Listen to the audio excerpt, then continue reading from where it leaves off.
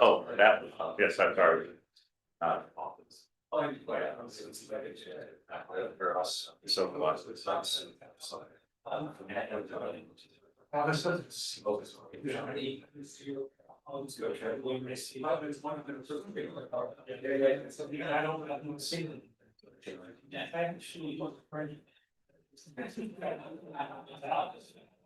yeah. This is Yeah. complication, so it's. Got it, 5 8 3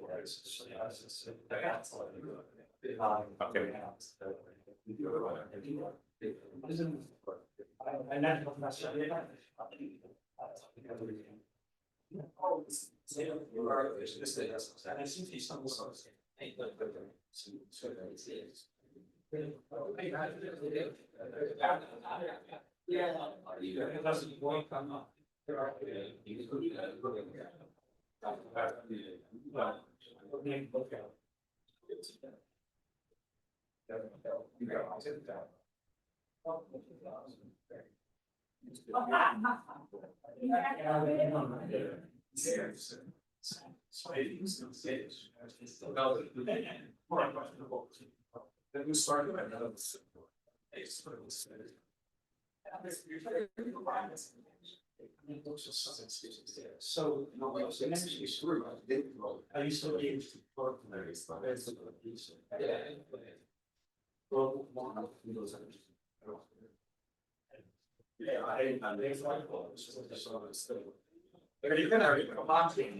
Yes, you present this. Oh, that's in make it. See here.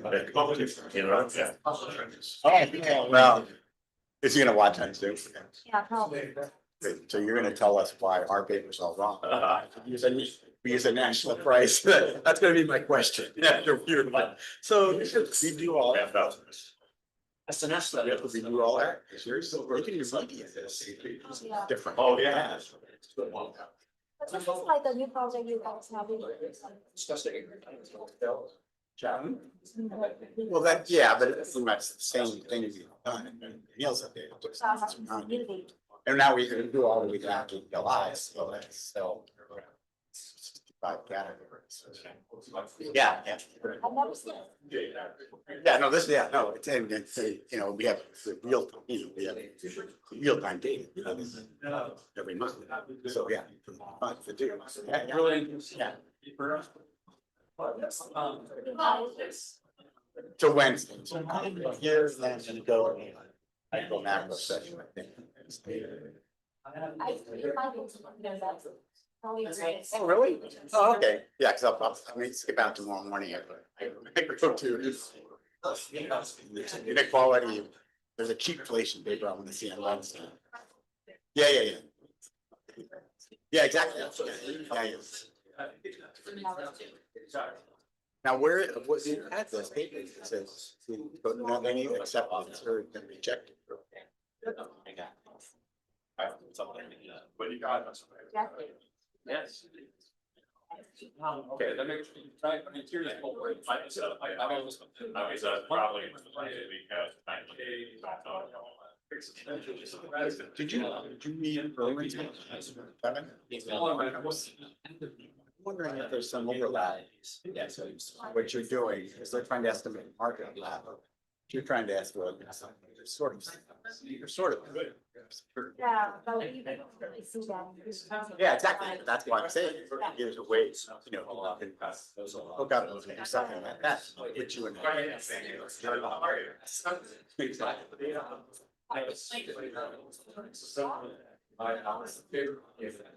Oh, okay. Yeah, just for that. Yeah, that's that. Yes. Yes, I think that's gonna be the, to me, that's gonna be what I'm gonna get you on the journal. I love it. Okay, we're gonna get started. If you could take your seats, that'd be great. Yeah, hi, I'm Karen Dunn, Chair of CRIW, and I wanted to, on behalf of my fellow Summer Institute organizers, Sushanta Basu and David Byrne, welcome you to our 2026 CRIW Summer Institute workshop. Thank you very much. Yeah, so we have a few minutes before we're gonna roll with the papers. So a couple of things I wanted to do. Introductions. Let me ask, could the Robert Summers Fellows raise your hands? I know we have a couple of them here. Yeah, so why don't you, it looks like we have 3 of our 4. If you could stand up and introduce yourselves, our Robert Summers Fellows are kind of people we fund every year to come to some institute. Working on issues, but there's an application and he's standing up. If you could just, the point is for kind of these scholars to come, be part of what we do, people interact. So it'd be great just to start with you. Hugh, if you could just start, say your name, and what you work on, that would be terrific.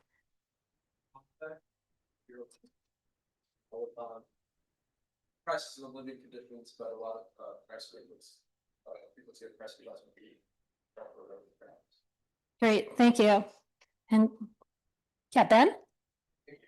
Ben Rodriguez, a postdoc here at NBER, also work on the. That's terrific. Yeah. I'm Dirk Van Dyne. I work at the Bureau of Economic Analysis, research in our regional economics directorate, like the distribution, the R&D, and other with that. So I'm excited to be here. Terrific. And I'll talk a little bit more about the Summers Fellows. There is the 4th one, Chris is not here. I'll talk a little bit more at our membership meeting this afternoon. Okay, so the other is just kind of general go on. If people could quickly say their names and where they're from, that would be terrific so that we can get to know each other. Yeah, so Shanto, is that microphone working? Can you take it off the stand and then pass it along? Shushanta Basu, Boston College. David Byrne, Federal Reserve Board. Marina Gandelsky, BEA. Dominic Smith, BLS. Jacob Orchard, Federal Reserve Board. Zilla Kim from Penn State. Catherine Abraham, University of Maryland. John Farnold from INSEAD Business School. Eric Brynjolfsson, Stanford. Barbara Femini, University of Southern Maine. Teacher, I'm from Federal Reserve Board. Andrew Foote, Census. Jason Berman, Federal Reserve Bank of Chicago. Gabe Ehrlich, University of Michigan. Alvaro Theobald, Research. Bruce Meyer, University of Chicago. Mike Horgan, the Upjohn Institute. John Holtwanger, University of Maryland. Matthew Shapiro, University of Michigan. Erwin Dewart, University of British Columbia and University of New South Wales. Jason Ebel, New York Fed. John Stevens, Federal Reserve Board. Yoshiki Ando, Singapore Management University. Carter Bryson, BEA. Jeffrey Hill, BLS. Wayne Gray, Clark University. James Adams, Rensselaer Polytechnic Institute. Javier Miranda, IWH and Frederick Schiller University. Darwin Garcia, Economic Measurement Research Institute. Gizam Kosar, New York Fed. Rob McClelland, Urban Brookings Tax Policy Center.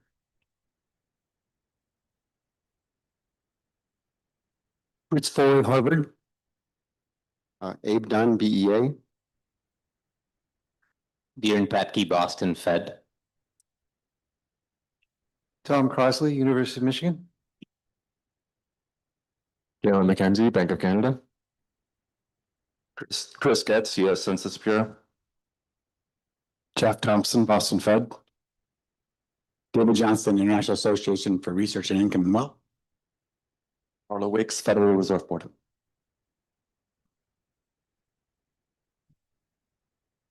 Hugh Montag, Bureau of Labor Statistics. Thank you. I think we got everybody. Okay, before we get rolling, let me start with some logistical notes. So first of all, the conference organizers reminded me to remind you all about the NBER Code of Conduct. So if you haven't read it, you should refresh your memories about that. We'll be adhering to that. Secondly, we are streaming. Keep that in mind. What that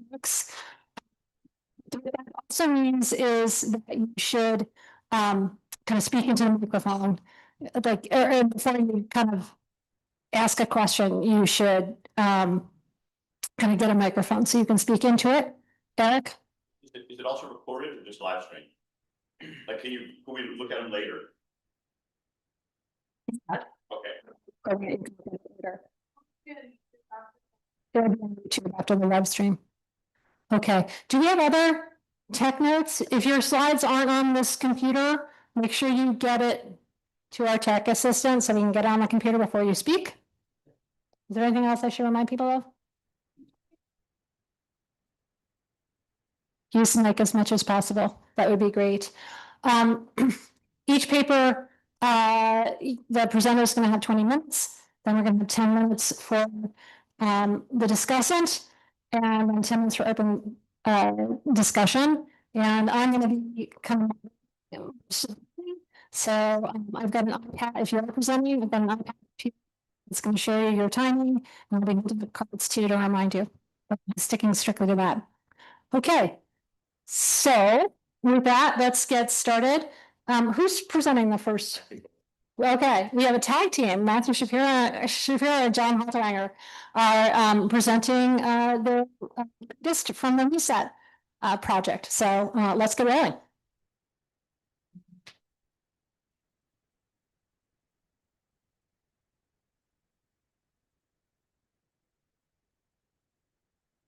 Thanks very much to the organizers for inviting us to present this paper. I'm to present with John early results from the Reset demonstration project, information on inflation at food at home. There are a bunch of co-authors, and I want to emphasize even more, this is a huge team effort. We have partners from academia, at University of Michigan, Maryland, and MIT, our business partner Circana, which we'll be talking about in detail today. And we have agency participants at Census, BLS, BEA, and the Federal Reserve Board. Hugh Montag is one representative of the agencies who is participating today, but there are many others who I can't name. So what does the R in Reset stand for? It's re-engineering, and the rest stands for economic transactions. So the idea, and I think I've probably shown this picture to this group before, that there's a fire hose of data coming from the businesses. We have roughly 40 billion price and quantity observations per month that underlie the data that we are aggregating. We're only presenting national aggregates, but actually the fundamental underlying granular detail is essential for doing this. And what we're trying to model in the Reset demonstration project is how to use these data in a modern statistical system and essentially supplant or more than supplement traditional sources of data. But as I'll stress, the whole process of putting together economic statistics still requires much of what statistical agencies do. So what are the aims of the Reset demonstration project? Is to inhale these scanner data to produce simultaneously the relevant components of inflation and components of GDP up from the item level, from bottom up.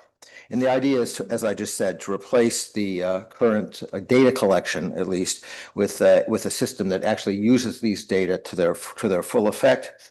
This still requires, as I want to again emphasize, participation of the agencies and many agency functions. There are many that come up in this project, and we are learning that as we're trying to stand up these estimates, but such as business frames and benchmarks. What the demonstration project is a recently funded project joint with Circana, which we'll explain in a second, funded by the NSF and Alfred Sloan Foundation to actually set up, showing that this is feasible. So what the reset demonstration project plans to do is create national and subnational prices and quantity index, which will be consistent, simultaneously measures of price and quantity instead of the separate surveys from different samples that currently is the source of the data. And we'll have a near census of transactions, I say monthly, but actually underlying data are weekly, not just the 5-year economic censuses.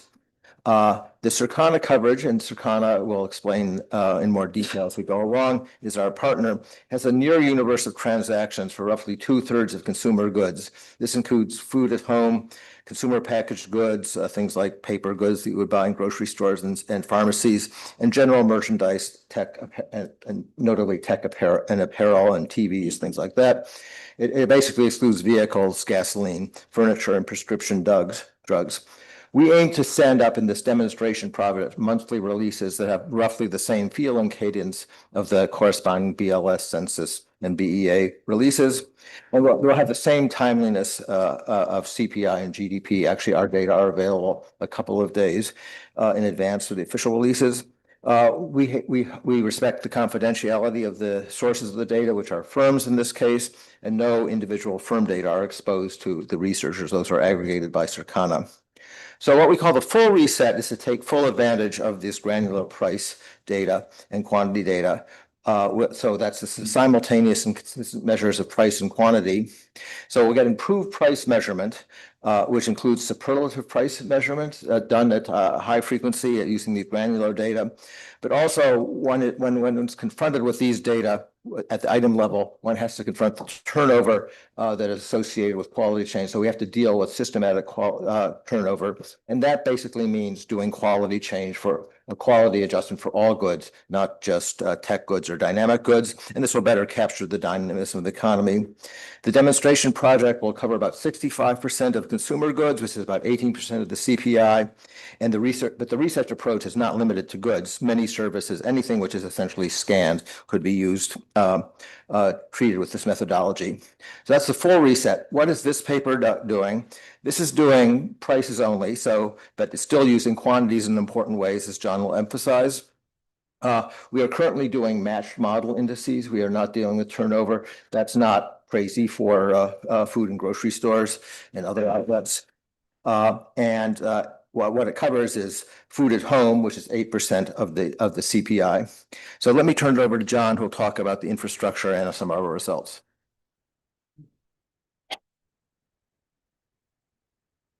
Great, thank you, Matthew. So you can see these are very ambitious plans.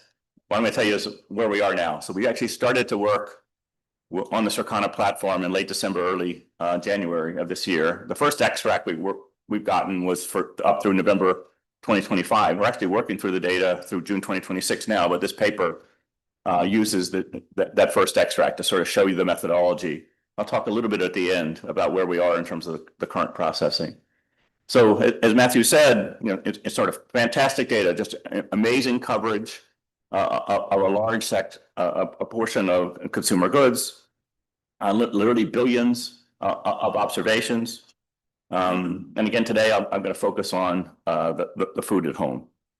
So in this audience, we don't need to spend too much time on this, but just as a reminder, we are going to compare. Today, I'm only going to compare at the food at home level. We're going to compare food at home at the LI level from the Circana data and from the CPI. And so you want to know, well, what's the difference? Well, there are fundamental differences in the way, obviously, the CPI is put together.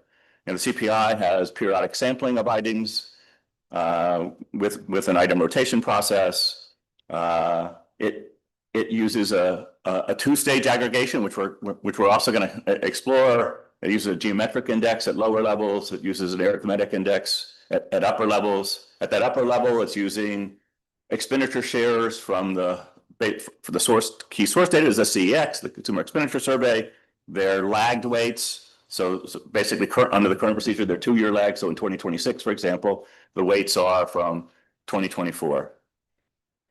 While it's not our primary objective, because we want to compare the Circana data to the BLS data, we are going to come up with an approximation. It's not intended to replicate the CPI procedures, but to approximate some features of it, and I'll make it clear. I do want to make it clear that for today, at least, our aggregation starts at the national level. And we're not using the subnational data. We have access to the subnational data. We can do that. We just haven't gotten to that yet in the project. So natural starting point just to get going is to go produce traditional bilateral geometric indices, and one particular that's has especially attractive properties is the superlative Tornquist. We're going to produce that index. Well, it has a very nice theoretical properties. We know in this context, there's a lot of literature, particularly with this kind of scanner data, that's subject to chain drift, and so we need to address chain drift, and we'll show you the evidence of that in this data. Now, as I said, we also have an approximation, which we call a two-stage trailing shareless pair. So in what sense is it an approximation? So we are going to use all the same price relatives that we're using in our bilateral indices, literally all of them. But instead of using the T-1 T weights, we're going to use a rolling 12-month weight. So it's going to be an annual weight like the CPI, but it's going to be more up to date. It's going to be over the last 12 months. Then we're going to do, just like BLS, we're also going to do, at the upper level, we're going to do arithmetic list pairs. And here again, though, we're going to use the same weight procedure, a trailing share weight procedure at the upper level. We can also, because BLS we know also puts out a CCPI to do the upper level aggregation differently, we can do the same. They do a Tornquist aggregation, we do the same thing, and I'll show you what we get when we do that. Now, as I said, we know chain drift. There's experts in this room. The chain drift is a big deal, particularly in this kind of data. So we are using a rolling year Gex Tornquist. The rolling year Gex Tornquist I'm going to show you today is our first pass at this. It's a 13-month window. We understand in the literature there's advantages to considering longer windows. That's actually on our, indeed a 25-month window is often recommended. That's in process. I just don't have those results to show you today. So now let me show you what we get. So here I'm showing you food at home price level indices from January 2020 through November 2025. The red line is the published CPI for food at home. The blue is our approximation. That's this trailing shareless pairs. And the green is the rolling year Gex Tornquist. The latter both are, I should have mentioned for the rolling year Gex Tornquist, it's like what's done in other agencies like ONS. That is, we do the rolling year Gex at the LI level, and then we aggregate with the Tornquist to get to the food at home level. Can you remove the trailings because it blocks some of the most important? I can't do anything. I'll still go with that. That's fine. Okay. Okay. So, thank you.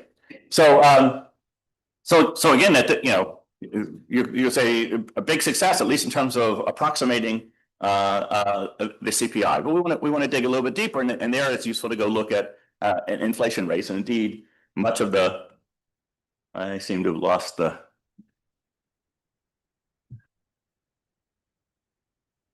Sure. Okay, thank you. Go look at either year to year or month to month inflation rates. So much I want to show you is year to year. So this is the same data, but just showing you the year to year. And so you can see again these things track each other quite well. There are interestingly a non-trivial discrepancy here in early 2021 that's basically reflecting big gaps in 2020. We think we understand those. I'll get a chance to talk about that in just a minute. And then there's an emerging gap in 2025, which is under investigation, and I'll talk a little bit about that as well. So I want to dig into this a little bit to try to understand, how these things are related. So first, just you could say in some ways a step back is, should we have worried about chain drift? The answer is yes, big time. So if here I'm showing you the same indices as before, but I'm also showing you the bilateral indices. You can say the good news is the bilateral indices do show evidence of substitution bias, but also they're much lower consistent with chain drift. So it's clear we need to address that. And kind of interestingly, the trailing shareless pairs and the rolling year Gex, at least in food at home, this is not a theorem at all, do track each other quite closely. In terms of What about the CCPI versus our ability to do that? Well, over this period of time, the CCPI is slightly lower than the CPI. It's not huge. We actually find, remember, our trailing share of spares is lower, slightly lower than the CCPI, and then we find a sort of similar gap if we do a similar upper staged rather than an arithmetic spares with trailing share weights. If we do an upper level towing quiz with T-1 T weights. So in both cases, the CCPI is showing some evidence of upper level substitution bias. We find similar kind of thing. So again, for food at home, you could say this data is showing we can largely replicate the kind of patterns that are coming out of the official statistics, and we have opportunities to do other things, including, for example, rolling your GACs, as well as producing not only price indices, but quantity indices. Now, I've essentially shown you this already, but this sort of shows you the magnitudes of what you've just seen. So if you sort of scan across this table, you will see, again, these series track each other quite well. It is true that the trailing shareless spares tends to be lower than the CPI, and especially in 2020 and especially in 2025. I want to talk a little bit about what we think is going on in both of those periods. And again, this is still under investigation. So in 2020, interestingly, it's basically at the height of the pandemic. So here I'm I'm not looking at year over year anymore. I'm looking at month-on-month inflation rates. Same three series, CPI, the trailing shareless spares, and the rolling your GACs. You can see the big gaps are March, April, May 2020. This was a period of time where BLS was switching its modes in terms of data collection towards more and more web-based. It looks like that things deviated from what you get out of the point of sales data significantly over that period of time. So we might say inflation was overstated because of that period of time, if we want to take that view. But you could say, interestingly, that by July 2020, that effect went away. So more generally, what we are interested in, lurking in the background, is this issue of the upper level weights. So that, lots of us over the years have worried about, well, these CX weights are, they come from a completely different collection process. They're lagged. How much of the variation that we're getting out there is coming from that? So the nice thing about the data that we have, and also taking advantage of the data that BLS publishes, we can do an exact decomposition of the difference. And here I'm doing an exact decomposition of the month-to-month difference between the CPI and our trailing shareless spares. And so what are we interested in? We're interested in, the first term is the difference coming from differences in the inflation rates at the ELI level, or is it coming from the weights that we might worry about at the upper level aggregation? And they're both lagged and from this completely different source. So now let's look at the figure.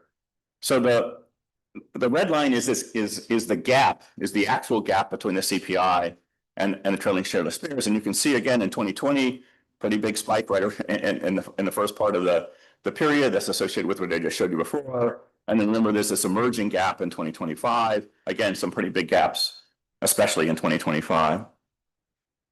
Seemingly, the difference is associated with the differences in inflation rates at the ELI level. It's not the weights. So we were more worried about the weights, and not to say there isn't a little bit of action. That's the green line. The green line is the contribution of the fact that there's a different evolution of weights at the upper level. That's not where most of the action is. So if we're going to try to understand, at least for food at home, but as we expand beyond food at home, where the differences are, interestingly, what this is suggesting is, and interestingly, we need to understand differences, and sometimes significant differences, as you can see, on a month-to-month basis, and what's happening to a particular ELI. What are we doing? I'm not going to go into details here, but we're digging in. For example, there are some interesting and important differences in eggs. Eggs is an area with enormous price volatility over the last few years. Tomatoes in 2026 is an important part of the story. If in discussion, we could talk a little bit more about that, but there are some significant differences. And again, without just trying to be a teaser here, some of these differences that we're seeing, for example, for eggs or for tomatoes, looks to be associated with various kinds of composition and substitution effects. What do we think is going on? For example, there are, you might say, an egg's an egg's an egg. Well, that's not true. There are high price eggs and low price eggs. A tomato is a tomato is a tomato. That's not true. There's low price tomatoes and high price tomatoes. The good news about the point of sales data, we're covering the universe of all of it. BLS, through their sampling procedure, is going to focus more on particular kinds of tomatoes or eggs, and we're finding evidence that those composition effects matter. So I'll just leave that as sort of a teaser. So let me bring this to a close. First, I wanted to show you we are indeed processing the data on a more timely basis. We've actually done literally all the charts I've got here today. Why didn't we show you this? Because we hadn't just given this to our discussant and so on. But we have everything that we've talked about certainly through May, and actually had much of it through June of 2026. So as Matthew said, for June 2026, we got the entire data feed early in the morning of July 6th. We think our production process, once we harden it, we'll be able to actually have most of the indices probably within a 2-day period of time, which is in advance of the same kind of statistics coming out of the agencies. So let me bring this home. We regard, these early results, and they really are early relative to the ambitious objectives that Matthew talked about, as quite promising. It is true we went after the product group, food and home, where perhaps you expect to see fewer differences, right? This is not the place where there's huge product turnover. That's where there are big issues and quality change going on in food. Still, there are some interesting differences. And we know, if you've been reading the paper over the last several years, food prices have gotten lots of attention. So even these relatively small differences, whether it's eggs, tomatoes, or something else, matter. So good news is it looks like the point of sales data and the CPI are largely consistent, with some interesting differences, as I said, at the LI level. It looks like we can produce and we'll refine a rolling Gergex Tornquist. We think that's likely to be our headline index moving forward. What are we spending our time on now? And I can see I'm essentially on time. We're spending our time, we want to be able to inhale that data that comes in on July 6th, and we want to be able to pop it out very quickly. And the thing is, the data feeds, there's always a little bit of noise in the data, administrative data coming in, has some noisy features. We need hardened production procedures that enable us to deal with that. So lots of us have had lots of affiliation with statistical agencies over the years. We are very sympathetic to the issues that you confront month after month as the data flow in that you need to tend to deal with. We think I'm at a time. We think that in many ways the big payoff will be once we go beyond food at home. Having said all that, we are planning on going public this fall. By that we mean we're planning on releasing on a public website monthly cadence basis. Once we go public, the plan is month after month you'll be seeing the reset both price and quantity indices. I'll stop there. Thank you. Thank you. The discussant is going to be Dominic Smith from the Bureau of Labor Statistics.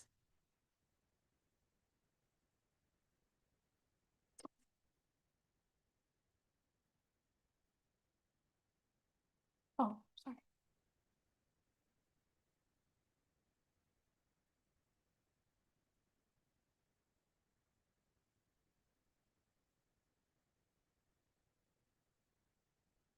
All right, thank you for having me here to discuss this paper. I'm excited to discuss it. As they talked about, the authors of this paper have a lot of experience with statistical agencies. I kind of think of them as like the Mr. Miyagi's of national statistics. And so, I don't think there's a lot that I can teach them regarding how to calculate a price index. The experience that I do have is experience actually bringing administrative data into official price indexes for the import and export price indexes. And so I'm going to give some thoughts about how that worked and what we can learn from that process for accomplishing resets goals. And these are my views from that project. So just really quickly to tell you what we did, what the BLS did and went live with last year was we started using administrative trade data in the MXPI. So we use customs data for 40% of trade weight. This was the project of a team of people for 5+ years. Over the course of that, we actually sought advice from authors on the Reset project for how to do this. So they're aware of this. And everything that I'm going to be saying today, they already know. I'm just going to highlight some things and try to give a couple solutions from my perspective. First headline finding is Circana can be used to replicate the relevant CPI indexes. So this is great. In 5 years of data, they have almost identical trends and levels, and then they have opportunities for improvements. So they can use a superlative formula, they can have more frequent weight updates. That's great. It's going to be even better when we see results outside of food at home. The more data that they can, that we could use Circana for, the better we're going to be. Okay, so when they're doing this, the Reset project says they've got 2 goals. First is they want to measure prices and quantities in a way that is feasible for implementation by the stat agencies. And John, I saw you tried to start preempting me on this comment, right? Because this is the hard part, right? And then, they want to show that it can lead to substantial improvements in the quality of official economic statistics. I think, certainly what they've shown is yes, in like an unconstrained world, definitely. Okay, so first, when we say substantial improvements, specifically, I'm talking about the formula. So they have opportunity to update weights more frequently. They show that you can calculate indexes with many different formulas. The price index people in here, we know that there are many formulas out there with various trade-offs in terms of what data requirements they need, how susceptible they are to chain drift, the computation times. I think the rolling GEX is great. MXPI ended up using a slightly different strategy, the base year strategy to construct indexes. So that basically involves chaining once per year. And within each year, you're doing a direct index to the previous year. I know that David, when we presented that idea to you, you didn't hate it. So it would be interesting to see, if what would your indexes look like if you use that formula? Because we know that one of the things that's valuable to statistical agencies is consistency across programs. So I'd be interested to see how that looks. Okay. Now, when I think about, and I put on my, what would it look like to get this into production for the BLS? There's sort of, I have this iceberg model in my head where the top part is the part you can see is that you have to match production or, be similar, understand why there are differences. And then there's all this mass floating under the water. We'll call it like the waxing on and the waxing off of official statistics. And that's the implementation details. And that's what I'll talk about for the rest of this. So, when I'm thinking about implementation details, I'm thinking about questions like, are the data timely? Can we trust the data? What currently produced data products could still be produced, especially geography? And then what are the costs and are the data available long-term? So let me sort of go through those things in 3 different slides. So first, timing is really tight with the current CPI release schedule. The final run for CPI, I looked at the schedule, it's always the first week following the reference month. So that would mean that BLS likely needs the data by the end of the reference month. So we would need June data by the end of June. So for example, when we started using the customs data for the import and export price indexes, we negotiated that we would get those data about 5 days before the end of the month to give us time to process the data.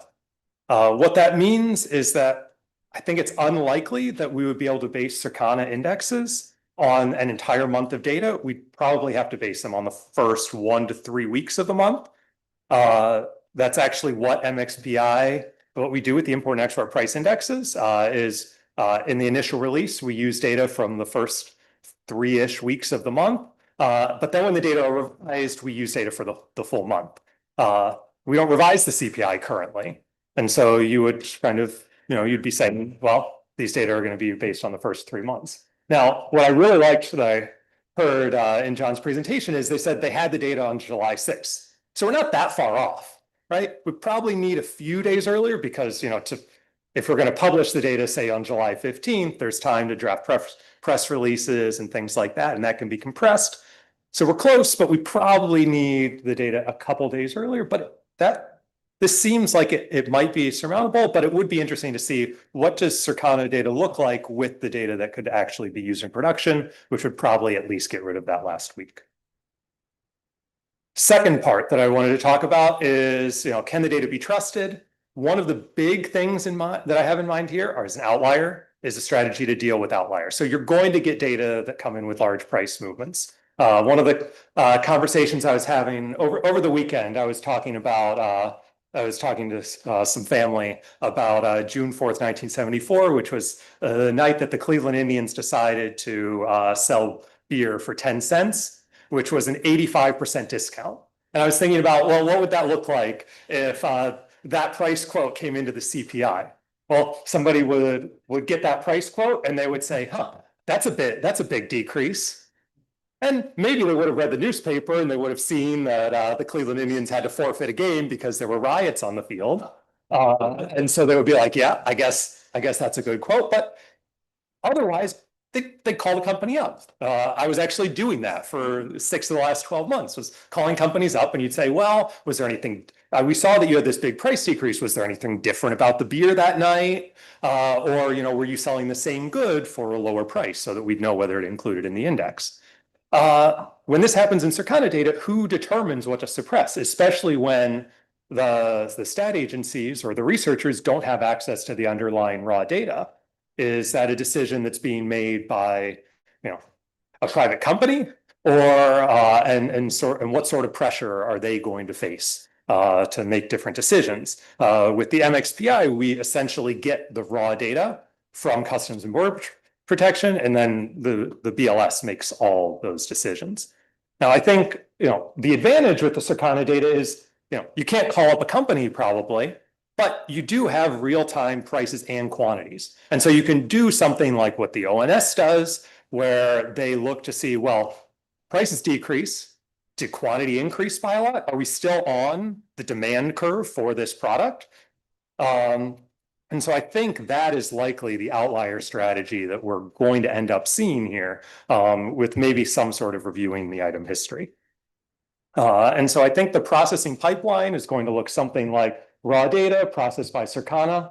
It's very important that we're very clear about what methodology is being used here and making sure that nothing's changing.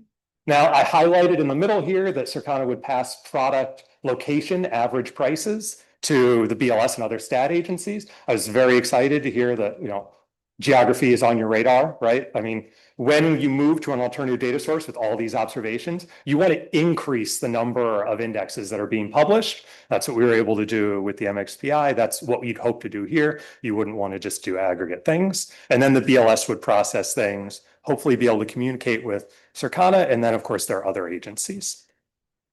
Final thing is I'm thinking about the costs and data availability. So when the BLS, they were able to drop 40% of their sample and use a free government data, which is going to be collected long-term because it's used for tariffs. And I don't think tariffs are going away anytime soon. Circana could be used for some percent of the CPI, which would save some amount of money. But the thing we don't know is what is the cost and long-term availability of Circana. And that's always going to be something that people are going to think about. So great project. And I'm looking forward to see you land the crane kit.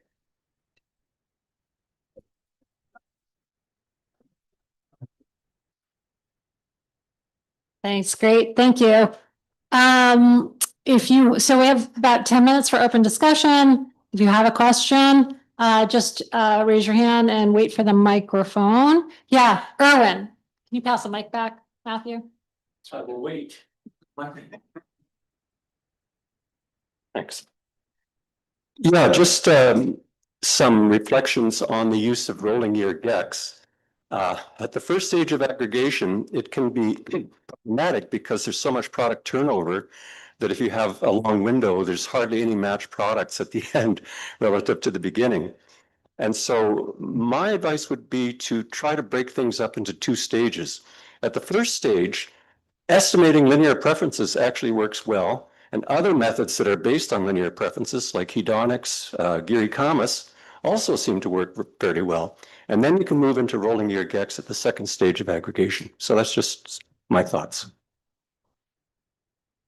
Who's next? Great. Respond right away, or?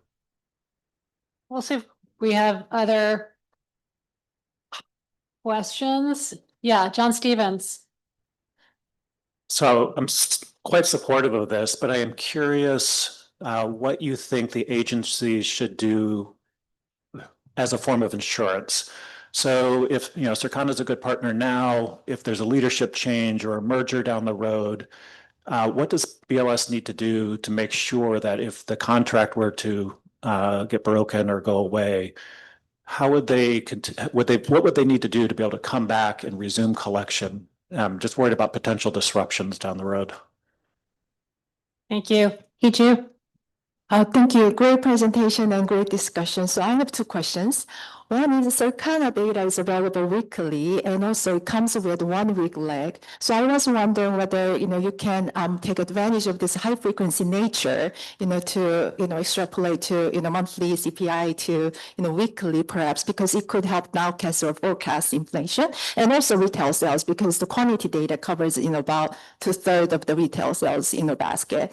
And the second question is, in this paper, it's a measurement of the food prices, but, Circana data also has good coverage of the core goods sector, which is also very important for monetary policy. So I was wondering, why you specifically focus on this, food price at home rather than, broadening the scope of this, categories. Thank you.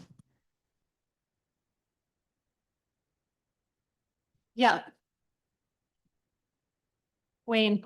It might be a silly question, but if you're worried about not getting the 4th week of the month available for the numbers, is there some terrible problem? What happened if you use the 4th week of the previous month? Just a little asterisk somewhere saying it's a little bit and mostly.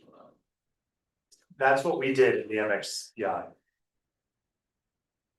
Interesting. Yeah, David Byrne.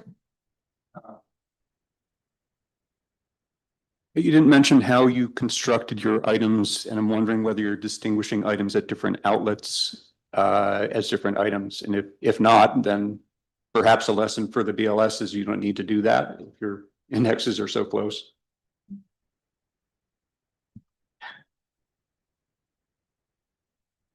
Any other questions?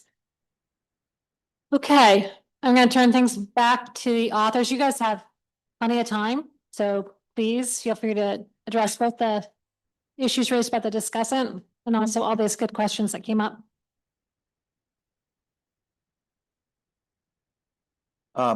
Thanks.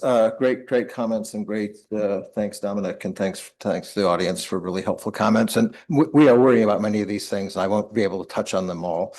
On the issue of geography, so one thing to emphasize is Circana has the whole country and doesn't exclude rural areas, which is already a big plus. We will be able to do fairly granular geography. There are limits. We're not going to be doing cities or zip codes because that gets into really because you have retail information, but certainly state BLS, certainly the levels of region that BLS does and probably finer are feasible. On outliers, we've thought a lot about this. One thing to emphasize is it's less of an issue when you're doing a census of transactions, because I mean the Cleveland Indians, however important they are in that current context and for that game, don't have a big weight on the national. So one big outlier, if it's a true outlier, is going to get downweighted sort of automatically by its weight. So this is, we're looking into this. This is a related issue of sampling variability, but we think that's probably less of a problem. And if it was 15 cents, that is a reduction of the cost of living, even if it created chaos. On these lags, we're going to put up releases. Now, of course, we don't have to testify before Congress on our releases and so on. So that part of the lag isn't there. But I think these are issues that can be solved. But I would think with some tightening up, you could actually use current month feasibly. Erwin, great comments. We're going to think about that. Thank you very much.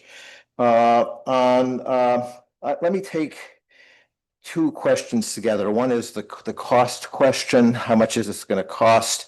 And John Stevens' question about essentially a contracting question.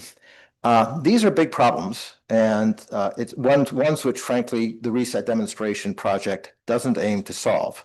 What we aim to do is show that solving them would have a huge social and benefit for the agencies, and show that actually the logistical, the agency part things are feasible, and that they're huge benefits. And thank you, Dominic, for your comments on that. So that's the point of the demonstration project. And we basically want to say to essentially it's the political system, and to businesses and to the public, saying moving to a 21st century infrastructure is worthwhile and in some ways imperative. I mean, the whole way of doing business is just breaking down a combination of declining response rates, which in this sphere is reluctance of retailers to have BLS enumerators interact and so on. So that's a firm level problem too.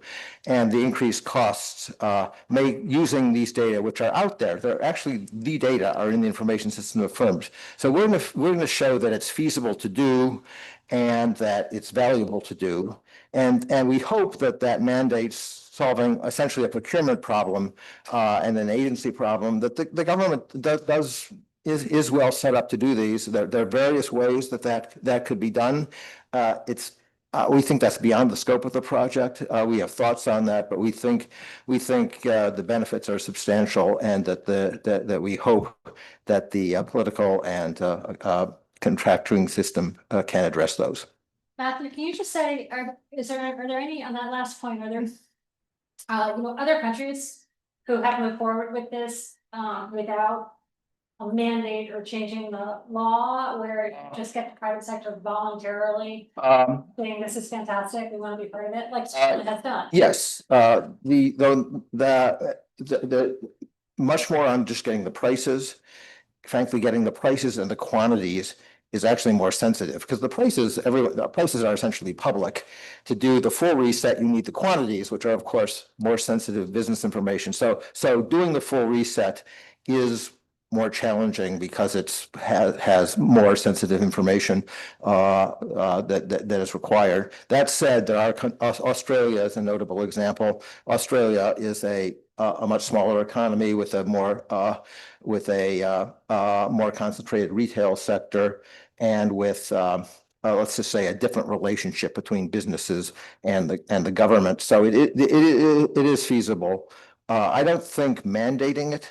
This is not something you can legislate in this country. This has to be business seeing that this is valuable enough, that having good data is in their interest, that it's problematic that prices that are in the systems of grocery stores and that managers are seeing are not maybe tracking at high frequency government statistics, and that productivity is mismeasured because dynamism of retail is not measured. So I think there's a strong public case for doing this, but it's going to take work to get it done.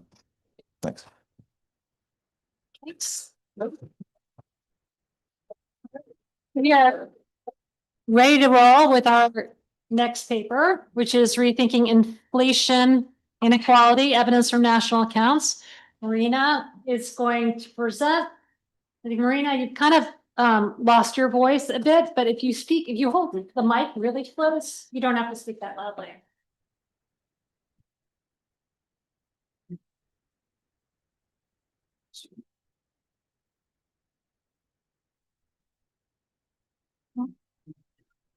Sorry. It's the other one.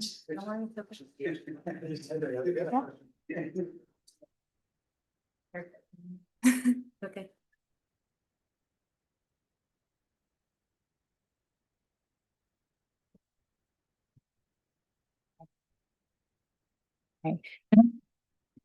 Sorry about my voice. I'll do my best here. This is a paper with Bob Martin, who was at BLS before. And basically, we created our joint distribution of PI, personal income, and PCE, personal consumption expenditures. We did that a few years ago and we presented that at this forum already. And this is an extension of that work, which is to apply it to inflation inequality. And we've got our disclaimers here, even though he's at ASU, the disclaimer still applies. So our motivation is to look at whether households at the bottom face systematically higher inflation than households at the top. This is something that was motivated by the Jarvel presentation here a couple of years ago. We saw his work on CPI and we wondered if PCE would have the same patterns. And we immediately used our joint distribution work to start looking into that very question.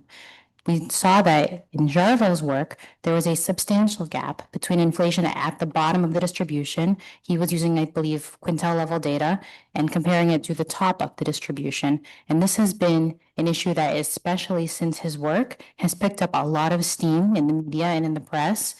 And the big point here is that even if there's a small gap between the bottom and the top in inflation at an annual level, once you begin stacking that over time, you could end up with some really meaningful differences in the experience at the bottom and the top of the distribution. So we basically said, is this still true if you look at PCE and PI as a more comprehensive kind of definition of income as well as of consumption?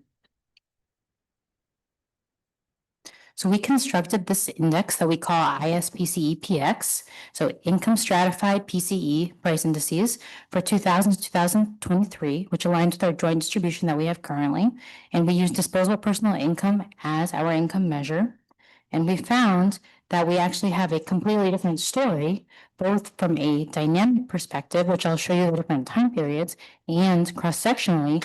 So the differences between inflation at the bottom and the top are both smaller on a cross-sectional level, and over time, they add up very differently, such that you actually get a different shape to the distributional picture. And one of the key reasons for this is that financial services, which is included in PCE but not in CPI, is a key driver of inflation for those at the top of the distribution, which is not captured neither in CPI nor in other measures. But if your measure of income includes things that are tied to financial services, it makes sense for your consumption measure to also include those same items for a comprehensive picture of that income, consumption, and wealth triangle that we're trying to capture in much of this distributional work. So there's not a ton of literature recently in this space. Jarvel is probably the most cited paper recently. However, there is substantial work at BLS also on this topic right now, particularly the Click and Stockbroker line of literature that is looking at some of these things, basically looking at CPI across the income distribution and getting to the same kind of question. We want to focus more on PCE. It's the Fed's preferred measure of inflation. Also, given that this is a BEA project, consistent with BLS, we wanted to really focus on BEA measures to have the consistency with the national accounts between PI and PCE.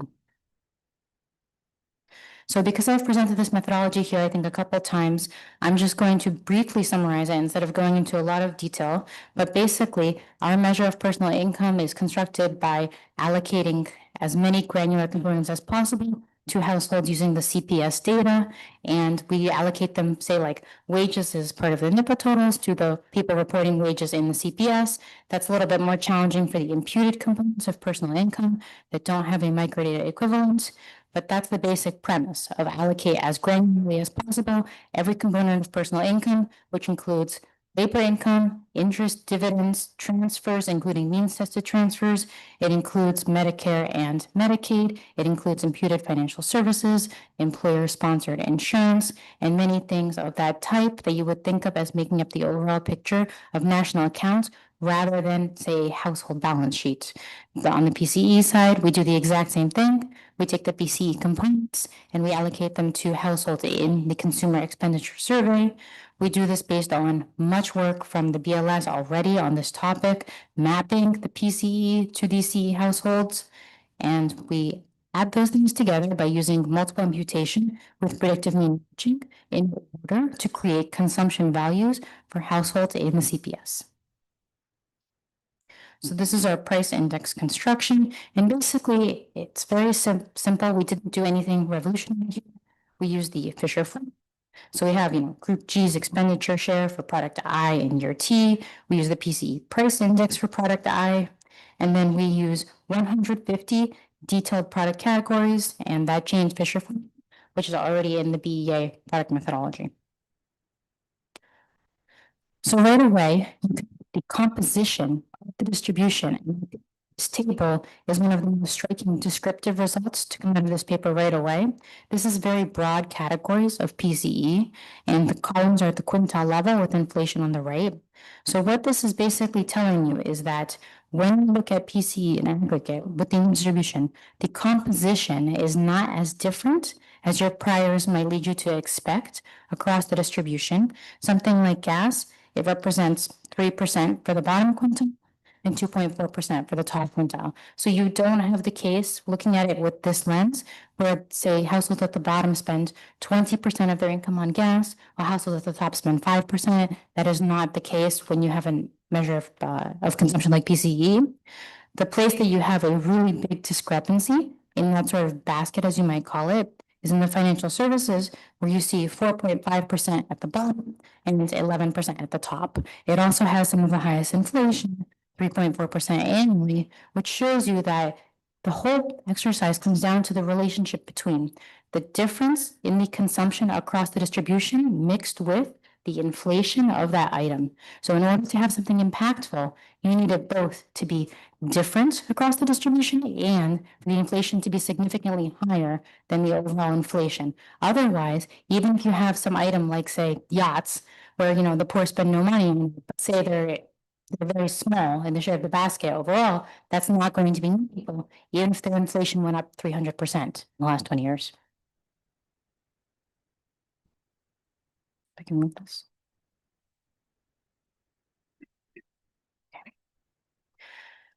So the key question when we think about this is really what's happening in the tails. The black line here is giving you the overall distribution. The red line is the bottom decile and the blue line is the top decile. And this is the annualized inflation rate over the period.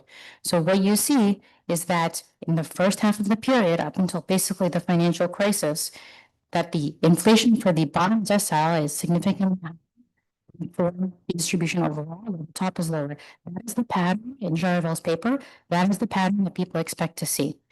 When you look at the second half of the period, that's not true anymore. The bottom decile goes right with the overall distribution, and it's actually the top decile that starts to pull away a little bit. And you see some convergence during COVID, and I will show you the COVID period separately, but that's the overall pattern, and it shows you right away that something more is going on by time period, and that descriptive result of the bottom pulling away from the rest of the distribution does not hold up when you look at this PCE PI framework. So what's driving that convergence? This is a Tornquist decomposition of the bottom and the top.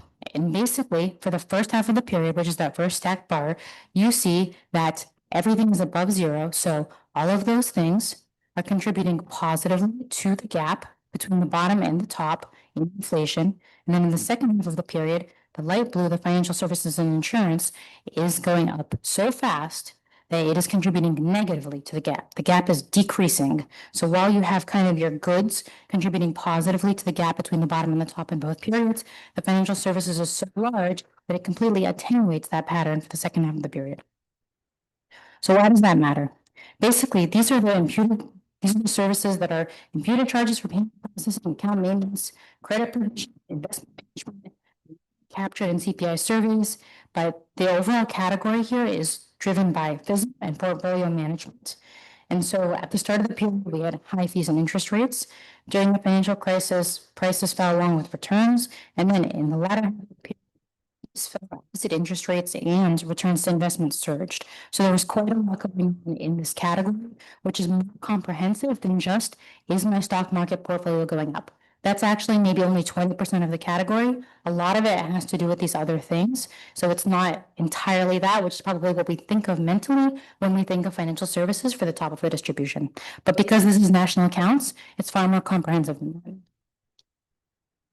So this is the big picture, the dynamic pattern. The story changes over time. The blue is the first half of the period, and this is what you expect. Inflation higher at the bottom than at the top, and these are the Jarvell pictures. This straight line, basically, with a negative slope. going from bottom to the top. The red line is 2012, 2023, and it shows a complete pattern. It's got this hook at the top of the distribution due to the financial services inclusion, and it shows that not only is the top higher than the bottom in this picture, but overall it's pretty flat. So you could say, okay, well, what if I don't care about financial services? I'm gonna pull it out completely. Do we still see a difference? We do. We still see a completely different picture for the two periods, and you see a flat line basically for the second period. Even if you say financial services is just not something I care about, I want to look at the rest of the distribution of consumption. It's still completely different between the two. So we do not have an accelerating inflation inequality picture here. We have actually a deceleration. If you want to deal with CPI, which we did, we took Jaravel's data and we plotted it against the same time period, and we see kind of a similar thing. The blue line, first half of the period, straight line down. The purple line, even though it's still negative, you can see it's significantly flat. This is not a CPI PCE artifact in terms of the deceleration. This holds across both kinds of income. I'm sorry, both kinds of prices. So this is a comparison of our results to Jaravel's, and it basically boils down to scope. What's in PCE versus CPI, that scope, which is not just important for the overall pattern difference, which we all know has been covered pretty saliently, but the distributional difference that this is focusing, that scope effect is why we see a different effect for PCE and CPI. So our gap is 0.07 between the two quintiles A, and his is 0.29, and that really adds up over time. So this is not in our paper, but since it's already published, I wanted to extend a little bit and talk about the K-shaped economy. So this is something we've seen a lot in the press, and the question was basically, are we seeing a K-shape when it comes to prices and expenditures? There's been discussion of sort of post-pandemic, especially the incomes at the top growing faster than at the bottom, or even at the bottom or even decreasing, as I've seen in places. There's been that whether it comes to income or spending, and we decided to take a look at that with our data. And so this is 2000 to 2020. If you want to look at the low quintile, which is the light blue, then is the color, that's quintiles 2 through 4, and the top quintile is the dark blue color.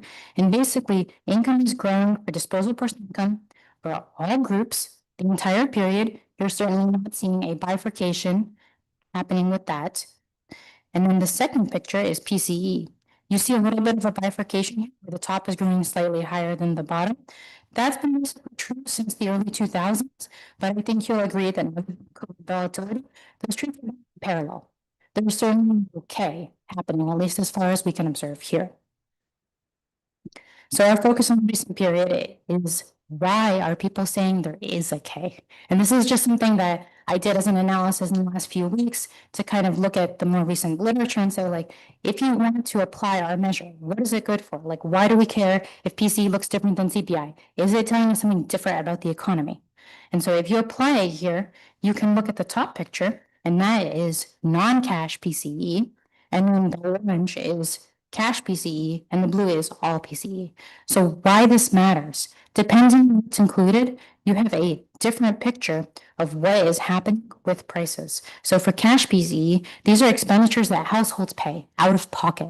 So think of what you would think of as your expenditures. That would be what we mean by cash PCE, which is the orange line. Non-cash PCE is going to include housing, so owner's equivalent rent, healthcare, Medicare, Medicaid, and then finance, which is those services furnished without payment. And you can see that the non-cash PCE follows a different pattern, where the top deciles have the higher inflation. Now, that is not exclusively driven by that finance category. Yep. Great. One. So even if you take the finance category out, which is the second part of the graph here, you can see that the gray line is still going up. So it's still that the top deciles are experiencing inflation in the bottom deciles. That is not solely due to the finance category. A lot of it has to do with housing and healthcare as well. Okay. So the implications of this, as far as for the Fed, we see that the PCE differs markedly from the CPI in terms of the patterns that it shows. If the Fed, if the Fed is going to focus on PCE as its primary measure, then they should be aware of the differences in this inflation narrative compared to the CPI, especially as it relates to financial services, because I know that's a focus of the administration, especially as it's tied to the stock market. It's also a focus of households when they look at their returns and they look at how they're doing, both relative to accumulating wealth and as it relates to their expenditures right now. So we see that the inflation inequality magnitude was basically overestimated by a factor of 2 if you compare it to the CPI work, and most importantly, that these dynamic patterns exist. And so when we see a number, it's really, really important that we think about where that K starts, if we look at it and what that contains. What I have found as a researcher is that usually in these kinds of like quick, bullet point type analyses, income is poorly defined, consumption is poorly defined, and oftentimes time periods are cherry picked. So what you kind of see is that they will start a picture at the place where they say there is a K, and kind of if you cut at one year versus another, you're going to see different patterns. But I think it's important to zoom out so as not to do that if you want to get a real picture of the economy, rather than one to suit a narrative.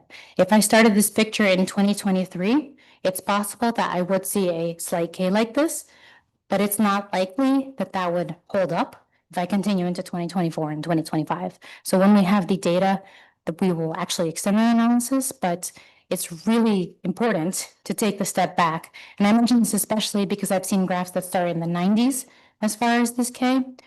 The reality is that the first half of the period, the early 2000s, saw a huge surge in inequality, whether you're talking about income or consumption, and it matters a lot less how you define that income measure or that consumption measure.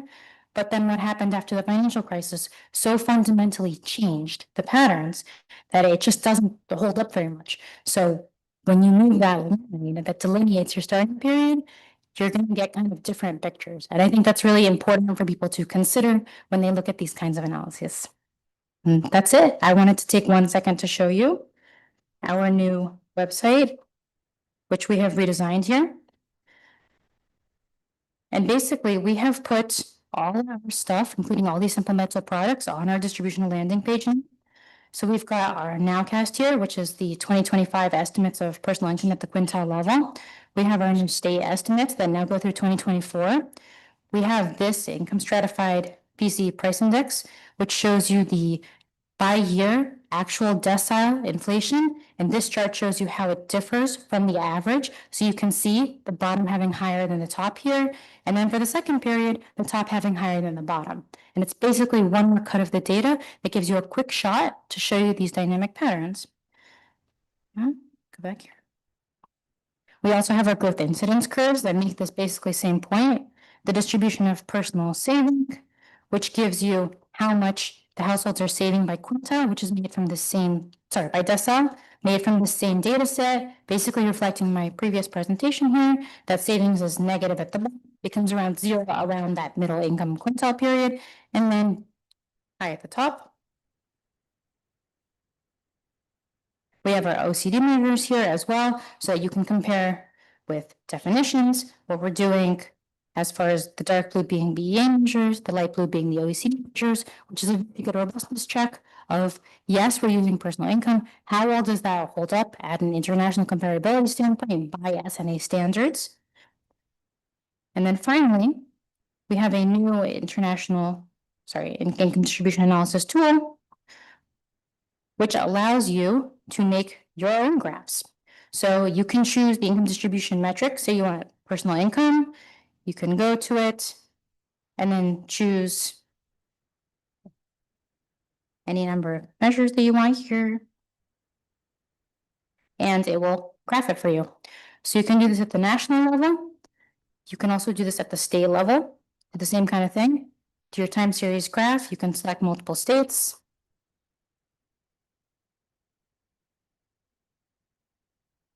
Say you want the gene.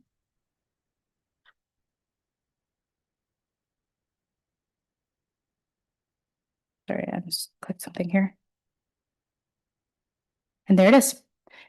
And so you can make your own graphs and then download them as a plot here, and go to these links down here and download the data for each individual state, and the same thing on the map here. You can click a state, you can look at it over the period that we have the data for, which is about 12 years, and then download the data for that state if you're interested. Okay, that's it.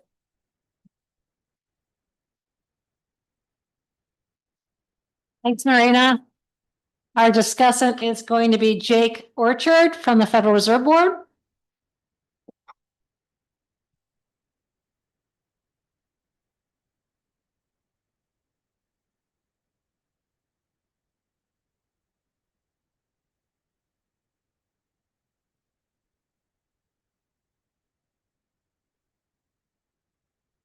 All right, thank you to the organizers for having me discuss this great paper. And my comments today are going to be on the paper Rethinking Inflation Inequality Evidence from National Accounts by Marina and Robert. The rest of the project and research agenda that Marina presented near the end is super interesting. I'm excited to delve into that more in the future. Since I'm at the Federal Reserve, all these views are my own and not those of the Fed. Okay, so broadly, why should we care about inflation inequality? Generally, we care about the distribution of real resources. And so for real resources, there's a numerator and a denominator. You know, before the inflation inequality literature sort of started around, well, not started, but gained more traction around a decade ago, most of the focus was on the numerator. Sort of how does income or consumption with a common price index vary for low income and high income households, and how has that changed? But given differences in taste between households or non-homothetic preferences, and the fact that there's not only one consumption good, you're going to get different baskets. And so different price indices for different households. Much of the previous literature has shown that low-income price indices have been both growing faster over time, as well as faster during recessions.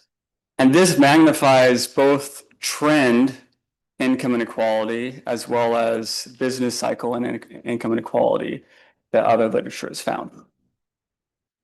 In this paper, they create PC price indices by income group. And they find that if you look over the last 25 years or so, cumulative inflation has actually been pretty similar for high and low income households. A lot of that is due to high inflation in financial services, which is a higher weight for these high income households. And sort of one thing this reminds me of is the debate of how to measure the distribution of income.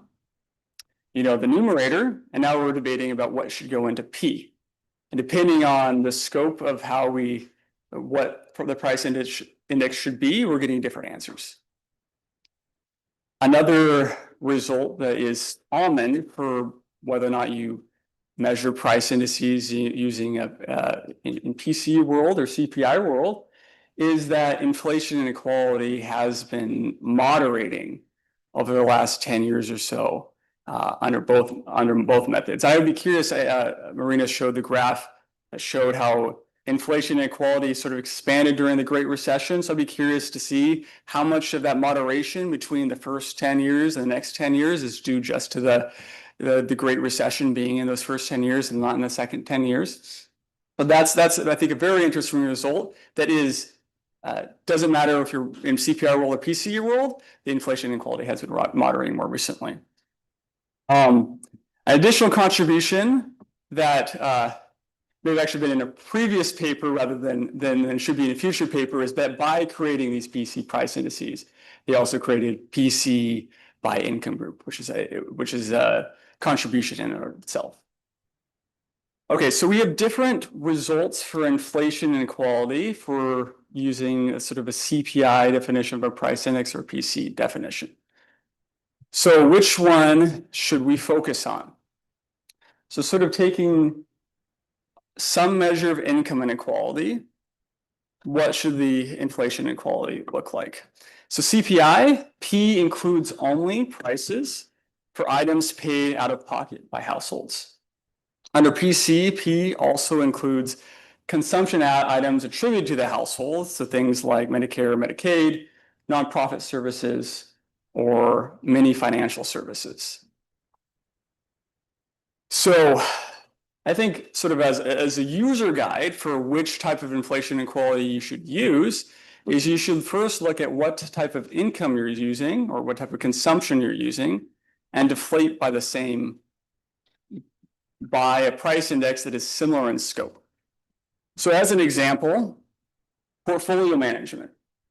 So portfolio management investment advice, which is a dominant component in commissions and other financial services.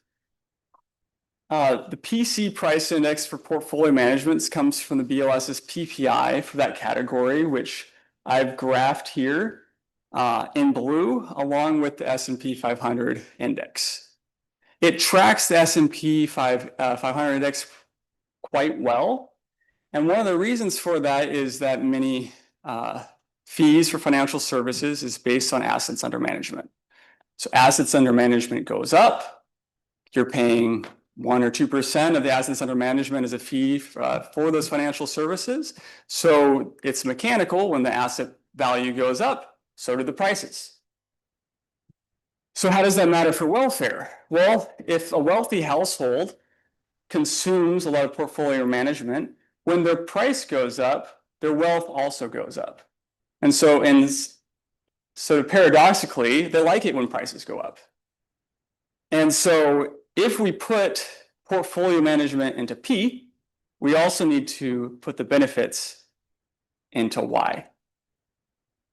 If we care about the distribution of real resources, which is, I think that's why we're doing this inflation inequality exercise, is we care about whether or not the distribution of how much people are consuming or the income is changing over time. So CPI versus PC, I think the current paper would have benefited a little bit more description in the paper about what the measure of disposable personal income was. But based on conversations with the authors, that measure does include things like dividends. And so that includes some of the benefits from the assets going up and for portfolio management. But for many measures of income, CPI is a great starting point, because CPI, the idea is it's sort of trying to measure the out-of-pocket costs from the income the households actually receive. PC by income group price indices are perfect, of course, for they're directly what you should use for deflating PC by income group, as well as measures of income that include imputed benefits from financial services from nonprofits, as well as in prices as well as income.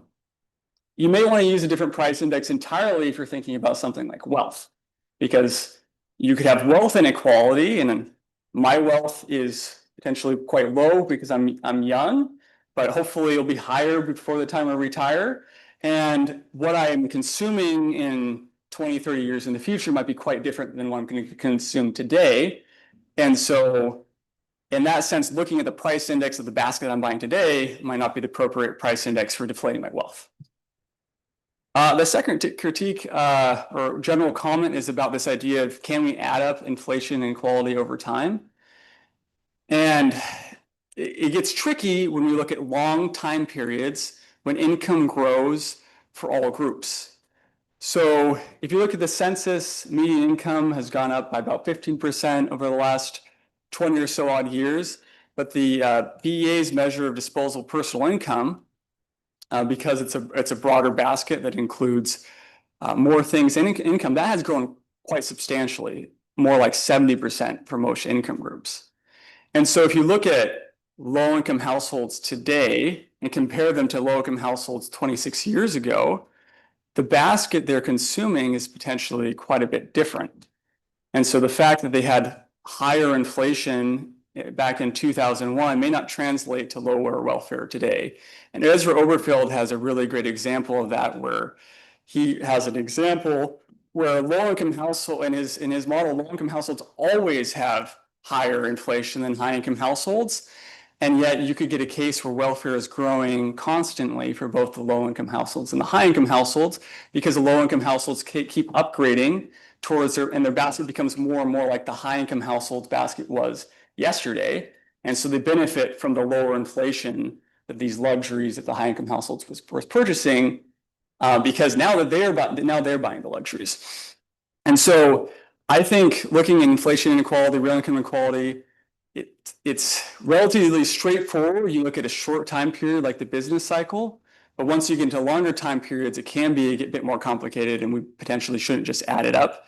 Then you have to potentially use a non-homothetic price index, look at things like equivalent variation, some type of money metric thing. But overall, this is a great paper and fills I think, a big hole in the literature. And I want to thank the authors for all their work on that, as well as their expanded research agenda. Thank you, Jake. We're going to get our remote participants up on the screen. You can see. Can you put the remote participants up in a grid? So you all can raise your hands if you have questions as well. So while we're doing that, yeah. So what other questions do we have? Yeah. Let's start here with. Okay. Wait for Mike.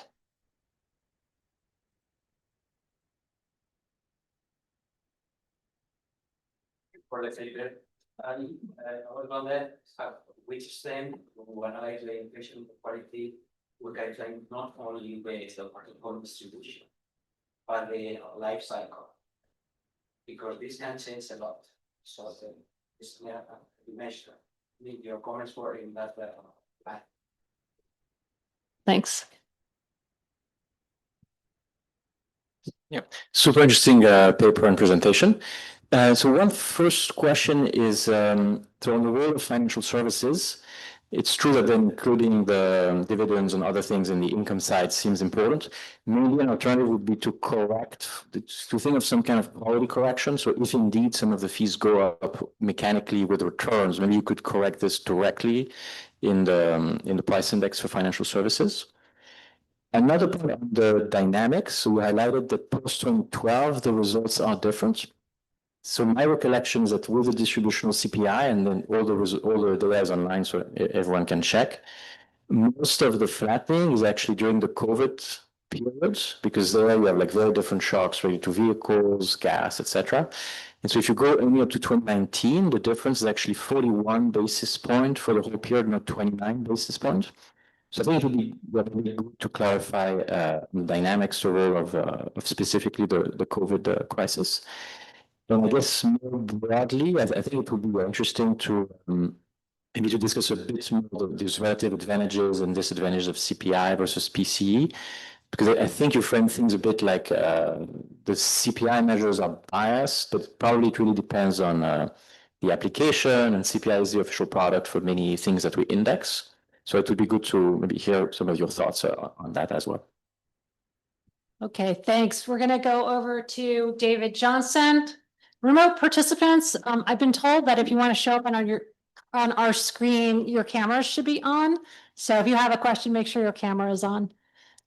Thanks. So this is great research, and I really commend NBER for getting it updated regularly and on the website. I think this is beyond what any other country is doing to put both the distribution of national accounts with the price indices. So mine is the week's question back to financial services. I think NBER just released that they're going to do the inflation for financial services, which is going to bring it down. I'm wondering if you know, is that going to change the impact of financial services going back? Other questions? Yeah, Jason Faberman.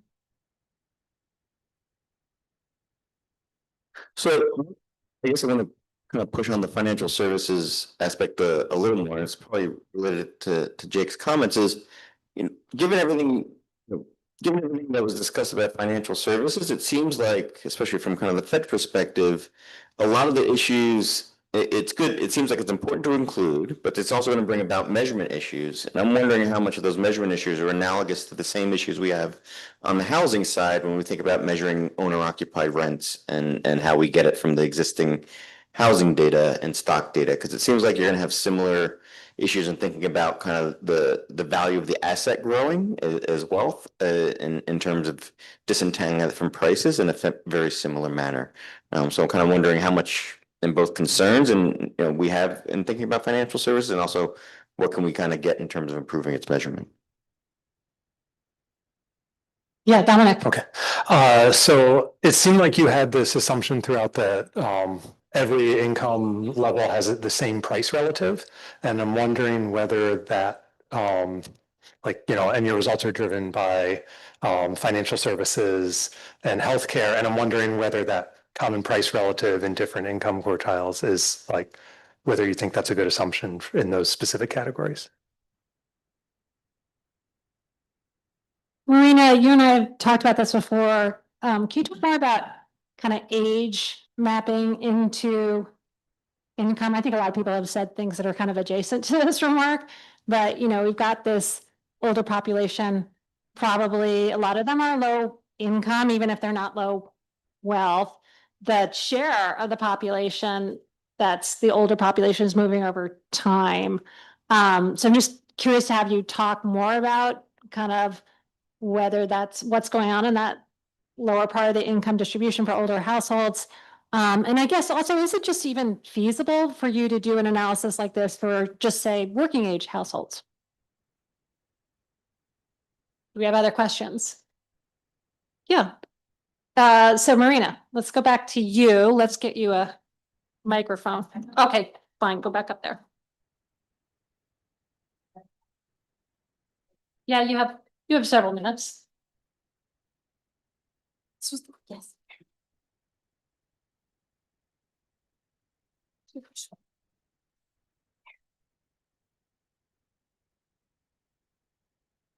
Okay, so first of all, thank you for the tremendous interest in this paper. I'm really gratified. Sometimes it seems like when you're doing research at statistical agencies, you're kind of shouting into the void and no one cares. So I really deeply appreciate all the questions. I think it's fantastic because not only does it give us more directions for future work, but when you have interest in these topics, that helps us to show their importance and expand our future work, both within the agency and outside of it. So keep them coming. And if you want to email me questions too, that would be fantastic. Let me start with the life cycle question. I actually have a paper that is coming out soon with Alice Voles at the Fed, where we are building a joint distribution of income, consumption, and wealth consistent with the national accounts. And this is going to be kind of the first one that's going to tackle this. So it's going to include this consumption bridge, and then we're bringing in wealth from the SCF, the experts that constructed over there. And I hope that we are going to be able to get to some of these life cycle questions with that exercise, along with some of this question of, is wealth the right thing to put in why? Because we're going to see more of that financial kind of on the income side aspect when we look at wealth. Now, I don't know about deflating wealth inequality and thinking about that with an inflation that kind of gets tricky for me, because how you're consuming your wealth versus your income, that gets directly to the age issue. And I feel like that's its own project, kind of. So I'm going to table that one because we are already in progress on completing the triangle. And I hope to have that paper out soon. Regarding the financial services PPI, which we get from BLS, and I know there are revisions coming to that, I anticipate that will have some effect on lowering that inequality of inflation, basically lowering that inflation at the top.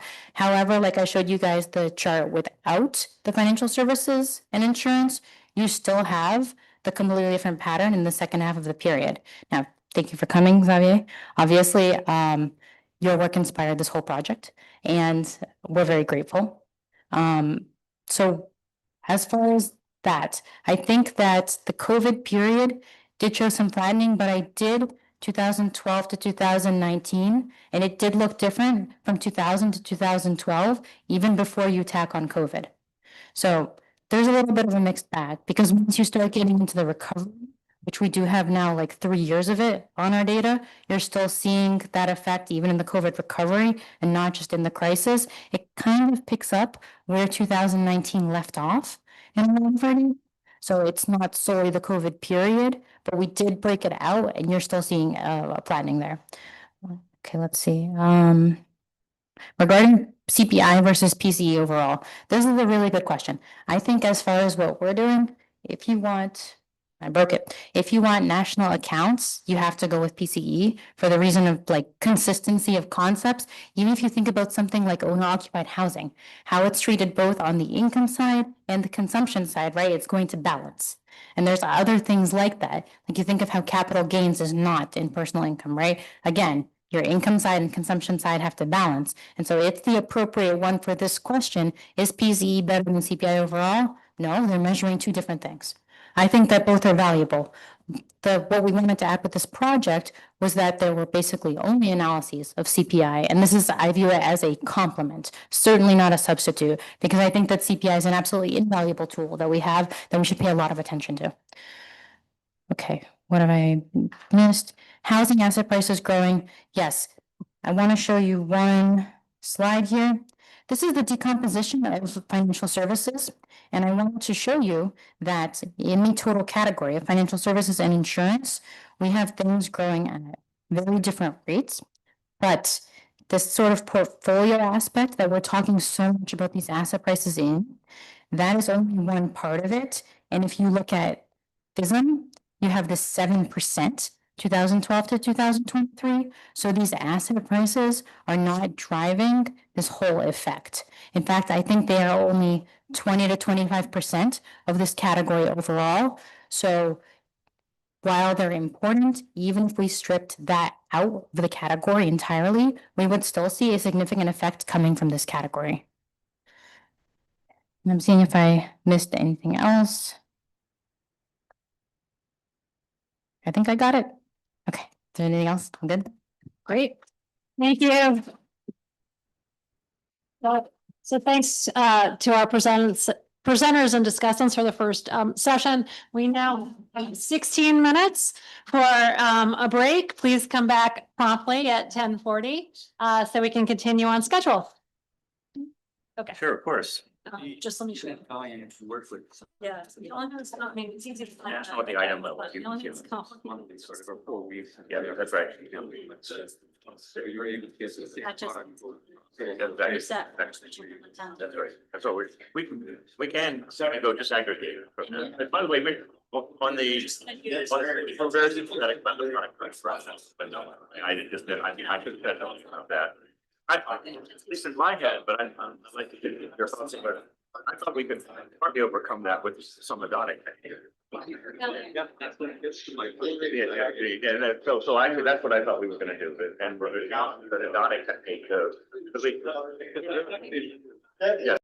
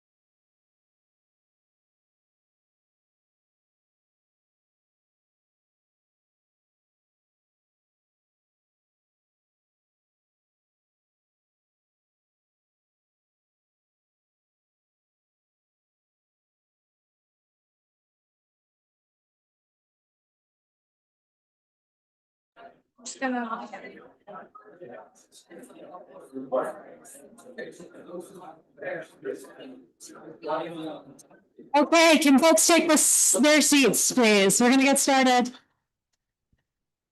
Everybody sit down.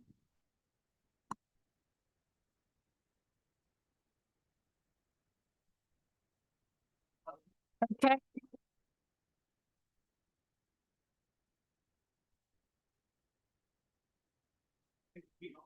Great.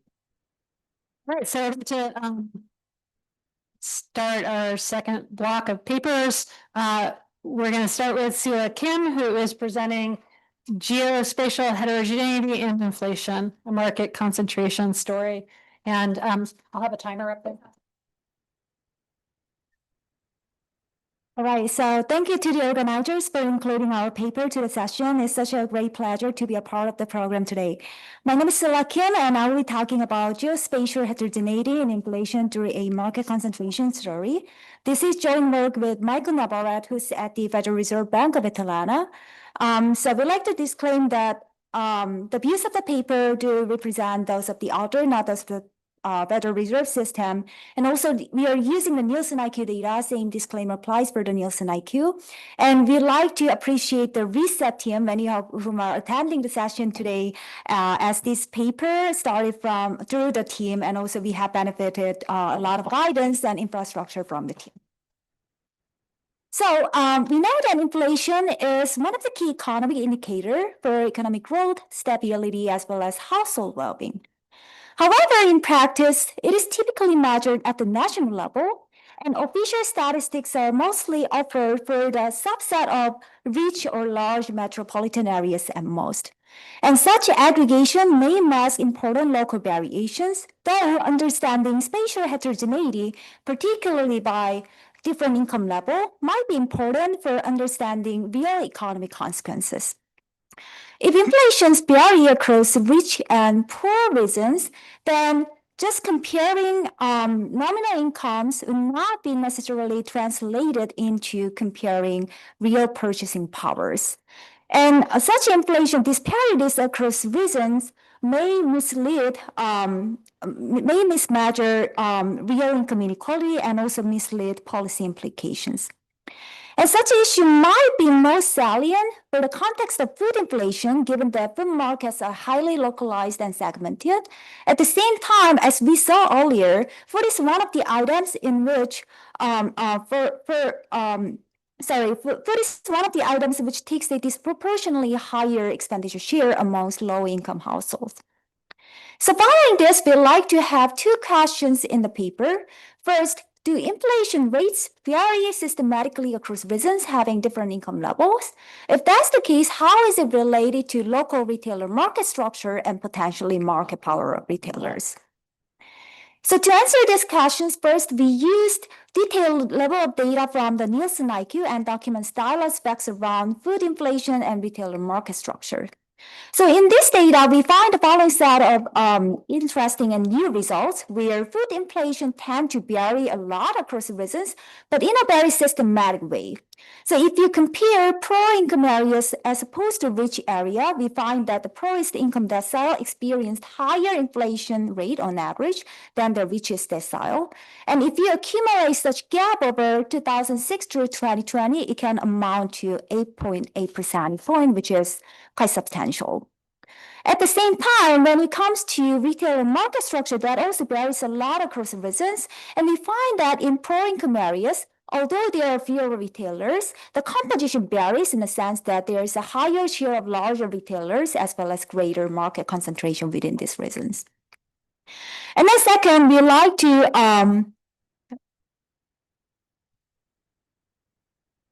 thank you. And then second, we like to connect these facts together and further identify the causal impact of heterogeneous market structure on food inflation. To do so, we explored at our bird flu episode as an exogenous shocks to retailers, and we find that greater retailer concentration can lead to higher pass-through of shocks, and this can bring more persistent effects of cost shocks on inflation over time. At the same time, we quantify the role of market concentration in accounting for regional inflation disparities. And then lastly, we provide a mechanism through retailer market power and customer capital through the lens of a model. So we build a model having heterogeneous firms, having variable markups and customer capital accumulation. And in the model, we find that if a retailer has sufficiently high market share within a market, then they can pass through shocks more on the prices as they are facing very low sensitivity of their demand elasticity as well as low marginal value of obtaining another unit of customer capital. And then with that micro foundation, we can replicate the facts that higher market concentration can lead to higher shock transmissions. And also this end up bringing up, increasing the aggregate level of markups, which might be important for understanding consumer welfare. So our paper is related to several strands of the literature as here, but for the limit of time, I will skip this and directly jump into the data measures. So as mentioned before, we are using Nielsen IQ data over 2006 through 2020 Q3. As you may know, this data has a very granular set of information on weekly item level data on prices, quantities, along with retailer location information. And this covers over 100 retail chains, 40,000 stores, as well as over 200 billion sales for the US economy. And then one big advantage of this data is it contains this information at the very disaggregated level of item, which we name UPC. And this is like 12-digit barcode level information, which can also further be classified into aggregate product modules and product groups. So using this data, our focus is on the 21 PCE food categories as to be consistent with the official statistics. So we map Nielsen IQ modules, which is an aggregate set of UPCs to PC categories.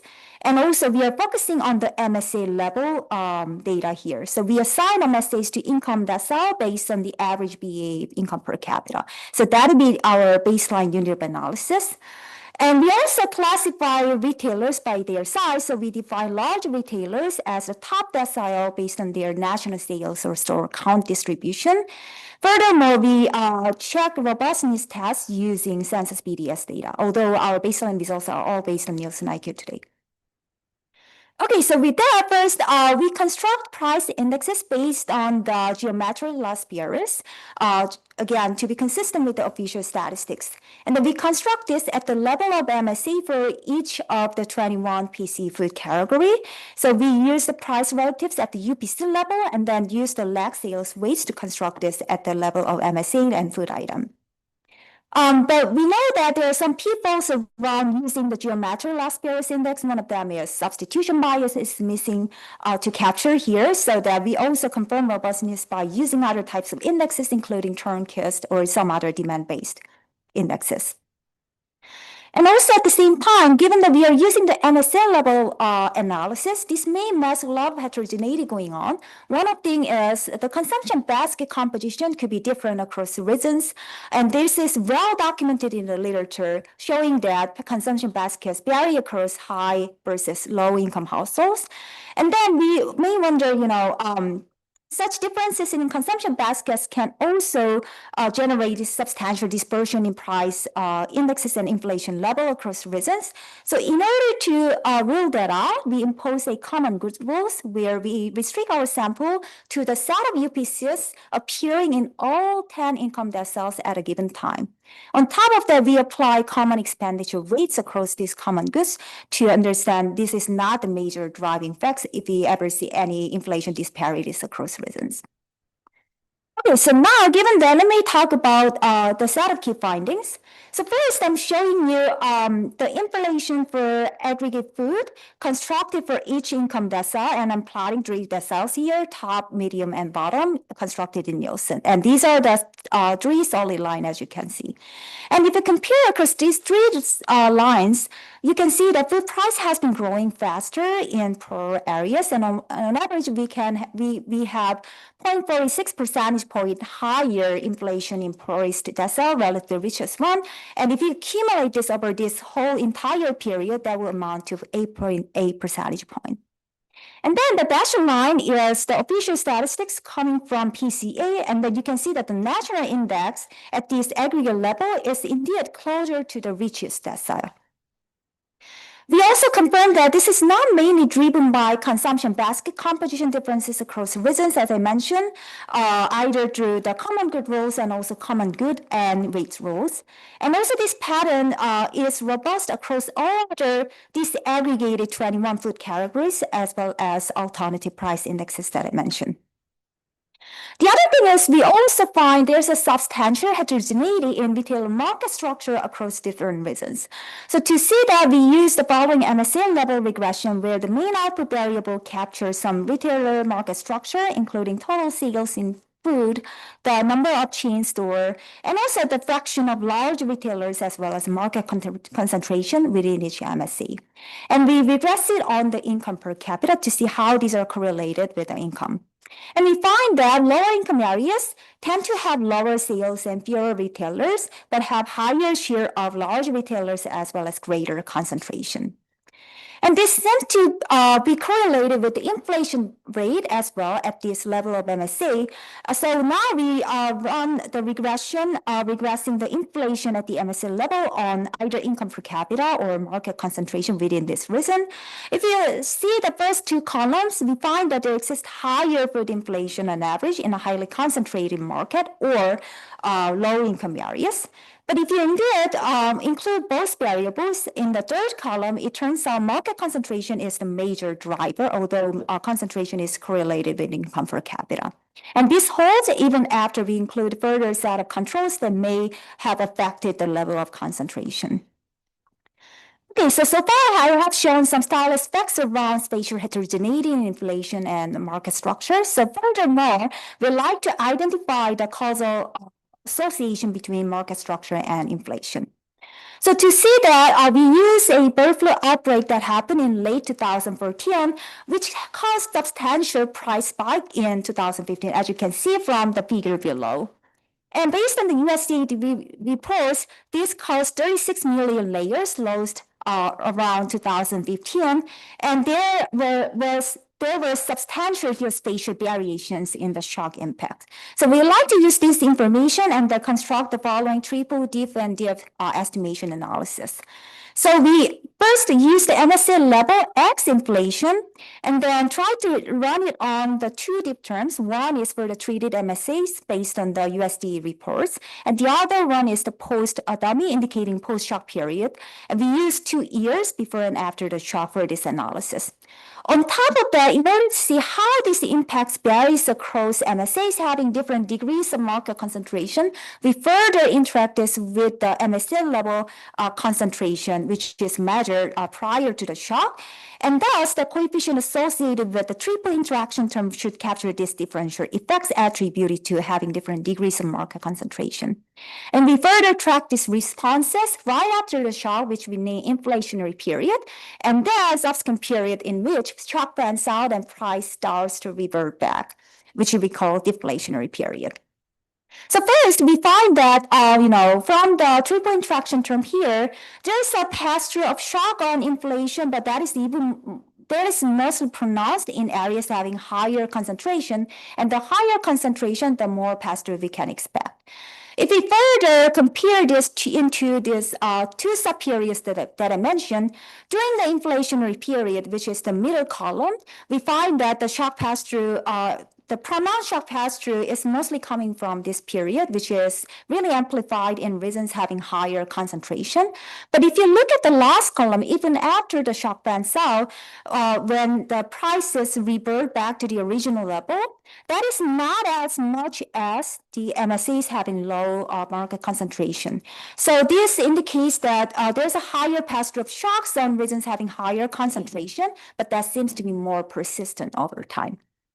And then we have run several robustness tests, given that it's based on the MSA level regression. You may wonder there might be some other potential hypotheses behind it, such as basket composition might be different, and also retail composition might be different, which can lead to different pass-through of shocks. So that we further go down to the UPC level regression, trying to control for the each item, try to rule out the basket composition story, and also we control for the types of retailers within each MSA MSA, still results were quite robust. And we have explored alternative concentration measures and include neighboring treated MSAs. And also, given that income is highly correlated with concentration, we want to make sure this market structure is the major factor as we did before. So we also confirmed the robustness, including MSA level income. And also we adopt alternative cost shock based on coffee commodity changes following the recent paper by Sangani. And then all of this confirmed the robustness of the results. And then it could also bring us a broader economy implication beyond X. So with the back of the envelope analysis, we find that 66% of the X inflation gap between the top and bottom decile is attributed to market concentration, and that we can expand further beyond X using some other exogenous shocks, and we are currently working on that. And also, this could bring us important implications for measuring real income inequality, given that local retailer structure contributes to persistent inflation disparities. If we end up using national or aggregate level of indexes that disproportionately reflect richer reasons, then the measurement of the real income inequality might not be precise. And indeed, if we use the official statistics instead of this regional level indexes to measure the real inequality, real income inequality can end up being underestimated with such aggregation. Another thing is, it may also give us some implications for the food affordability as well as consumer welfare potentially. So first, the incidence of food supply shocks not just depends on the types of shock itself, such as the magnitude or frequency, but also even for a given type of identical shock, if local market structure varies, then it can also give different pass-through and thus different magnitudes for the food affordability. So understanding local market structure might be another important factor to properly guide the optimal policy. And also, if this ends up being driven by some distortionary factors driven by retailers' motives, such as market power or markups, this can also give some important implications to understand consumer welfare. And then we can talk about potential place-based competition or antitrust policy related to these results. So for the very last few minutes, now let me talk about potential mechanism through the lens of the model. So in order to understand what's happening behind this market concentration, the role of the market concentration retailers, we build a model based on the standard structure of oligopolistic competition along with customer base accumulation. And then it turns out retailer market power and markups could be one of the potential sources behind this. So in this model, we assume the standard two-level nested CES demand system, one for food item, the other one for retailers. And then retailer will face the following demand function, which depends on their relative price to the aggregate price within the market, as well as the amount of customer capital that they can accumulate within the market. And following the literature, we assume that customer capital can be accumulated by their lagged market share within each product market.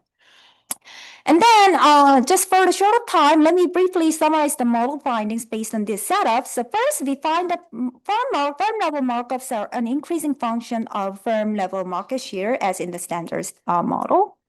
And also, if you look into the firm level pass-through of shocks, this is incomplete in this model. And also, this has nonlinear relationship with the firm level market share and thus markup.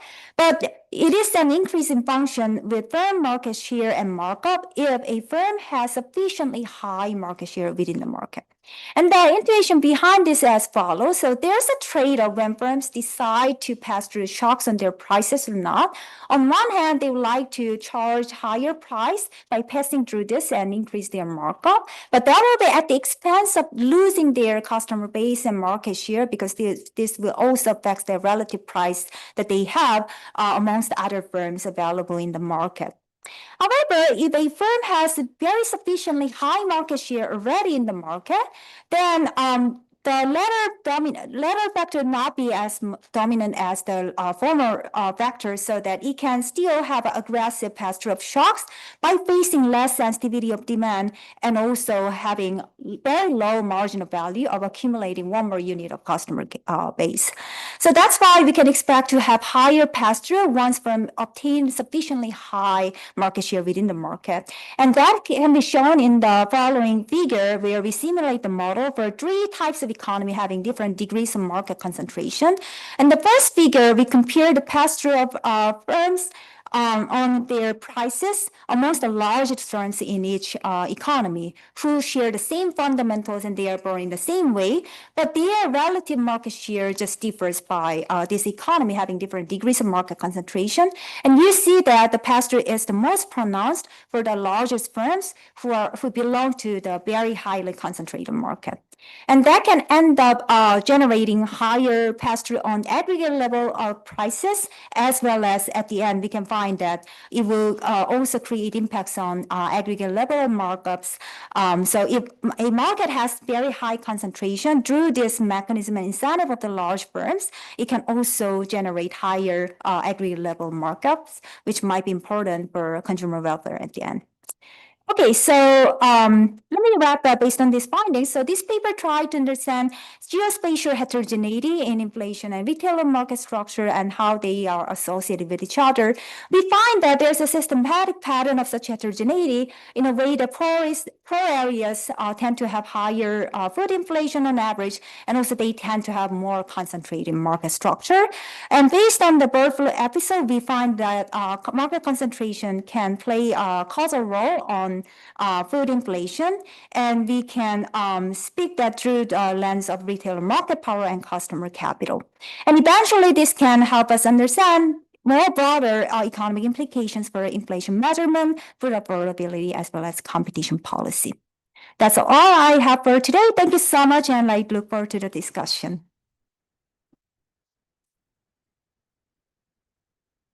Thank you. Our discussant is going to be Jesse Hanbury from the University of Pennsylvania.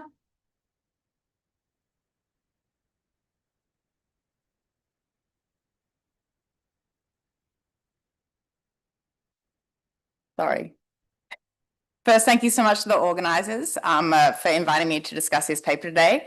There's a lot here and a lot to dig into, and I really enjoyed doing so over the past week or so. So this is a really impressive paper with, as you might have gathered from the presentation, several important contributions, right?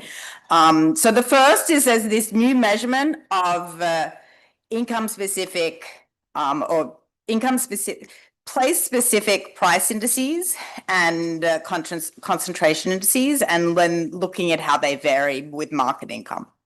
And the results are 2 new facts. The first, that poor markets saw high food inflation or higher food inflation between 2006 and 2020. And also the poor markets tend to have fewer products, chains, stores, and are more concentrated, measured with an HHI. Okay, so there are these 2 facts. And then the paper turns to thinking about, well, can differences in concentration potentially explain this outsized inflation that we saw in poor markets over this period?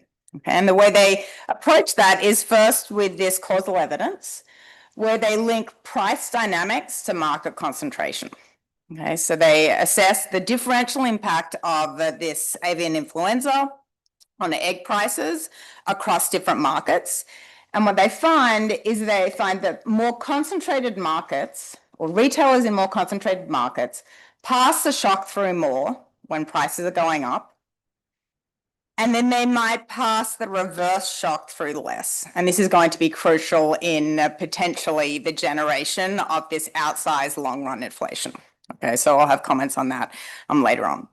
And then finally, the authors rationalize this potential asymmetry in the response in this combination model that combines Atkinson-Burstein with customer capital dynamics. And the mechanism here is that big chains are going to pass through more of the cost shock in concentrated markets. And then through the accumulated customer capital dynamics, they're going to pass through less on the downside. Okay, and so sort of the broader stepping back suggested implication that this paper or this literature sort of as it develops is going to establish is that perhaps antitrust policy will stem rising food prices in poor markets. Okay, so that's big if true. Okay. I coming away from the paper and stepping away from the paper was really convinced by two results, right? Two takeaways that I think could be potentially separately just made in two separate papers. Okay. The first are the descriptives on income, concentration, and inflation. Right? And taken collectively, poor and more concentrated markets experience faster inflation between 2006 and 2020. The second set of results is showing that in retail and food retail, contrary potentially to recent evidence, really pushing this idea of chain pricing, right, which definitely, carries water, it's happening, but perhaps isn't, everything that's happening. We see here that local concentration matters for retail prices, right, where you see amplified pass-through of shocks in more concentrated markets. I just want to emphasize that both of these are significant contributions, and I think they could potentially be two different significant papers. So what would the first paper look like? Well, these that are descriptive results. I've added a result. The authors kindly shared some data with me, and I just added a result on the right-hand side. Okay, so the first result is that inflation has been higher in poor markets. On the left, you have that plot from the paper. On the right side, I replicated that to show that inflation has also been higher in more concentrated markets. You can see that sort of that gap widens even more between the highest and lowest decile of concentration. And it turns out, shown in the paper, that the effects of or the association between income, local income, market income, and inflation actually run pretty much entirely through concentration. Okay, so once you control for income, once you control concentration or the H measured within HHI, this impact on or association between food inflation and local market income sort of falls away. So a couple of suggestions for this part of the paper, or this paper if it was going to be on its own, is that the headline, I think, isn't just about the trend, but it's sort of stepping back, also about levels. It's that food prices are converging between rich and poor markets. Food prices were lower in poorer markets, and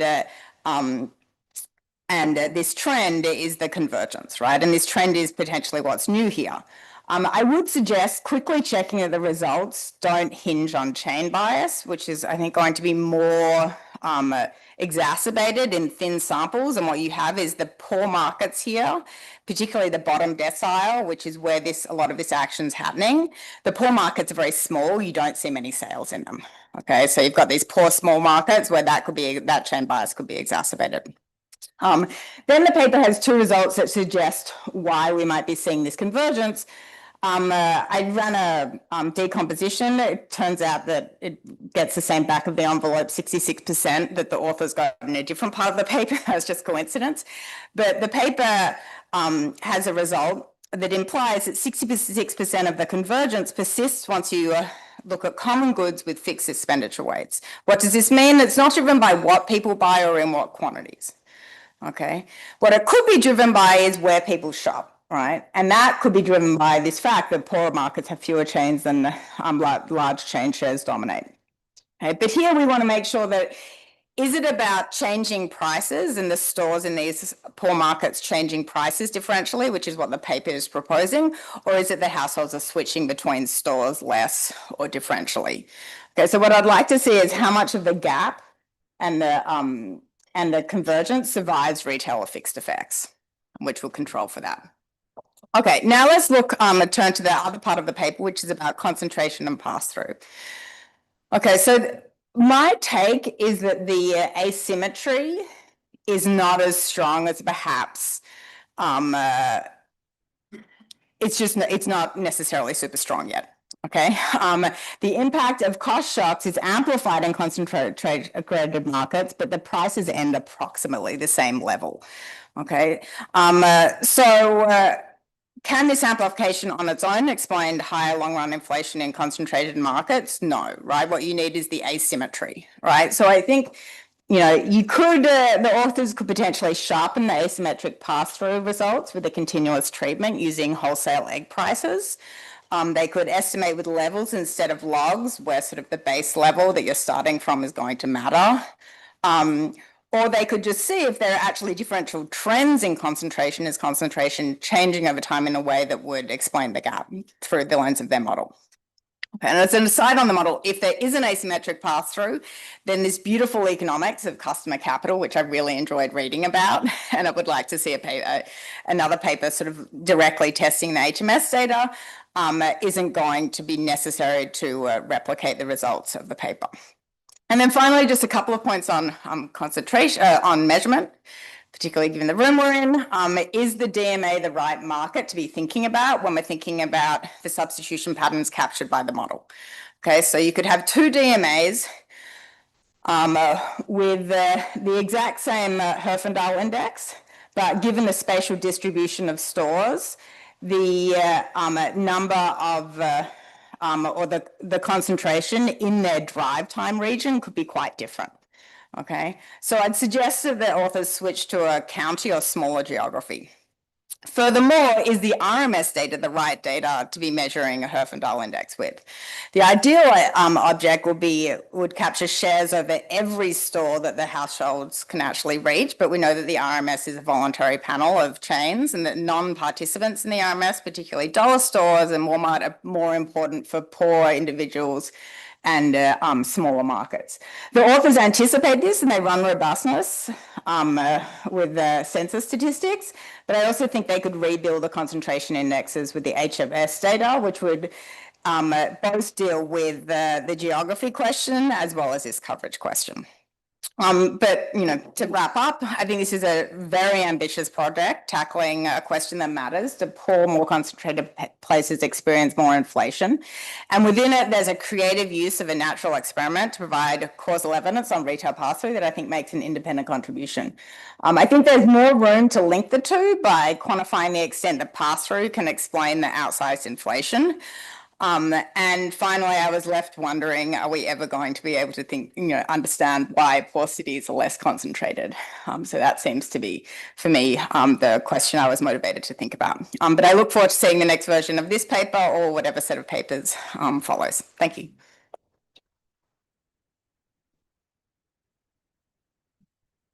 Thank you very much. We have some time for questions. Yeah. Let me go to Marina and then we'll go to Matthew. A great paper. I think it's a fantastic complement to everything we do at the national level, and it shows why that misses local patterns so much. My only question is, I saw in Jesse's graphs, it seems like you also have a complete change in pattern around 2012. In her graph, there was a run up in the 2000s and then it was flat. So I was wondering if you could comment on that. Matthew? Thanks. Really interesting paper and great discussion. I want to follow up on one of Jesse's points about outlets, and this actually it cuts across a bunch of questions. So there's an important measurement point that when we use these national or whatever unit values, basically differences in the level of price of outlets are in as a price difference. That's different from what the BLS does, which links that out by following outlets, a panel of outlets. I think this is interesting question, and there's dispute about whether or not that's a right procedure. If a big chain comes in and pushes prices down, is that a quality difference or is that a price difference? And I think actually this paper is well set up to make some progress on that because you do have the micro data. So I'm actually wondering if you could do something like hedonics for the outlet level.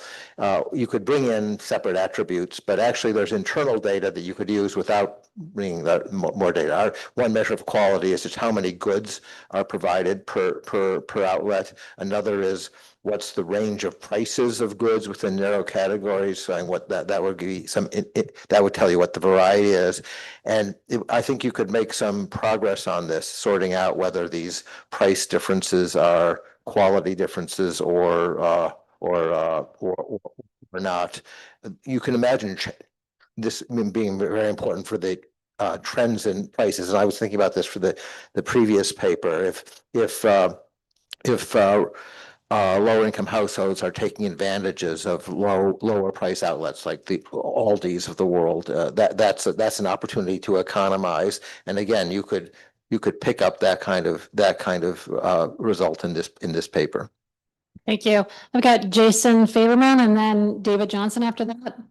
Sure. So one thing I was kind of wondering throughout this, especially, given the variations in population density and income levels across different areas, is how much the inflation variation across these areas compares to the price level variation, and how much that's going to matter for inequality. And I was thinking one way, to the extent that it gives us well-measured variables on this, one way to get it is it might be through the CEX, can put together a set of auxiliary results to see how either expenditure shares or income shares on food are varying by different income levels across regions, or at least probably across states, given the CEX, to get at, how much of this is how big of an impact is it having on the bottom lines of these households, given that there probably are pretty large price differences across these places? Thanks. David Johnson. So this is a great paper. It's great to see a real, it's great to see a real median price index at the median level. I wanted to push on Jesse's comments about the change rate as well and add substitution. The idea of having differential change rate is interesting because we also know that a differential substitution bias, because Javier and BLS showed that substitution bias increases over income, hence the gap between the rich and the poor would actually increase. So I would push to create a Tornquist index for all this and then do the chain rate to see if there's both differential substitution and differential chain. Thanks. Yeah, we've got two more questions. Yep. Why don't we go over there? And then I've got Dominic. Questions about antitrust policy, and so I wonder if you could do a counterfactual looking at the Kroger Albertsons merger that was blocked, that would increase concentration a lot in a lot of West Coast markets. So the harm in that merger presented to the court was all about level effects on prices, but I think you could speak to growth rates on prices as well. Dominic?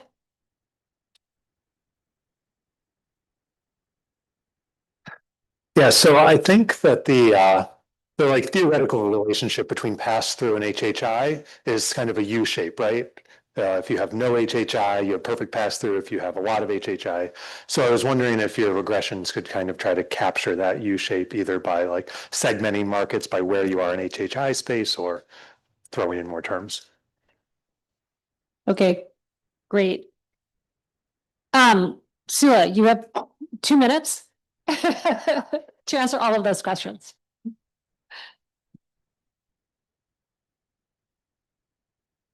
Okay, so first of all, thank you so much for the very thoughtful discussion and also for the enthusiasm from the audience.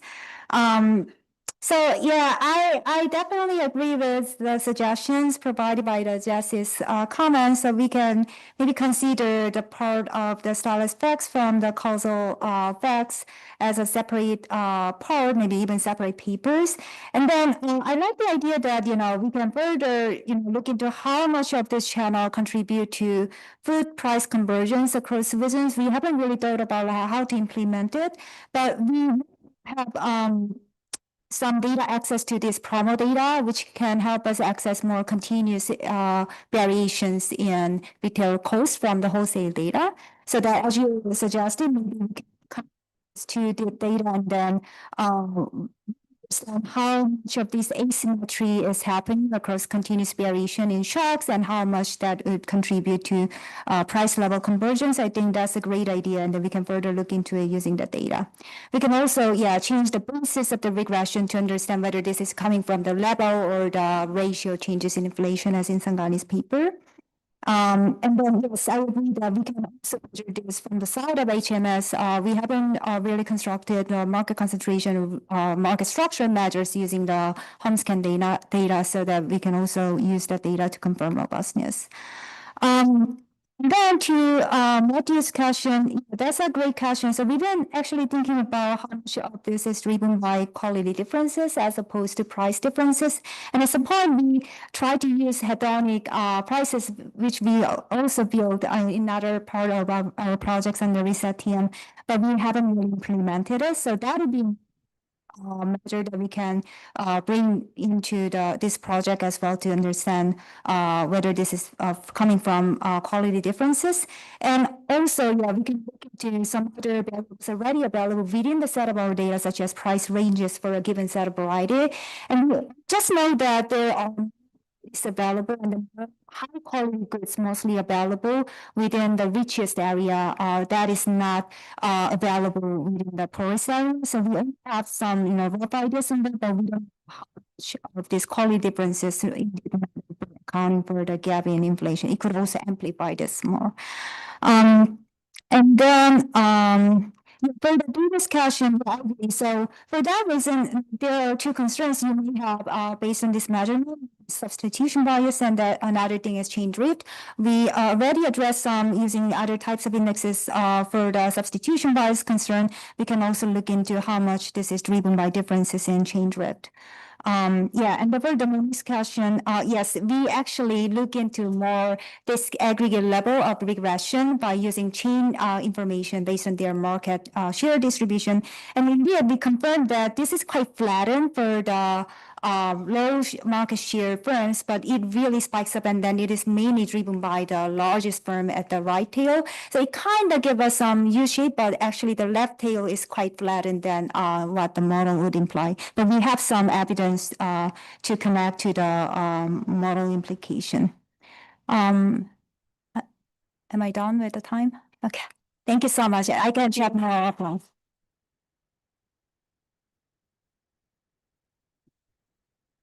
Okay, since Karen is discussing the next paper, I will fill in temporarily as chair. So the paper is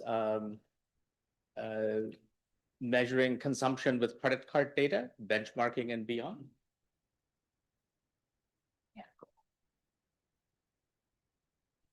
Yeah, thanks so much for having me on the program. I'm very happy to present our new paper here. This is joint work with my FED colleagues Adi and Ricardo, and so the viewers are ours and the usual disclaimer applies. So after I've seen other papers presented this morning, I realized my motivational slide is preaching to the choir. But, let me tell you anyway how this paper came to be. So when we as policymakers or researchers assess or study the economy, then we usually rely on official government statistics. And those statistics, they're very comprehensive, a lot of work goes into them, and so they're rightfully considered the gold standard for assessing the economy. They do, however, come with a number of drawbacks. So they might be published with some delay, they might be subject to revision, and importantly, in the context of what we do, depending on the level of aggregation, they're only available at a rather low frequency. So for example, state level PCE is only available at an annual basis. If you want to go even more granular, there's simply no official statistics to measure consumption. So at the same time, in recent years, credit card spending data has been used more and more to study spending and consumption. And these data are available at frequency. They can be attributed geographically at a very granular level. They do come with their own set of empirical challenges. Which is, so first, not everybody has a credit card. Even people who do have a credit card do not make every purchase on their credit card. And so it's ex ante not obvious to what extent credit card spending really is a good proxy measure for overall macroeconomic consumption. And so this is exactly where our paper comes in. So we have access to great credit card data at the Federal Reserve. More on this data on the next slide. And we use this data first to very extensively and systematically benchmark credit card spending data against official consumption statistics. So we can tell you what works, to what extent it works, but also what the limitations are. But then we also want to move beyond benchmarking, and we create a novel monthly county-level consumption data set based on these data. So high frequency and geographically very, very granular. We also have a research application where we show how this data can be used to study research questions that are infeasible to study with traditional consumption data. So we have an application on heterogeneous monetary pass-through or transmission across the county-level income distribution. And then finally, we have some caveats and best practices for researchers working with similar data. So it's kind of like some do's and don'ts, and it's really kind of like a lessons learned from our work. So on the data that we use credit card data from the Federal Reserve's Y14M reports. So these data are based on stress testing of large US banks, and they contain monthly account level data on individual credit cards since 2014. So it's not a super long time series, but by now we actually have a reasonable time series based on these data. So the credit card market in the US is fairly concentrated, which means that the data set is very comprehensive and covers about 66 to 70% of outstanding credit card balances. And so this means this is not just a snapshot of the market, but it's really closer to the entire credit card market. So it's a very comprehensive data set. In terms of the sample, we focus on general purpose and private label consumer cards, which means we drop business and corporate cards because we are interested in private spending. And we focus on active cards with in any given month non-zero monthly spending. We also focus on a sample of 13 banks that are present throughout the entire sample from 2014 onwards. And that leaves us with a sample of 140 million cards at the beginning of the sample to 250 million credit cards towards the end of the sample per month.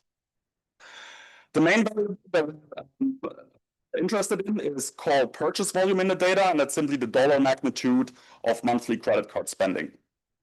And as a geographic identifier, we have the account zip code, so the billing address of the cardholder.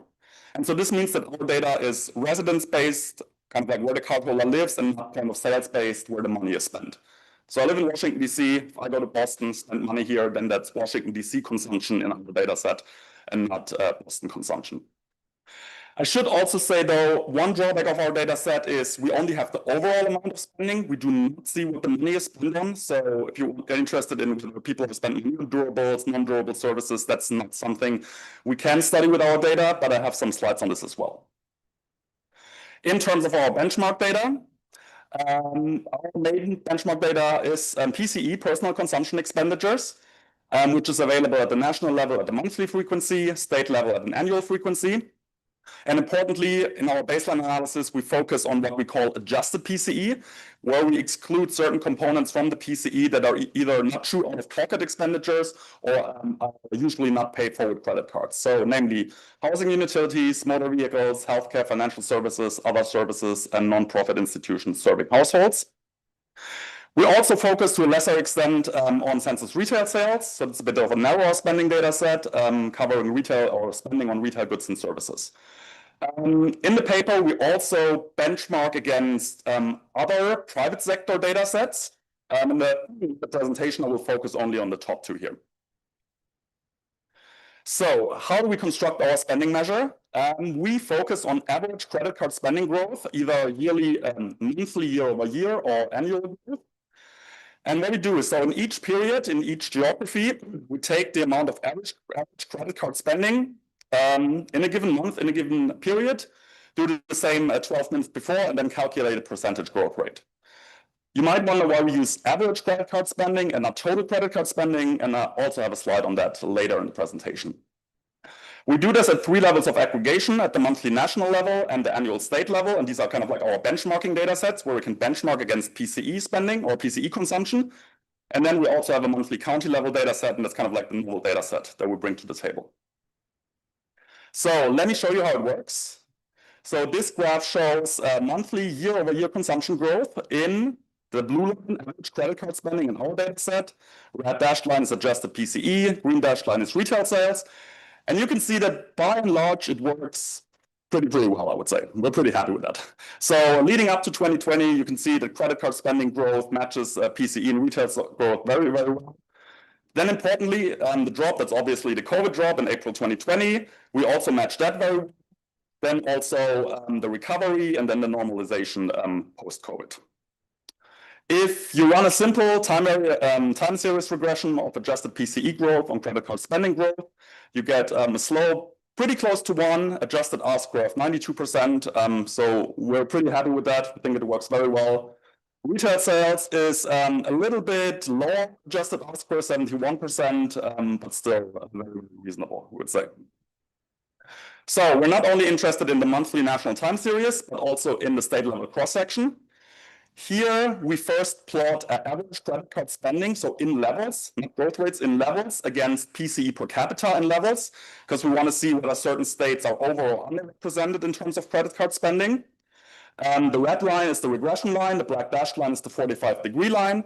You can see there is some dispersion around the line, but again, we get a slope very close to 1, R-square of 66%, and we think we capture the levels of spending fairly well in our data. Does this also now translate into state level growth rate, so in the cross section? Answer is yes, but with some footnotes. So if we regress adjusted PCE growth on credit card spending growth across all years, across all states, again, very high R-square, 88%, slope close to 1. However, if you zoom into the individual years and look at the pure cross section, then the picture is a little bit more mixed. So overall, we generally have like a high positive correlation between credit card spending and PCE growth at the state level. However, you can see the R-squares lower compared to the national time series. And you can also see that it works better in some years than in others. So for example, it works particularly in 2020, 2021, so the pandemic years. It works less well in 2019, 22, 23. And so full disclosure here, we're not fully sure yet why this is the case. So if you have any ideas, any input more than welcome. And so we have some theory though why it works in the pandemic years. State level PCE, you should know, is also residence-based or conceptually residence-based measure. A lot of the underlying data though is point of sales based. BA then goes through its residency adjustment. And in 2020 and 2021, those happen to be the years, the pandemic years, where there was likely not a lot of state travel. People spent the money where they lived. And so we think this might be the reason why we get a particularly good fit in those years. So I hope that I could somewhat convince you that we managed to benchmark official government consumption statistics with our data set. Now we want to go to the next step and go to the monthly county level. So now there's simply no official consumption statistics anymore. So there's a bit of a leap of faith that it also works at the county level. But let's showcase our data set a little bit. And we see some pattern that makes us fairly confident that what we observe here is real. So these are first county level time series dynamics for consumption growth for 2 select pair of counties. Left-hand side is New York City versus Harris County, Texas. And so, as you might remember, New York City had a very early, very severe COVID outbreak in April 2020. And we can see that the blue line here, there's a substantially steeper drop in consumption in New York City compared to Harris County, where there was no early April 22 COVID outbreak. Right is Washington, D.C. and Arlington, Virginia. So these are 2 neighboring cities, part of the same shared economic area. So we would expect very similar consumption dynamics, which is also what we see. And so the 2 curves are almost identical, which is exactly what we would expect. We can also zoom into the pure cross-section of our data set. So we have this for every month. Here I'm zooming in for April 2020, the first COVID month or the first full COVID month. So left-hand side is change in credit card spending across counties. Darker colors are more negative or steeper drops in spending. Right-hand side is kind of like COVID severity in that month. And you can see that there's like you can eyeball some spatial correlation, like counties with early COVID, early severe COVID outbreaks, like the Northeast around New York City, the West Coast, Florida, also counties where we see an initial steeper drop in spending. If you run a cross-section, sectional regression at the county level here, you get very significant and highly, very negative and highly significant coefficient. Our data does not only work at select counties and select periods. So we also check how it correlates with general local conditions. So on the left-hand side, we plot changes in consumption as measured by credit card spending versus income growth. You see a strong positive correlation, square 32%. Right-hand side is, again, changes in consumption versus changes in unemployment, and you see a strong negative correlation. So the data behaves in a way that we would expect, and that makes us confident that we're really picking up something here with this credit card spending data. So what can we do with that? We have what we call a proof of concept research application. Proof of concept because this is not like a fully fleshed out standalone research paper with all the bells and whistles. This is more like to show what we can do with the data, also the shape of things to come, what we're planning to do with the data. And we do this for heterogeneous monetary policy transmission. So we do a local projection on consumption growth, and we take a monetary policy surprise off the shelf, normalized to a 25 basis point increase. At the local level, we include some local controls. We do this at the monthly national level, where we first benchmark again. So see how do our results look like compared to when we use traditional consumption data, and then we go to the monthly county level. So monthly national response. You can see top left, this is overall, not adjusted, but overall PCE. You can see there's like barely any response. So this overall PCE includes housing, like all this non-discretionary spending, which is why we see a muted response. Adjusted PCE, already a negative response, more even so for retail sales. And then finally we see so the last panel here, that's our data, credit card spending, we see the strongest response. So that's something to keep in mind. Already kind of a lesson learned. Credit card spending seems to respond more strongly to monetary policy shocks than broader overall measures of consumption. If we go to the monthly county level, we first do the overall response again. This looks very similar to panel D here, which is nice. So we see like a negative response to a monetary policy shock and bottoms out -7%, -8% around after 2 to 3 quarters. It's like the overall response across all counties. Now, what we can do in other data, which is not feasible in traditional consumption data, we can do this separately for high income and low income counties. So we simply have a dummy variable. We separately estimated in the left graph for high income and low income counties. You can see low income counties have a steeper, like a more negative consumption response to monetary policy shocks. Right-hand side traces out the differential. And so this is just kind of like, as I said, proof of concept research application of the type of analysis that we can do with our data. So what have we learned from? So first, why do we exclude certain PCE components? So here in every panel, the blue is like credit card spending. It's the same in every panel.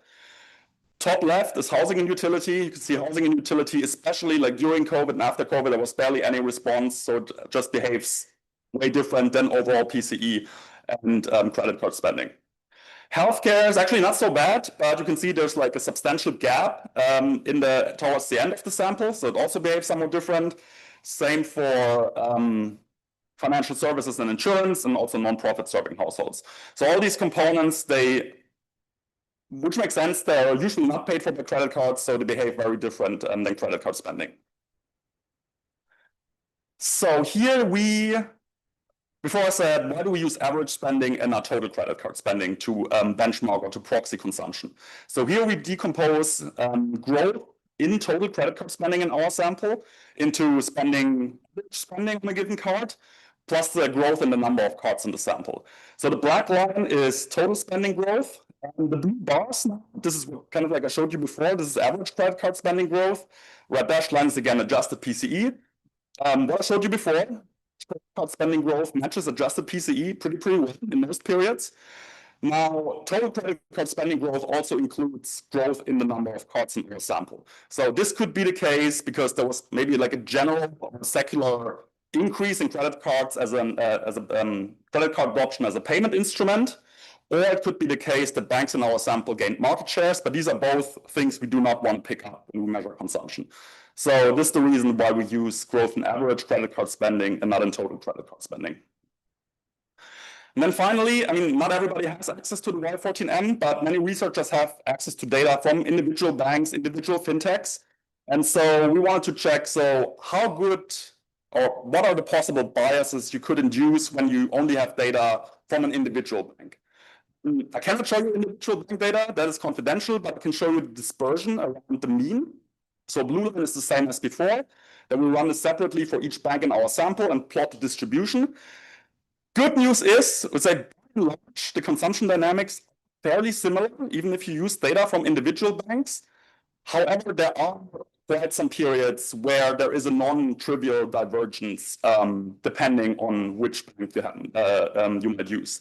So it's kind of like lesson learned. If you have, as a researcher, only access to an individual bank, then you should probably do some benchmarking similar to what we do before to see like how well your individual bank data proxies consumption. Already at the conclusion, time, that is new, so I have a little bit of time. And because Marina earlier said something about the K-shaped economy, so I do have a slide here, which is still a little bit preliminary, so I have it in the appendix. Having said that though, if you look at the very end of the sample, so here we split consumption into high income counties, so the top 10 decile, bottom income, low income counties, bottom and 10% decile based on IRS data. And the punchline is we, in our data, at least also do not see any evidence for a K-shaped economy here. So I don't want to emphasize this, but this is maybe just an additional data point. Thank you very much.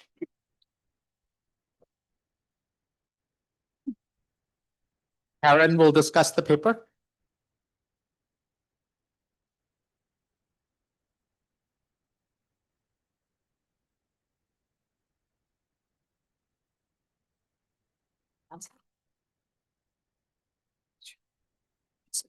Okay, great. You got it, Sushanto?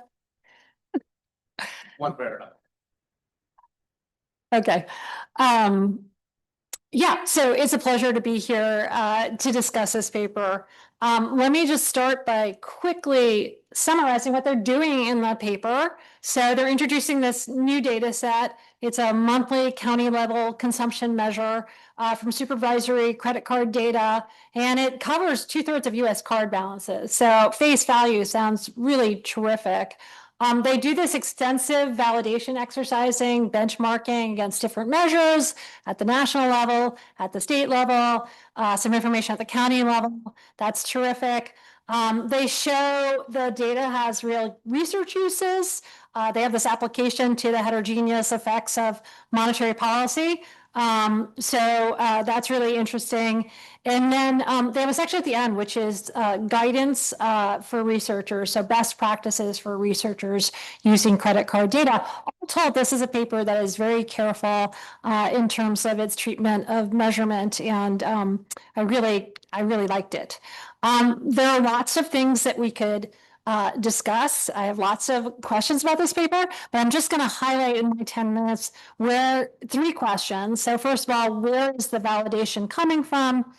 Second question is, what is the author's preferred measure, actually measuring, and how to think about it? And third is, how should we interpret the monetary policy application? Okay, so let me go to issue number 1, which is where does the validation come from? So there's this very striking headline result. So this is for the national data. Card spending growth explains 92% of the variation in monthly adjusted PCE growth. You can see it in this chart. And so anytime you see a result like that, you want to ask, like, where is that coming from? And the answer really is in this chart that Carlo also showed, which is you can see that the COVID period is really dominating. So you've got these really large changes. And on top of that, remember, this is 12-month changes. So you've got something going on in the spring of 2020, then you have kind of base effects affecting 2021, then you have all of the kind of months that are touching on the 12-month change that, and it amounts to something like 20 to 30% of that sample. So it raises this question of how much of this impressive fit reflects the extraordinary dynamics of the COVID period. Let me say that looking at the more granular analysis, it raises some similar questions for me. On the left here, I have just have plotted the coefficients from the cross-state relationship between card spending growth and adjusted PCE growth. Carlo showed you the numbers in a table, but again, you can see that 2020, 2021, the coefficients are largest, and then as Carlo pointed out, there are actually 3 of the 8 other years in which this cross-state analysis is not yielding significant coefficients. And then at the county level, they're doing something I really like, which is they're asking, well, are we seeing consumption move with the stuff that is supposed to affect consumption? And so they do income growth, they do the unemployment rate. And I'm showing you the unemployment rate versus card spending graph on the right. But what you see here is that if you look at these extreme points that are shaping the line that we see, those are gigantic changes in the unemployment rate, and they're mirror image kind of in, then there are these negative changes. So this is probably the COVID period as well. So if you look at kind of the more moderate changes in the unemployment rate, that area in the middle of the line, you see a much flatter line. So what to make of all this? And let me say just generally about the benchmarking, some of the benchmarks might not be perfect. So we've got people from BEA here. I think they could tell you lots about limitations to the state level estimates. So, matching that may not be kind of, the most kind of important thing to be doing. On COVID, it's really important that they captured COVID. That was a really extreme event in our economy, and that's a period where it was absolutely essential for policymakers to understand what was going on in the economy. So I don't want to knock it too much that they were able to capture this, but I just feel like it would be great to see more validation of the performance during kind of more normal times. Okay, issue number 2. I'm going to build on what the authors were doing in section 7. So, these are things they recognize as well. So what is their preferred measure capturing? And I want to make a broad point here, which is there are choices here. So the author's choice is to focus on average spending, not total spending. Carlo explained that. He explained there's, sensible rationale behind that. You want to remove secular growth in card use and other noise.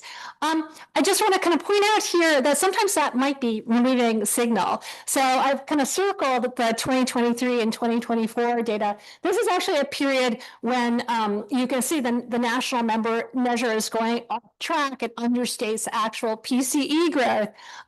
What's going on in this period? We had this surge of immigration, right? And, immigrants, maybe they're less likely to have cards, but they probably had some cards. So this is a period where you might have gotten a signal looking at the total, not the average.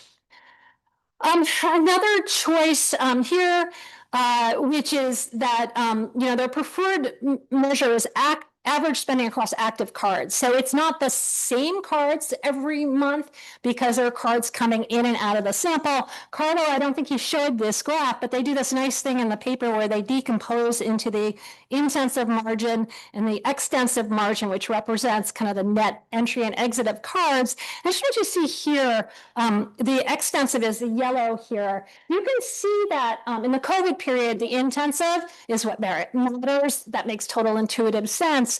But you can see as you go outside COVID, you can see that extensive becomes really important. I'm just not sure how to think about that. So I'd love to see the authors comment more on that. Okay. Now let me go to the third issue, which is the monetary policy application. So first of all, I want to say I thought it was a great part of the paper. It's a really interesting use of the kind of monthly county data set.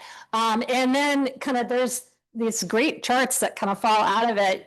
I've got one that Carlo had in his slides as well, which is you can see this decline in spending following a monetary policy tightening shock. And then you can also see when they split it by income of county, you're getting this stronger response for the low income counties, these larger declines. And I think that's kind of cool. That's qualitatively exactly where Hank models say to look for a stronger response. So it's a really interesting exercise.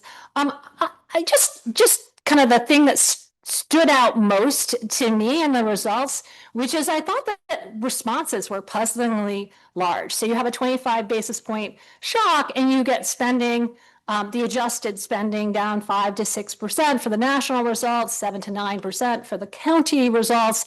That seemed kind of just large to me. Now, granted, this is a shock to monetary policy. You can't just say, oh, I'm going to multiply it by 20 because we had policy change by 5 percentage points, because it's only the shock here. And granted, this is a more sensitive component of consumption. So you might expect a larger response for that.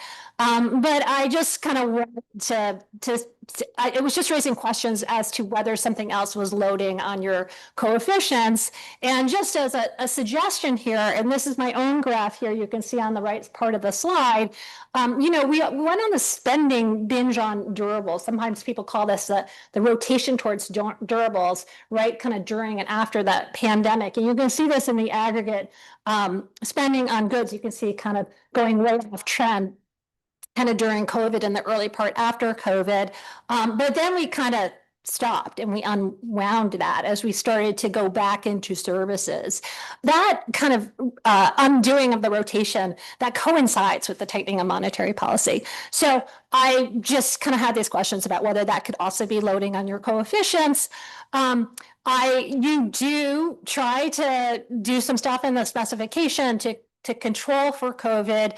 But I had a question about kind of whether you were doing enough. I think maybe you had level dummies for COVID, and it seemed to me like maybe that's not capturing all of this.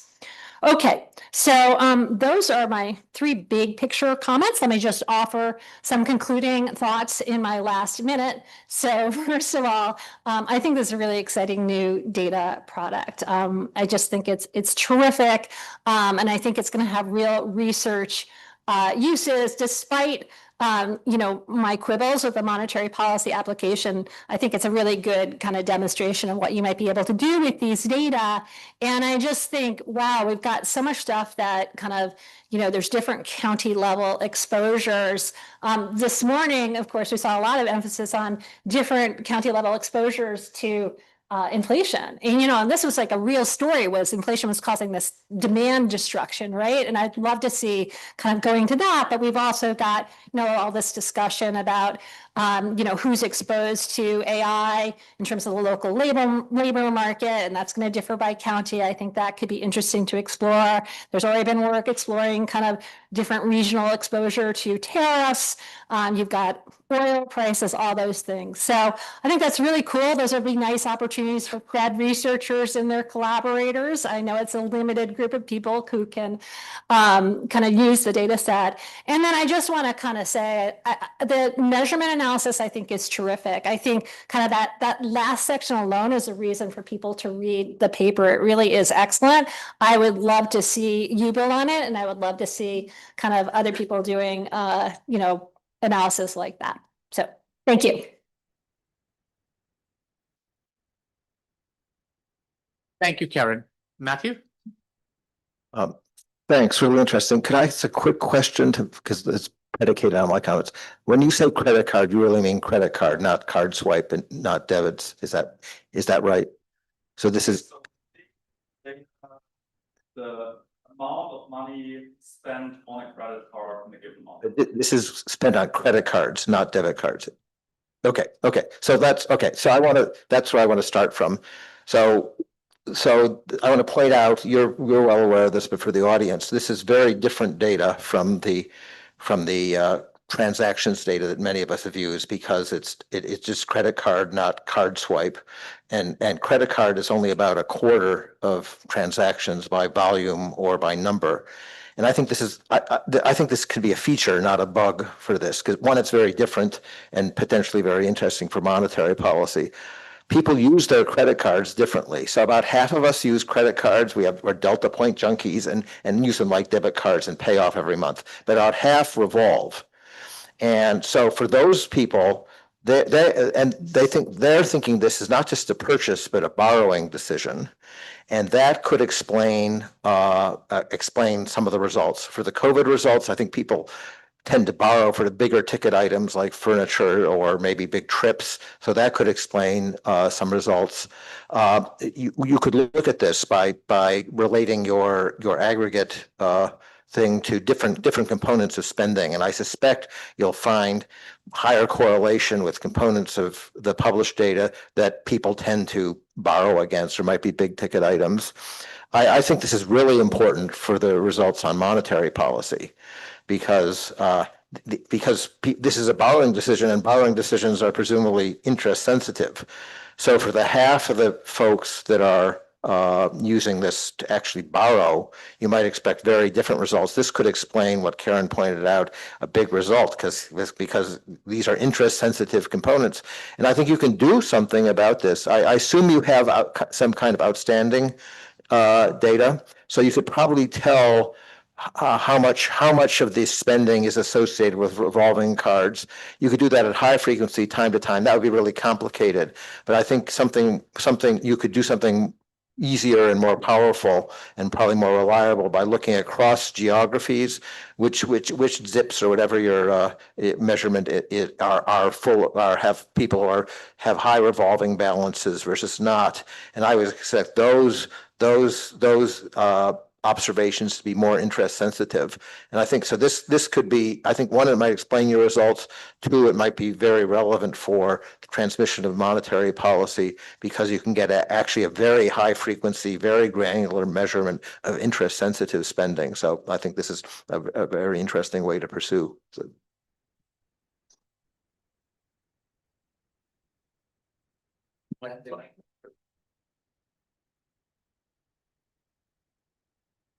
Thank you.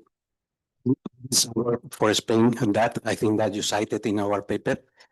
And we find some similarities. Well, the first is that the correlation, it is highly inflated by the COVID. We find the same results. So when you go to normal times, it is more difficult to fit the consumption. The second, I fully agree with Matthew. There are some biases in the US goods and payments, money transfer, direct debit, but also this is the high income and high sensitive to interest rate, but you also excluding cash, which is in the low income part of the distribution. But in general terms, there is a bias to omit some of the high income expenditure. And this goes to the first comment, because I think you are underestimating the reaction of the high income people in your graph, which is very similar because of that. I wanted to ask you, did you try, for example, to fit the levels, not the growth rates of the payments with your data? I mean, the levels, not the state levels. I mean, you are working with year-on-year growth rates.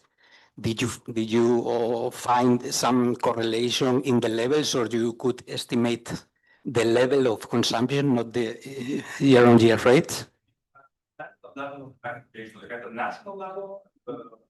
At the national level, good. Okay, thank you. Excuse me.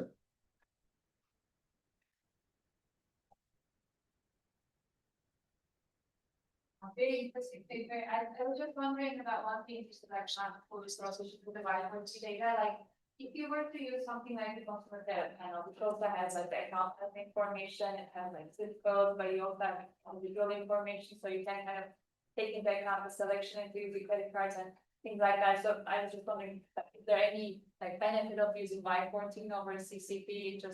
It might add to the practitioner's guide. Thank you. I have a slide on that. John Stevens.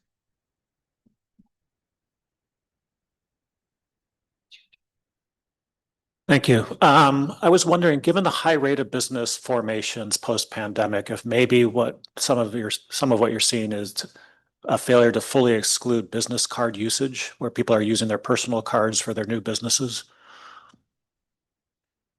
Catherine? Oh, sorry. Just wanted to relate this paper to the earlier papers about looking at the geographic dispersion of inflation. As you made a point to note, the credit card data are tied to where people live, whereas the inflation, the card swipe data are tied to where the purchase occurs.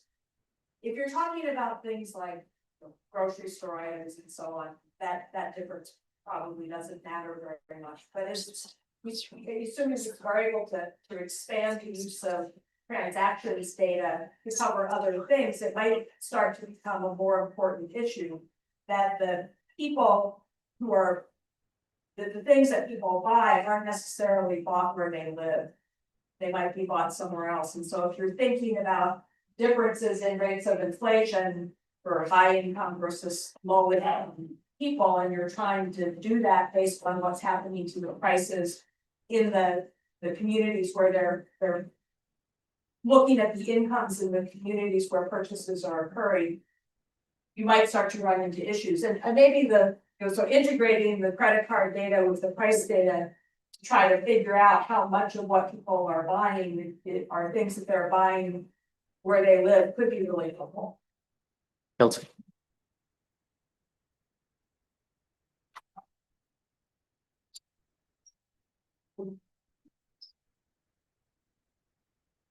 So one thing at BEA, we also looked at card transaction data around the pandemic. We found the same pattern that during the pandemic, you get the strong correlation, outside, you don't. So I think this is a general phenomenon of signal to noise. The other question I had was if you've compared this to OI data that is available at the county level, which would provide a different signal, do you get strong correlation there? Or even combining that information, you'd have two different signals at that granular level. Does that improve the estimate? This is Opportunity Insights. They have some card transaction data at the county level. Can you come back to the podium? And we've saved you 2 full minutes to answer all those questions.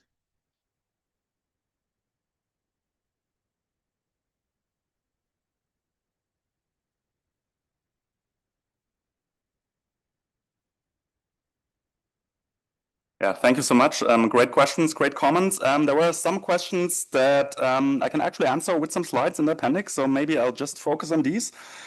So first on revolvers versus transactors. So there is a dimension of the data set that we just started exploiting, which is we can not only split the data kind of like at the geographic level, but kind of like by cardholder characteristics. And so what we do here is we split it by, so this is still a little bit preliminary, by FICO score and then B by utilization rate. So utilization rate kind of like revolvers versus transactors. And we do see that like the week, like 2022, 2023, the weak growth that we see in like the weak credit card growth in average spending that we see in those years is kind of like driven by the high utilization rates, so by the revolvers. I also thought it was very interesting that you pointed out immigration growth. So maybe that's being at a central bank. So my initial idea went to like inflation, monetary tightening, maybe that affected the growth rates. But I think the immigration growth is a very interesting idea as well. I should say we also have an income variable in the data set. It's a bit wonky though, like it's at origination and self-reported, so we're a little bit hesitant to do like the income split at the card level. And then on the Opportunity Insights data, we do that not at the county level though, we can. So this is here if we benchmark our data against Opportunity Insights, Affinity Solution looks fairly similar, I would say. We can do that at the county level as well. Then, because I came up with excluding the COVID period, so we did that. I agreed something we should report. I can tell you, yes, R square goes down. I think right now we're at 92%. I think if we exclude COVID, depending how much of COVID we exclude, we're closer to like 70%. So it goes down quite a bit, but still quite substantial match. Okay. Thank you. Great. Thank you very much. Before we break, Karen has a couple of announcements. Okay, we're heading into lunch. I think there are probably 2 rooms again for lunch, a large one and then the overflow one. Sushanta and I were going to head into the large one. We were in the overflow one last year, but it turned out to be kind of noisy. So your choice as to whether you want to have lunch with us or avoid us. But I also just want to say, while I have you captive, a few words about this afternoon. After the formal paper sessions, we have something very special, which we have Matthew Shapiro and Catherine Abraham. They're going to do a few minutes on the NBER's new Economic Measurement Research Institute and the exciting things that they have going on there. So please stay for that. And then we've got the CRIW meeting, and let me say, done with everything by 5. Certainly. Let me just say that's open to everybody. I mean, CRIW members, if you're not a member and you just want to hear what CRIW is and kind of become one, please come to our membership meeting.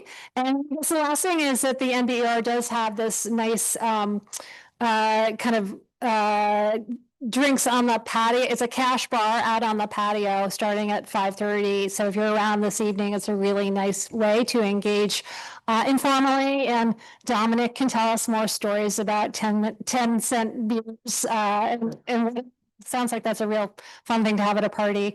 That's what we have on board for this afternoon. Okay, so back here at 1. Thanks.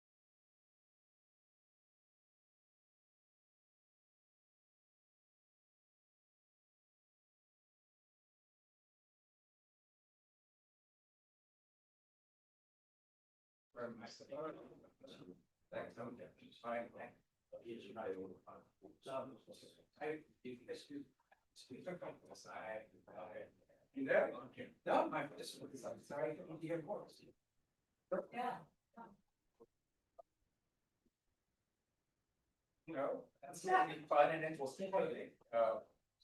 Yeah, no, yeah, it's nervous.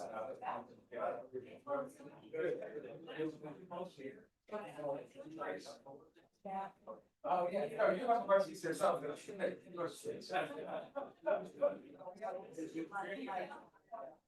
Yeah. That's.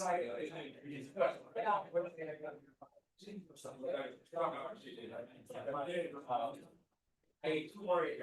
Oh, it's like.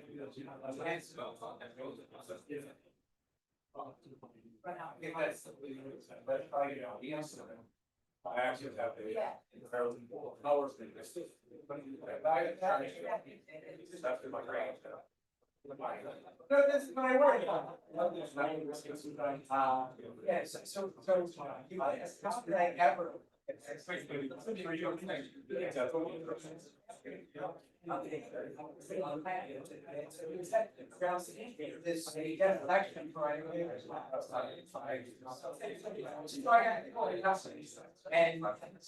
you know,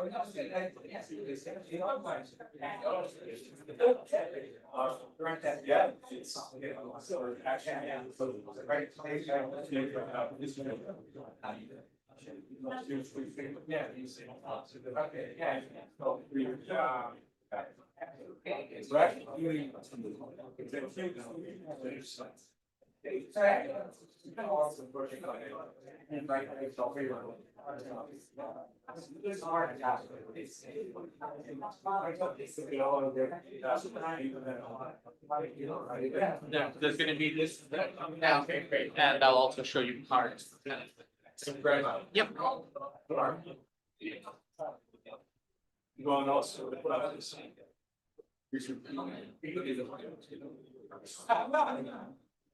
That's all.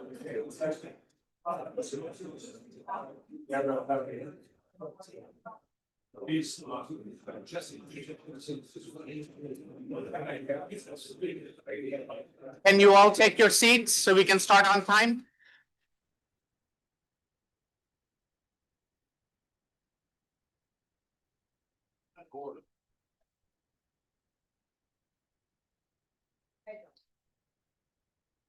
Okay, we're going to start the afternoon session, and the first paper is When GDP Misleads, Inferring Living Standards from the Value of a Statistical Life, and Phil Trammell will present. Thank you. So, I'm sure with some of the issues with using GDP or real consumption as a welfare measure, or indeed anywhere in a welfare measure. Namely that it doesn't do a great job of dealing with new goods or with all the things other than traded goods that make for a better or worse life. I think this is actually an even more important issue than many appreciate, especially over the long run, or the short run in a period of really rapid technological change where the basket of goods that we consume is exhibiting really rapid turnover. And I'll make a case for that at the beginning with an example in which we get bounded utility out of any fixed set of goods. As we consume more and more of them, our utility rises only toward a ceiling, but that ceiling can rise over time as we invent new things. So, you know, Nathan Rothschild died in 1836 of an infection that a 10-cent pill could cure today, even though he was rich enough to buy as many copies as he wanted of the goods that had been invented as of 1836. And likewise, the rich of today presumably have basically no marginal utility in personal consumption spending, but that's not to say they can't be made meaningfully better off by the invention of new drugs or movies or rocket ships or whatever. It turns out that this kind of utility functions with this feature are just a special case of this more general issue that whenever we have non-homothetic preferences, as we clearly do, GDP can fail horrendously. And people have known this, but I think it's sort of underappreciated. And this motivates the search for a welfare measure that bypasses all of these issues. It doesn't just take GDP or real consumption and then augment it a bit with leisure or inequality or life expectancy, but that kind of comes at the whole problem from a different angle. And it turns out there is such a welfare measure. It's been under our noses this whole time. And it just involves looking at these two variables, the VSL and interest rates, in nominal terms. So you don't need to deal with like defining a deflator or anything like that. The idea is just that these two variables give us three exchange rates. The VSL at some early period, say now, times 0, tells us how people exchange life for dollars. The nominal interest rate tells us how they exchange dollars now for dollars later. And the VSL later tells us how they exchange dollars later for life later. So stringing them together, we get an exchange rate between life now and life later. How many years of life now is 1 year of life 10 years from now worth? Unfortunately, the data that you would need to apply this simple formula is currently terrible. So everything kind of quantitative I say at the end should be taken with a mountain of salt. But we thought the idea was good enough that it was worth presenting on its own anyway. So we hope you agree. So again, the idea is really simple. So simple that I'll take 5 or so of my 20 minutes to just motivate it with an example that's not, this isn't new knowledge, but I think it really hammers home the motivation in a way that a lot of people have not really internalized. So here's a really basic, I think, kind of abstractly plausible utility function. Suppose that the utility we enjoy from any consuming any particular good is bounded. We consume no units, we get no utils. As we consume infinitely many, utility rises towards some U bar. And our flow utility at a given time is just the sum across the goods of the utilities provided by the goods, so that in the long run, utility growth comes mainly from the development of new goods, right? As with any reasonable utility function, this is a non-homothetic one. And so real GDP can fail to tell us really anything to do with utility. Utility can be very non-monotonic in GDP or any kind of component of it, like consumption. In particular, real GDP can be arbitrarily higher if we ban the introduction of new goods and just get rapid growth in the existing ones, even though utility is obviously higher if we invent things. To illustrate this, suppose there are just two goods, food and string quartets. Labor is the sole input to each, and its productivity is different between the two. We've got a utility function that takes the form graphed on that previous slide, rises toward U bar. You consume 0 units, you get 0 utils, not negative infinity. And string quartets are invented at some time T star. Food's around all along, and food has a faster productivity growth rate. As you'd expect, because the goods are not very substitutable when we are consuming them in large quantities, our spending over time will shift toward the slow-growing good, the string quartets. So eventually we're spending everything on food, in the long run, everything on string quartets. And so GDP growth, which is the share-weighted average of the 5% and the 1%, is going to decline over time, from the 5% growth rate exhibited in the food sector down to the 1% growth rate in the string quartets. This is all true, even if we set things up so that the productivity in the two sectors at the T star, at the time at which the string quartets is introduced, is such that demand for string quartets right when they're introduced is exactly 0. So we're avoiding what people are usually getting at when they talk about the measurement issue introduced by new goods. The thing people are often talking about is that new goods are often introduced at a price low enough that the quantity demanded is positive rather than 0 at some Q. And so we're missing out on accounting for the consumer surplus, that sort of triangle, that consumer surplus triangle, provided by goods numbered 0 to Q. Here, we're saying the string quartets are introduced right at the point that there's zero demand for them. So there's no mismeasurement. GDP is perfectly well measured. It's just irrelevant. In the sense that if we ban the string quartets, utility would obviously be lower and just top out at UF instead of the sum of UF and US. But if we ban the string quartets, never invent them, GDP growth is 5% forever instead of declining toward 1. Okay, so it's a very simple example, really shows how under at least some circumstances, you really want something very, very different from GDP to tell you anything about welfare or indeed about like how much we enjoy a consumption basket. So what do we do instead? Well, as I was saying, the VSL tells us how people trade off money and life.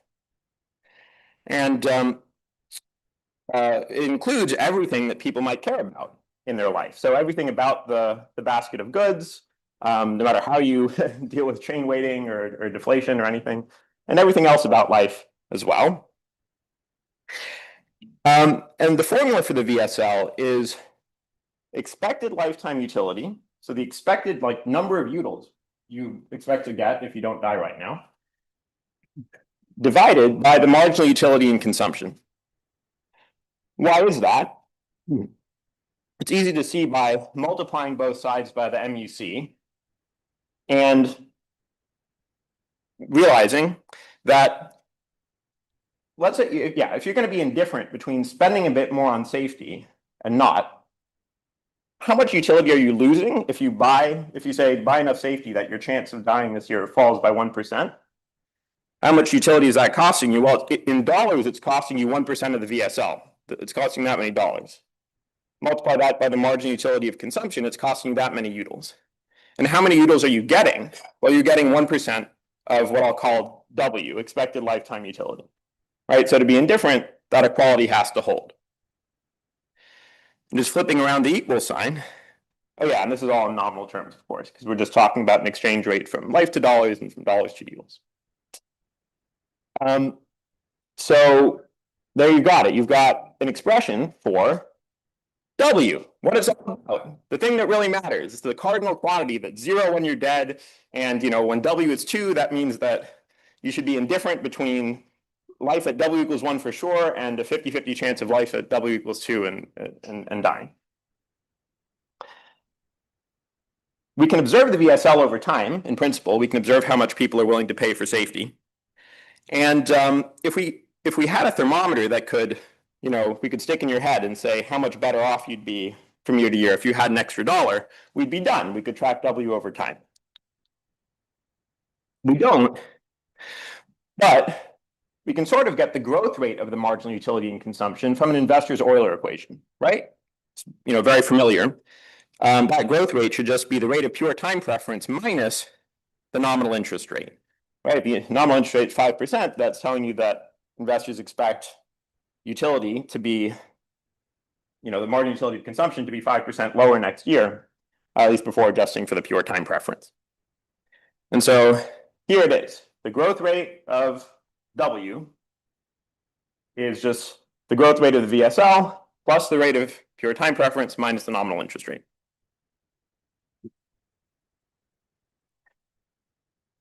So how do you measure these three variables?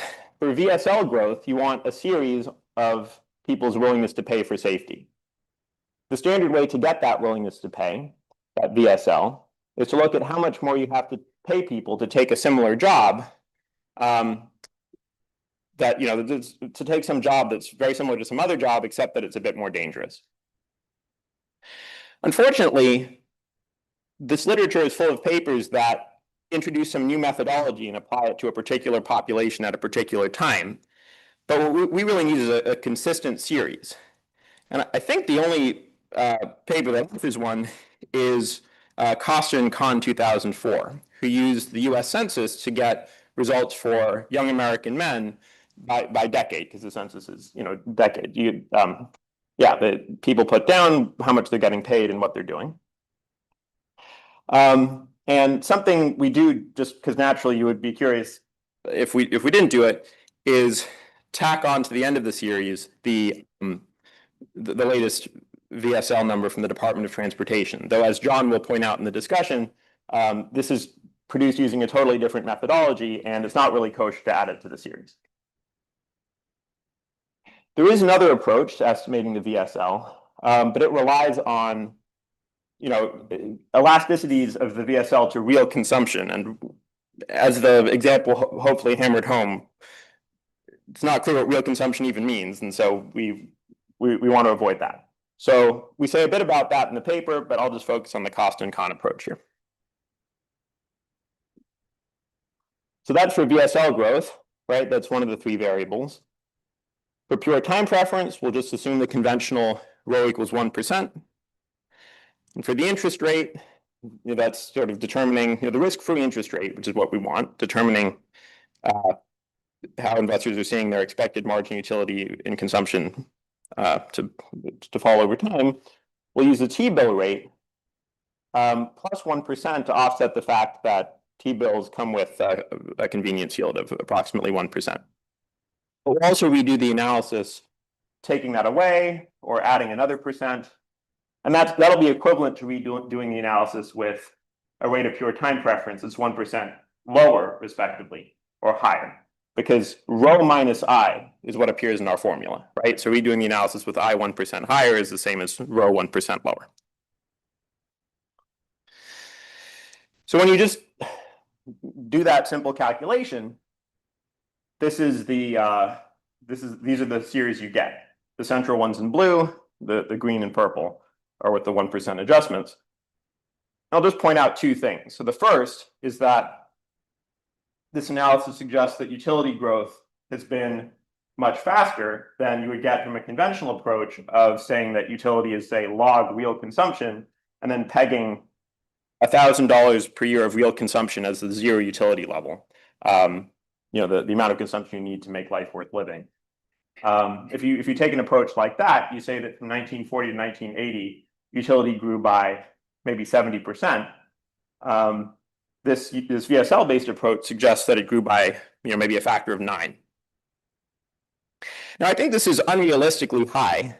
It implies that an unborn spirit deciding whether to get life starting in 1940 for sure, or at least with youth starting in 1940 for sure, or 1 in 9 chance of getting to live in 1980, and an 8 in 9 chance of not existing at all. Should be indifferent between those options. So I don't believe these numbers, but it's just interesting that this is what comes out of that calculation. There are plenty of wrinkles. So it turns out that this calculation is only going to work precisely if there are perfect annuity markets. There probably aren't. So if we if we account for that, then actually welfare growth should be even higher. Another issue is that this analysis sort of hops cohorts. So the cost and con series, or any such series, is comparing the VSL of, say, a 30-year-old in 1940 to a 30-year-old in 1950. But of course, the interest rate is equalizing the marginal utility of consumption for that 30-year-old investor in 1940 and a 40-year-old in 1950. And the MUCs of the 30-year-old and the 40-year-old in 1950 will be equal only, well, they could be equal by coincidence, but what you would need to kind of force them to be equal would be perfect intergenerational altruism, where the parents are kind of giving to their kids right up to the point that the kid's marginal utility and consumption is the same as the parents, or something like that. And I think there's plenty of reason to think that we don't have that perfect intergenerational altruism. And indeed, at any given time, consumption tends to be higher for 40 and 50-year-olds than for 30-year-olds, and arguably the MUC is lower.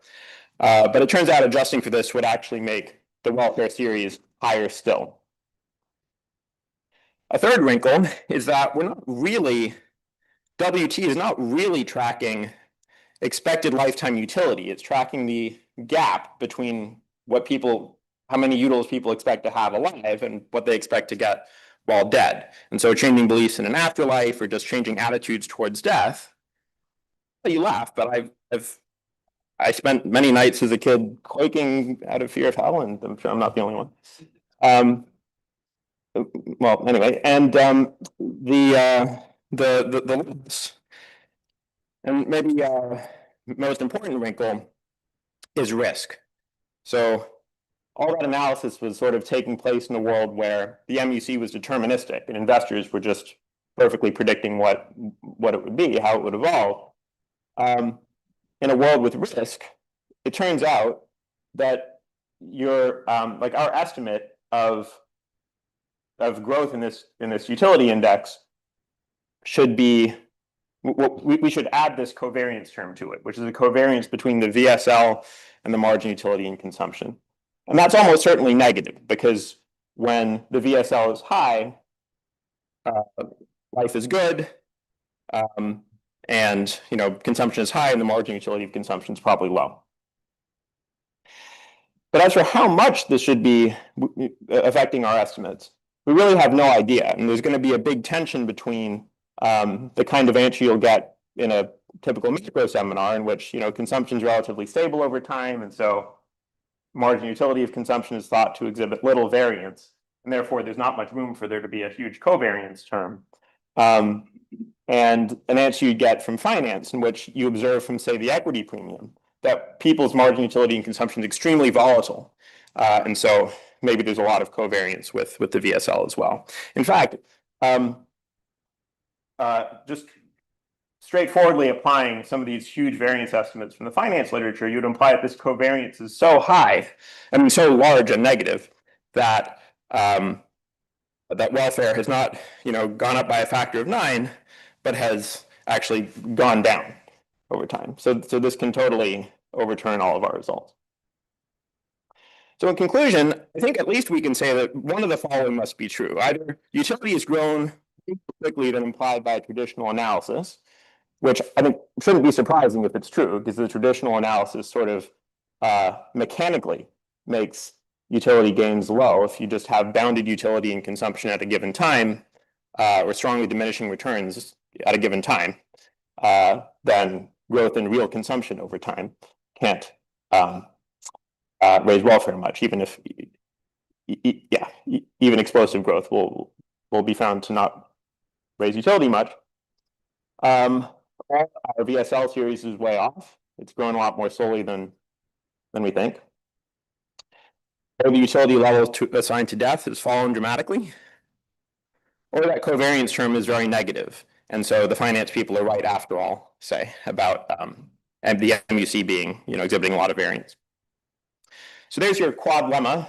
I hope this observation motivates more efforts to better estimate the inputs to a true coherent measure of welfare growth.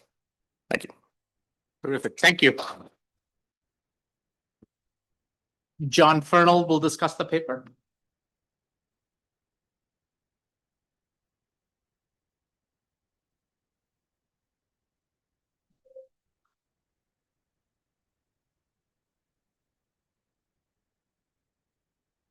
We move this floating.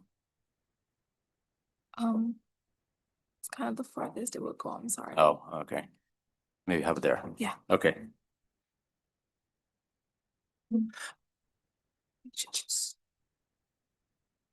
Okay, great. So I'm really happy to be discussing this paper here. I mean, this is a fun and thought-provoking paper.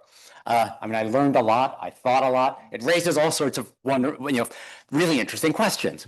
Now, when I was reading it, I thought of a story about my life. When I finished my PhD, and my first job was at the Board of Governors in Washington, and a colleague and former grad school classmate of mine in Cairns, Phil Swagel, persuaded me to join a beginners adult ice hockey team. Now, the national accounts measured the fact that I had to pay fees to the ice rink, and I had to pay a bunch of money because it turns out the equipment's expensive, right? So that all gets measured right.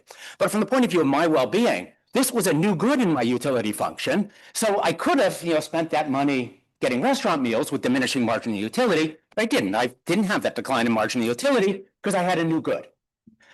But there's also the fact I had to sign a waiver when I joined this league that said, I understand that ice hockey is dangerous and the risks might include death.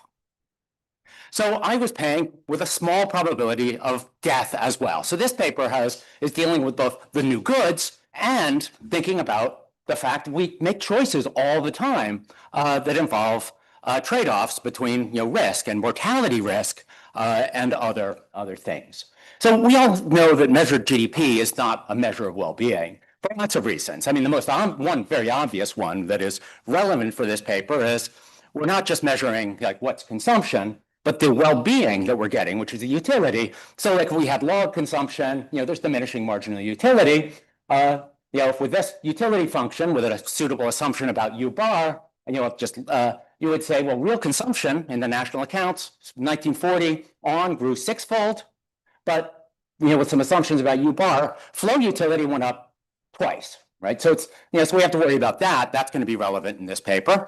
But then we have a whole list of things that we think, quality change, longevity, we live longer, non-market goods, and then paper kind of focuses on new goods and non-homothetic preferences in that very nice example that Phil gave of food and string quartets. So they're going to have an approach that deals with all of these. Although it's not telling us about C separately from U of C, it's telling us about composite well-being. Now, one thing that doesn't tell us about that we could also affect well-being in society that Chad and Pete have thought about is inequality as well. That's not in this. So what is the value of statistical life? Well, let's think about a problem of my lifetime problem, right? I want to maximize my lifetime well-being, which is the present value of all the utility I'll get in the future, subject to some budget constraints. So I have a period utility function, could be whatever, right? There you're in U of C, but you can add anything you want to it. C can be a vector. C can be, like have non-market goods, all of that stuff. It can have my views about the afterlife, all of that in it. But of course, I only get those benefits from that flow utility if I survive to age T. And unfortunately, I have a depreciation rate. I depreciate at rate delta T. So I'll have to worry about that. And then of course, I'm getting in things in the future. I have to discount them back to the present. So this is what's in the problem. Now, the value of statistical life is how much more wealth do you need to accept a unit increase in death? So we take this problem, differentiate it with respect to delta, right? We increase delta by a unit. How much more wealth do I need? So it turns out to be a really clean first order condition. My well-being, so wealth is A, right? W is like my lifetime well-being. My lifetime well-being is what the value of statistical life, which is in dollars. Then I need an exchange rate, which is the marginal utility of consumption. Well, here I've written U prime. It's just the derivative of what is in the U function with respect to consumption, because that's telling me utils per dollar. So if we want to look at how we've grown since 1940 in well-being, well, that's just the ratio of the VSLs for those 2 years. But then we have to convert them with the ratio of the marginal utilities to know how we value those dollars. So I would say just very quickly, conceptually, this is actually very similar to a paper Shashanto has written, which is also trying to be robust and thinking about welfare change to arrange, to not having to specify a utility function. And, loosely when they do that, they get the, welfare change is the present value of a particular measure of productivity. But to implement that, it's data intensive. You need to forecast future productivity. You're putting some restrictions on utility and what goes into it, and you have to measure everything right. This paper is, we don't, that problem is hard. Our problem is easy, just using revealed preference as revealed by the choices people make and the VSLs. But then we get VSLs as data, then we have this problem. What's the marginal utility of consumption? This is hard, right? It's like we don't want to specify a utility function, which could tell us, because we don't know what the form of that utility function is. We don't think we're even measuring the things that go into the utility function properly. It doesn't fully undermine the rationale for doing this, but it you get rid of a lot of the benefits of it. But in growth rates, the Euler equation from that consumer problem is really helpful, right? I have to be indifferent between deciding to consume today or saving for tomorrow. If I save for tomorrow, well, I get a return, an interest rate I, so I can consume more in the future, but it's in the future, so I have to discount it back at rate rho. So the growth rate, really the expected growth rate of marginal utility of consumption is rho minus I. So if I can make an assumption about rho, and there's lots of literature that makes some assumptions about that, I can take I as data. And so, we can plug that in. Then the growth rate of well-being, and it's just like, this is like beautiful and clean, right? It's like the right-hand side is all stuff. Well, we have to make an assumption about rho, but we can think about sensitivity, but it's all stuff we can measure, we can see. So this is just like beautiful, right? And easy, and in some sense, easy. As in many things in economics, easy, quote unquote. Now, as Phil highlighted, well, we get a picture that looks like this. So we can say, there's a little bit of assumption about, you have to make about what the safe interest rate is. And that is it should be the safe interest rate, because we're looking at the Euler equation for a safe interest rate. And okay, the 40s, great decade. Maybe 1940 was not so good. 50s, I don't know, not so good. And any of these lines, focus on the blue one, their baseline. 60s, we've got the Beatles, we've got the Rolling Stones, we've got tech optimism. Lots of great stuff. Some of us were born that decade, and then it's been downhill ever since. For those of you born since 1980, boy, it's been downhill ever since. So welfare stopped growing, probably went into reverse according to these estimates, or maybe the 2024 VSLs are wrong. And I think they are, right? Because Phil highlighted this. They're a different source. They just tacked the new one at the end. I think the new one they added has an implied 1980 value that doesn't match this one. So I think they actually need to boost the 2024 VSL up by splicing it at 1980, not just tacking it at the end.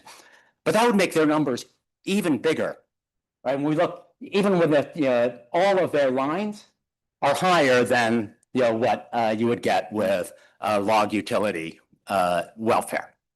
So I think it would be, but so I think in general, though, we need to know more about the VSLs in order to really make sense of this. But certainly it highlights we need a lot more work on VSLs. CRIW, we're working on. I had a big program to work on VSLs. We would identify a whole ton of problems with them, a whole ton of issues, and I think that would actually be valuable for us as a measurement community, not just for public policy. Now, Phil also highlighted risk. So it is a big caveat to all of this. I'm just going to highlight one, which is the aspect of that, which is the confidence intervals. Phil actually highlighted there's both bias and variance coming out of the finance side of this. But I'll highlight the one aspect of this, which is they're using the Euler equation for a safe asset. Well, rho minus I in their estimates basically is zero. So you could interpret that as the marginal utility of consumption is the same in 1940 as it is today. But that's actually not what the Euler equation is telling us. That's telling us in expectation, there was no growth from one year to the next in marginal utility of consumption. But then that's telling us it's a martingale. It's an expectation. We don't know what it's going to be in the future. So actual marginal utility might be higher or lower than you expected based on the risk-free Euler equation. And those errors, unfortunately, accumulate, right? So it's not like they don't magically go away. It's like a random walk. You have the random walk piece that is in there. We don't know how big that is. So there's confidence intervals. How big are those confidence intervals? Well, depends on whether you look at finance or macroeconomics to try to get that. So if we look at, the baseline relative welfare, 1940, 1980, it's basically 9, right? Well, finance says the variant, to explain the equity premium, the Hansen-Jagannathan bound says you need the marginal utility of consumption to be really huge, like violently varying. And then these things add up over time. So the confidence interval in 1980 ranges between like 0. We could have like disaster from up 1940 to 1980 to up by 60, right? So kind of crazy ranges that make this not so useful. Now, if you would assume the log utility function, you would have said, well, looking at the volatility of consumption would be between 6.7 and 11, somewhat more useful. And I think you could bring in some parameter, maybe here you can make an argument for using something a little bit more parametric, not the finance ones. The finance ones are, unfortunately, it's crazy. So to wrap up, I really enjoyed this paper, right? It's clear, beautifully written. It's a proof of concept, kind of, but it's a first word. It's definitely not the last word. I think Phil emphasized that as well. We need better VSLs in general, more discussion of them in general, and risk is this huge complication for all of this. But I think you can probably do something on the risk front to make them a little bit more useful. Thank you.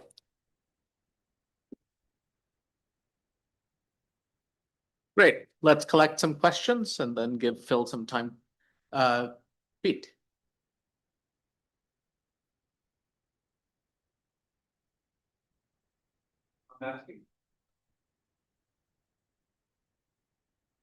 So, yeah, no authors anyway.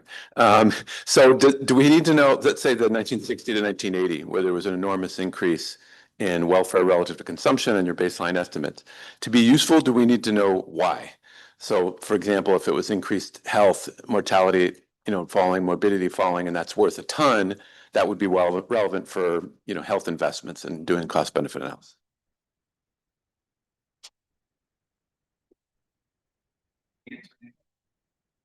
Why don't we collect at least a few? So let me ask, so in order to have a trade-off, you need to have people who are at the margin, and that presumably changes over time, right? So nowadays, there are not that many people thinking about working in finance or working in mining. So have you guys thought about how the selection changes over decades and how that affects the VSL? So that's question one. Question two is, how do you want to take into account that a particular generation, assuming that we're not in the case of perfect intergenerational altruism, that a particular generation can have an unsustainably high level of welfare by running down the possibilities of future generations. So people who are retired now may be getting, in many countries, maybe getting higher levels of transfers than people who are working now can expect. Yes, Tanya. I guess I'm relevant now. So first of all, the finance person, I really appreciate it. As a finance person, I really appreciated Philip's comment that finance people will do not hear that often from economists. So this is going to be somewhat out of the left field question, which is, as I've been hearing you present and discuss, wonderful discussion, in my mind, it seemed like the framework is too rational, right? When people, when you hear stories of people who have near death experience, after that, if they survive, they change what they do and how life. So if you guys can comment on rational framework, analytic can come into this framework. There was one other question. Yeah, great.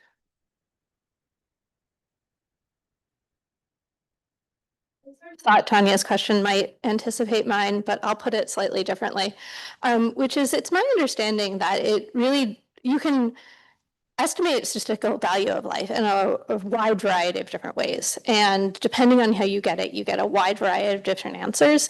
And I think this has to do with something that's behavioral, right? Like how do we as humans estimate risk? How do we value the future can really change depending on the state of mind we're in, our experience, right? Just huge numbers of things. And also there's, in psychology, we know that there's this sort of hedonic readjustment that we readjust to whatever the circumstances of our own life, both negative and positive shocks. And so I feel like framework in the same way, I wonder if it's too rational in that it's not taking into account sort of these psychological factors. Okay, so let's turn it back to the authors. Yeah, Phil, why don't you take the podium? So Chad, it sounded like the first question, Pete's question, was directed to you, and I expect you to answer it better. So do you want to start with that one? I can give it a shot. I just Yeah, no, I think a shortcoming of the approach, which I don't know how to deal with, maybe, we need new innovations, is on the one hand, everything that enters your utility function when you're trading off life in the future versus death is there. So, new goods, new qualities, freedom, democracy, social media, mental health, autocracy, threats from AI, everything is in there. And that's great because it captures everything. On the other hand, it doesn't tell you at all how to decompose, right? So you'd have to say something about the utility function to do the decomposition. So I don't know what the answer to that is. I think it's definitely a drawback, but there are trade-offs and that, but maybe someone clever can come up with something. Great. So just conscious of time, I think your first question and Tanya's question and the last question. So I forget the name of, but anyway, those were all pointing out issues with this cost and con attempt to come up with a series for the VSL, right? So people could be really behavioral, and the people on the margin could be changing over time. And I'll say I totally agree with that. I think it's kind of tragic how little effort has been done into coming up with consistent series for the VSL over time. But all those issues you raised don't begin to scratch the surface with the problems with the cost and con series. Even if people are perfectly rational, it would still, I think, not be very reliable. The issue is it's just a regression with like 5 or 6 variables in it, like years of education and region of the country, and one of them is the chance of dying on the job in a given year. Okay, but a lot of the years of life, well, for one thing, a job that comes with a higher chance of dying that year is also probably more dangerous in other ways, like you're more likely to get some chronic illness.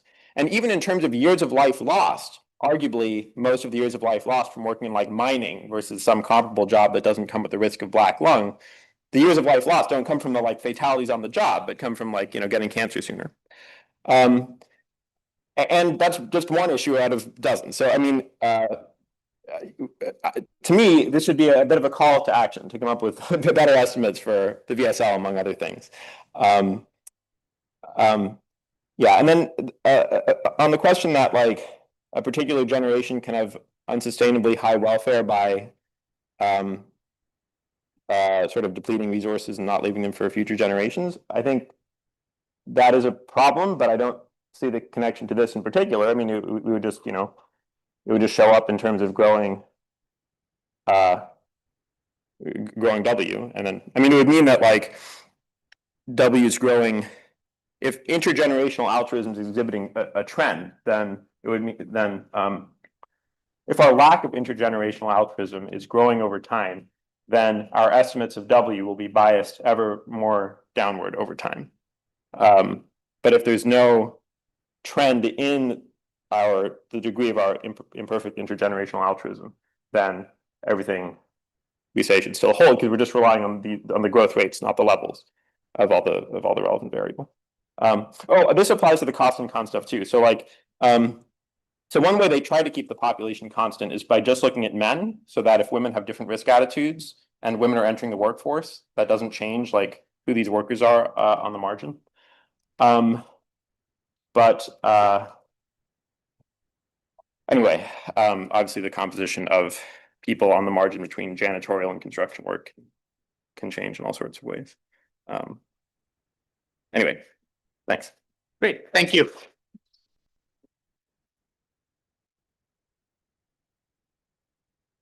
Okay, the next paper is R&D rivalry slowing the growth of productive firms?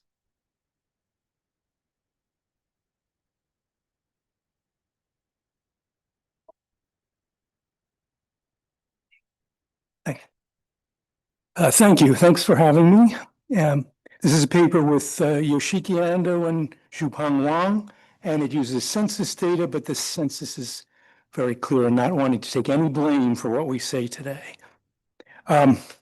So creative destruction, we can think about it two phases. One is innovation. Somebody comes up with a new idea that makes a more productive technology. And the second is reallocation and replacement. That idea gets spread in production, replacing older, inferior technology. And that may happen in a variety of ways. Productive firms may enter the market. Productive firms may grow.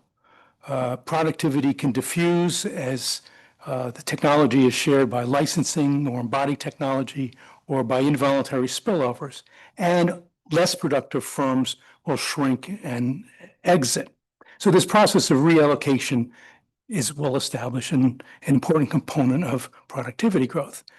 To fix ideas, it's helpful to look at data from the LBD, Longitudinal Business Database, which shows on the bin scatter plot, on the x-axis is log labor productivity, and on the y-axis is employment growth of the firm. And there's clearly a strong positive relationship on average that can play an important role in productivity. But there's another side to creative destruction, and that is that the disruptors themselves get disrupted. It raises obsolescence risk. And so all of those things that go into reallocation typically involve some costs that need to be recouped, and the ability of the firm to recoup those costs will be affected by the obsolescence rate. So there's some costs to enter a new market, typically some costs to expand use of a new technology when that requires adaptation or training. With those sunk costs and with obsolescence changing, it may reduce the expected returns and raises the question, do firms expand less when they are, or do they expand less frequently when they're facing a greater technological rivalry, greater rate of creative destruction? This is important because we've got some good evidence in the last few years that the response of firms to productivity shocks has declined. So the most important paper being Decker, Halterwanger, Jarman, and Miranda. They find that firms have a slower response to a productivity shock, a positive productivity shock. And if I duplicate that same table, which shows a solid line for 1997, the same bin scatter plot, and another one for 2018, clearly the slope in 2018 is less, and that corresponds to a slower response to productivity shocks. So why the slower response? And Decker and a couple related papers talk about rising frictions. They point to declining job reallocation, the churning of workers from firm to firm. Maybe this comes from rising adjustment costs, employee mobility barriers. Beyond using European data, point to rising markups or market power and falling labor share. All of these things may play a role, but perhaps also there's a role for rising technological rivalry. So that's the focus of this paper, is to ask, does technological rivalry slow the response of firm growth? So we have a model which involves some costs for training or technology adoption, and where technological rivalry develops greater obsolescence risk. To summarize what we find, greater technological rivalry raises the probability of inaction, that the firm will not respond. It slows the response rate when a firm does receive a positive productivity shock, and it's an average slows the rate of firm growth. And when we extend this to the entire LBD, we find that the magnitude of these effects is significant and can account for most of the slower response and most of the decline in the job reallocation rate. Okay, so the model builds on Decker et al., where they have a Bellman equation from which they derive a labor demand equation. Here we're assuming stationary productivity shocks. This is the Bellman equation. The firm's current flow of profits is revenues minus the wage times employment minus a training cost or adoption cost, but only in cases where the employment level is increased from the previous year. And then finally, a continuation term. But the important thing here is that the continuation term may be subject to an obsolescence risk. If the technology is made obsolete between one period and the next, the revenue stream ends. This is a typical non-convex adjustment cost problem, and the solution ends up in three different zones, three different sorts of behavior. On the right, on the x-axis is the log productivity shock. On the y-axis is the log employment level, where the dashed line is last year's employment level. And so basically, if we have a small productivity shock, there's no action. The firm stays at the same level of employment. If there's a strong enough positive shock, employment goes up. If there's a weak or negative productivity shock, employment goes down. If we then fold obsolescence risk into the picture, this is how it changes, goes to the red line, so that the area of an action, can you see that? I guess you can see it clearly. I'll just talk about it. The area of an action increases, and the level of response for positive shocks above the threshold is lower. We take this and we get an employment growth equation very much modeled after one from Decker et al. If you drop those two middle terms, you get more or less the equation that Decker et al. Used in their analysis. So the first term is log productivity level. The greater the productivity shock, the greater the growth. The second term interacts the productivity level with a trend term to look for changes in adjustment costs or other things that might be trending over time. And on the further right is last year's employment level plus controls, including industry by year fixed effects. Our model then adds two additional terms. One is an interaction term between the log productivity level and the obsolescence rate. So this is where obsolescence may affect the response to productivity, and then an overall direct effect of productivity for the upper tail, where obsolescence may affect the rate of growth when the firms do grow. And we expect that the coefficients on those two terms are both going to be negative. Okay, so data, we're using R&D data from the census surveys.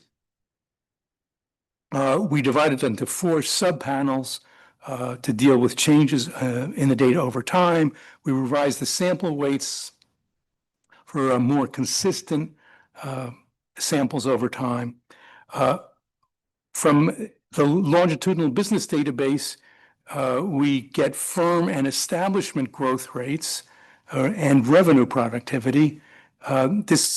We build a database for the non-farm business sector, excluding finance, which gives us 62 million observations, 1997 to 2018. For the manufacturing sector, we go further and we get a TFP measure, which we estimate using the Levinson-Petrin method We also get markups and some other things using census data and ASM data. And this gives us 600,000 observations of establishments for a longer period of time, 1977 to 2018. And following Decker, we measure growth as the so-called DHS growth, which adjusts for firms dropping out. Okay. Of course, the big question I've skipped over, the elephant in the room, is what's technological rivalry and how do we measure it?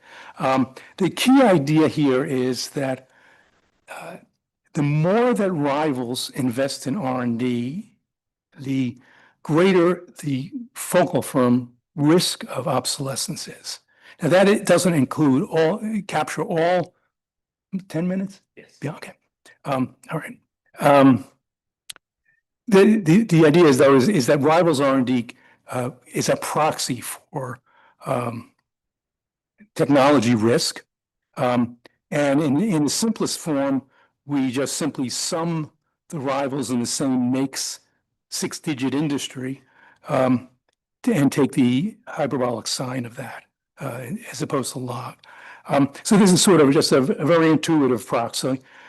We can get a more formal method. One of the problems with this is it might not be consistent over time. We can get a measure of technological rivalry that is consistent over time using the Bellman equation to estimate an R&D demand equation.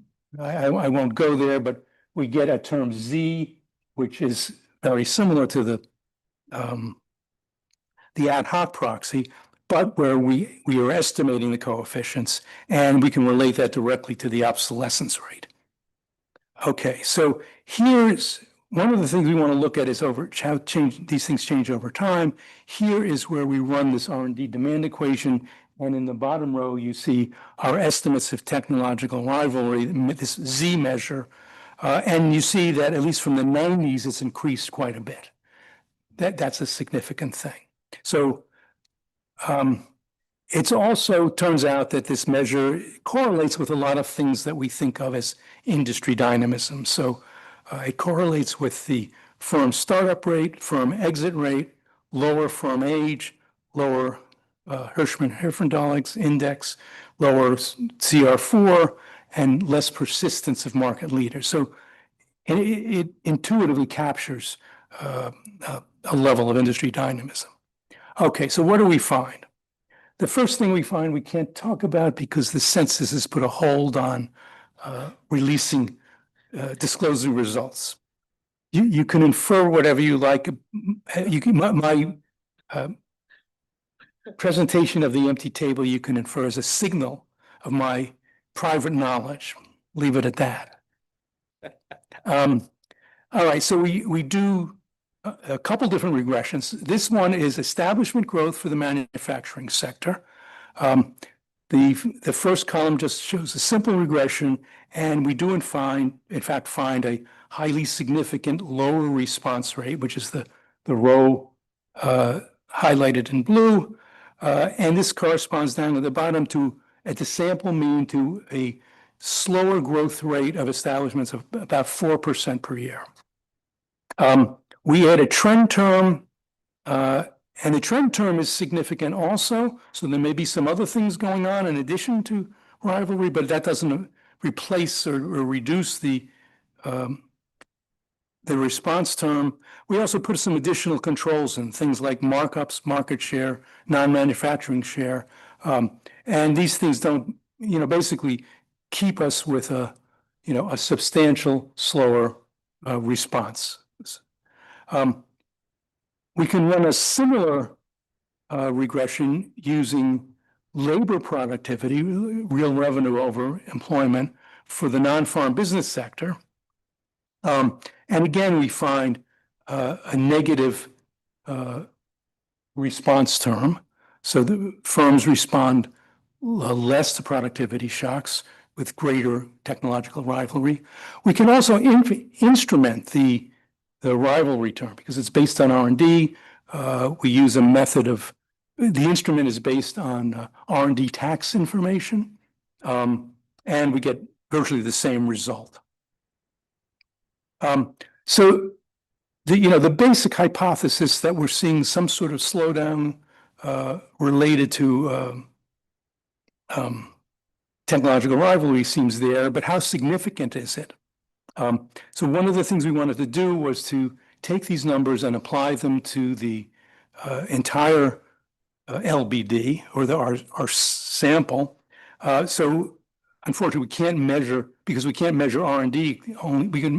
We only measure R&D for a select sample. So we wanted to impute the rivalry for the rest of the firms. So we did that by regressing the rivalry effect against the mean industry rivalry plus the mean industry rivalry times the firm revenue. We regressed this with firm and year fixed effects and came up with a highly predictive imputation. And then we use the imputation in the model. So again, we get a minus 0.02 significant effect on the response term. If we put in a trend term, again, there is a significant trend term. But the basic effect still holds. If we then aggregate this over the sample, we find that at the sample mean, firm growth, the terms related to technological rivalry are responsible for a 10% decline in firm growth in the first period and a 15% decline in the second period. And we can also relate it to job reallocation. So the job reallocation is a measure of the sum of the absolute growth rate times the employment share of the firms. In the raw data, it declines from about 19% to 15%, consistent with the work of Holter, Wanger, and others. If we instead use counterfactual employment growth by backing out the effect of technological rivalry, there's almost no decline. It's from 0.238 to 0.229. So most of the decline in job reallocation could be explained by changes in rivalry. If we repeat that earlier chart relating employment growth to labor productivity using counterfactual productivity, we see that the slope hasn't really changed. It can, in other words, account for the decline in the slope. So what does this tell us? Technological rivalry does affect reallocation. It does slow the growth of productive firms. This raises lots of questions. One is, does it affect more than just the growth of firms that have existing technology? Does it affect, for instance, firms' decisions on entry, firms' adoption and licensing, spillovers? I mean, there's a sense that if technological rivalry is increasing, maybe this is creating sort of a short-termism. We also, in a related paper, relate technological rivalry to the growing disconnect between rising R&D and stagnant productivity growth. I think you're all familiar that R&D has been going up tremendously, whereas productivity growth is not. That can, rising obsolescence rates may play a significant role in that. Okay, and then there's the big underlying question: what's causing rising rivalry? Well, one may simply be rising R&D, as firms are spending over $1 trillion on R&D. That means rivals are spending almost $1 trillion. So there's a lot of rivalry out there. Also, though, there's been a shift from research to development so that firms tend to spend more, possibly on shorter-term projects, shorter-term innovations that have a shorter life and hence a greater obsolescence rate. And perhaps the inventive step is declining related to that or related to things like evergreening in pharmaceuticals. Anyway, we think this raises a lot of interesting questions. Thank you. Thank you. Tanya Babina will discuss the paper.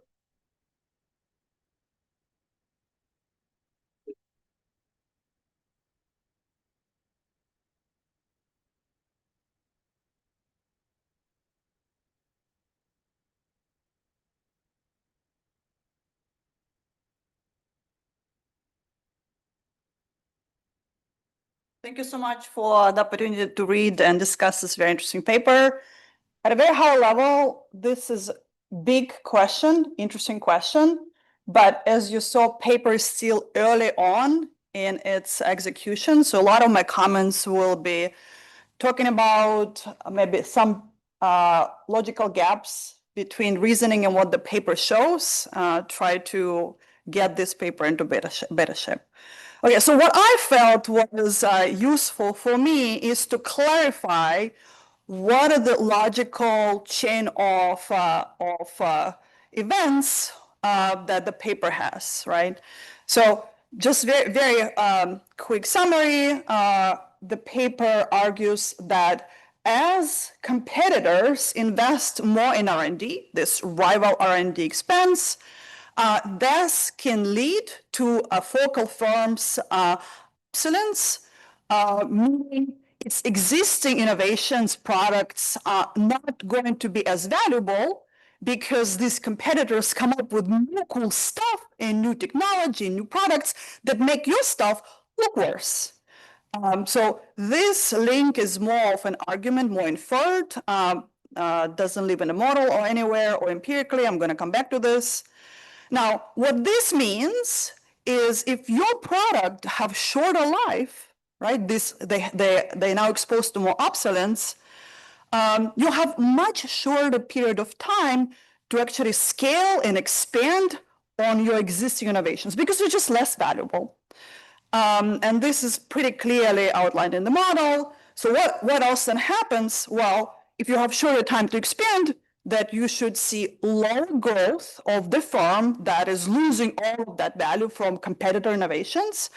And also that should lead to lower relocation. So those firms that now grow less because their innovations are not as valuable are going to attract less employment, less other resources, and you'll have lower relocation because of that. So that's kind of the logical chain of thought here. So the economic claim here is that productive firms do not scale as aggressively because these rival innovations make their stuff less, have a shorter life, right? And have less time to scale. The most convincing evidence that this paper presents is for the scaling argument. They regress at the firm level growth and employment on the interaction between firms' own productivity, productive firms that should scale more, times rival R&D investments. So that's your rivalry measure. How much competition there is from competitors investing in R&D. And the main argument that if you find a negative coefficient, so your productivity times rivals R&D spending, that means you scale less because they do more R&D, and that leads to more obsolescence. So very briefly, where this paper lives in terms of literature, you can think of three different streams of literature. One is on declining responsiveness of firms' growth to productivity shock. John and his co-authors contributed to this. And there are a lot of different mechanisms that are being proposed, and I'm doing poorly on time. But what the co-authors here bring is this new mechanism where competitors' R&D spending leads to less of your own growth because it just becomes less valuable.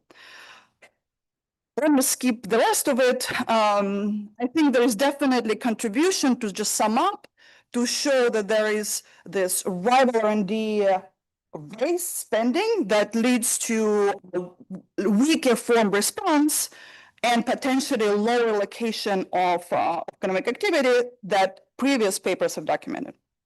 All right, so my first point is that rival R&D is not obsolete. So the paper talks a lot, it's kind of like main argument that your competitor investments in R&D makes my stuff, my invention and products less valuable, so that's obsolescence. There is no evidence, empirical evidence in the paper to kind of support that. And what I suggest authors do, which is actually quite easy to do, and by the way, so their main support for this argument is to regress all firm R&D on rival firm R&D and claim that, well, if I spend less now because competitors spend more on R&D, that's obsolescence, right? So it's very indirect because that relationship can be driven kinds of mechanisms. So to support the obsolescence claim, you basically actually can do this. You, instead of regressing all R&D, you can look at firm obsolescence measures. So there is very nice data that's publicly available from Sonma, where he measures firms' obsolescence with technologies from patents. Right, so you can maybe directly link those two. And by the way, one thing I want to mention, it's not going to be any worse, is you really need to think more carefully about timing, because there is right now only 1 year between regressive employment growth and and I think it's too short because of the argument is the competitors invest in R&D, and that creates two more products, two more technologies, then eat into your profitability of your existing products. Then the timeline probably is not 1 year, right, in that chain of events. Right, so the second argument is that employment growth might not necessarily be a measure of productive scaling. And what I mean by that, well, so again, remember in their main empirical tests, they look at employment growth of a firm, and then look at whether firms' own productivity interacted with competitors spending on R&D is negative or not. But it's also possible that employment growth is not a great measure of productive scaling. What do I mean by that? So one possibility is that firms scale, become more productive without growing employment. Group sales without growing employment, which will also raises mechanically productivity of these firms, right? Because firms do more with the same number of employees. And to give you an example why this is not necessarily a crazy argument to make, and people have made this argument outside as well, is in recent work, we looked at firms, whether firms become more productive when they invest in artificial intelligence more recently. And they do, the productivity finally shows up in significant firm TFP or sales per worker. But then if you go under the hood, what happens? Do they grow sales with the same number of workers, or they keep sales flat with cutting jobs, right? We actually find that sales increase, employment is flat. So this is an example of this job scaling where firms become more productive without necessarily growing employees. And this is important because remember, the main measure of scaling is employment growth measure. So employment growth can look especially weak when output per worker is rising. Right? So maybe that's what's happening. And by the way, this also aggregates to the industry as well. So it's not like there is business stealing necessarily. All right, so this comment about evidence on relocation. Remember, let's take a step back and looking at this at the first place, right? The motivation is from Decker et al. John's paper is that there is less relocation of workers across firms, specifically towards more productive firms, right? But what's interesting is so far, the paper lacks evidence on relocation per se. What they do accounting exercise where they kind of like back out what could be plausibly driven by relocation, but there's no direct evidence. So my suggestion would be to actually provide evidence on relocation. You can do industry panel and look at direct exit and entry and employment as a measure of this rivalry, right? Because that's the main independent variable. And by the way, they kind of go into that direction already. They have table 2, but I couldn't understand why they include industry just think of this as R&D spend on practically all firms but you, and then they control for industry R&D, which is, so I need to talk to you whether to include both variables in the same regression where they're basically the same thing. All right, so I think what I've learned and what I believe is that there is the most solid evidence is for firms' growth and employment. It does negatively correlate with its own productivity, interacted with firm R&D spend.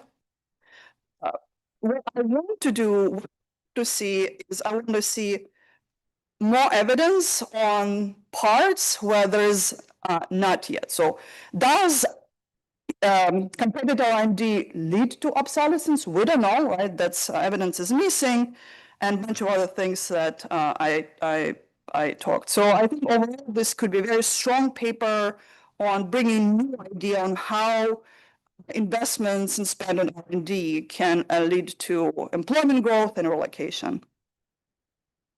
Great, thank you.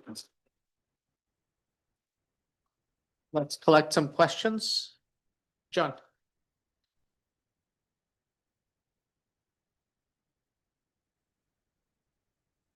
Really interesting, both paper and discussion. I'm enjoying certainly a little bit Back to the Future. I'm spending all my time on crisis these days. It's nice to see reallocation. So anyway, seriously, one comment is that in the Cooper Hoffman Willard paper, we actually indirectly are looking at this mechanism as well. But think a little bit more about your approach. We went at it indirectly. That is, in that paper, it's a structural paper trying to back out what the mechanism is for declining responsiveness. And we looked at a whole series of moments, both responsiveness moments and action moments, and the shock processes themselves, changes in the curvature of the revenue function and the like. And then the structural model had adjustment costs, but it also had the discount factor in the development equation, which is closely related to what you're about. And we actually found that the discount factor is playing some role, but it's not the major driving force. So we need to kind of, we say, reconcile our findings that we saw. Even though, by the way, theoretically, the discount factor could be doing lots of the work, but to match all the moments that we actually looked at, it turned out not to be the big winner. What did turn out to be the big winner on a whole variety of moments, including markups and labor share and all kinds of things, was adjustment cost. But ours was an indirect way, and I find it interesting to think about your more direct way, you'd sort of say, of trying to get at this. And then I thought Tanya's comments were great. One of the things I always, I've been working with the census data too long, is I've always struggled with that. On one hand, I think the R&D data is very valuable, but I've always thought it very incomplete.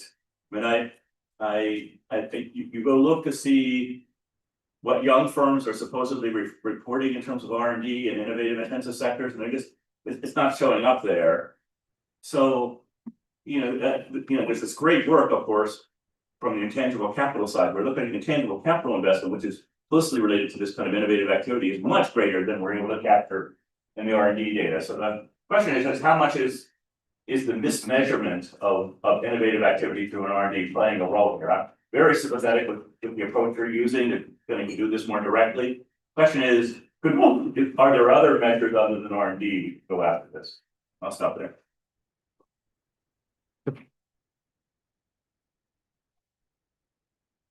So I was trying to understand how much is your exposure to rivals R&D, really just a proxy for how much are you exposed to big firms as competitors?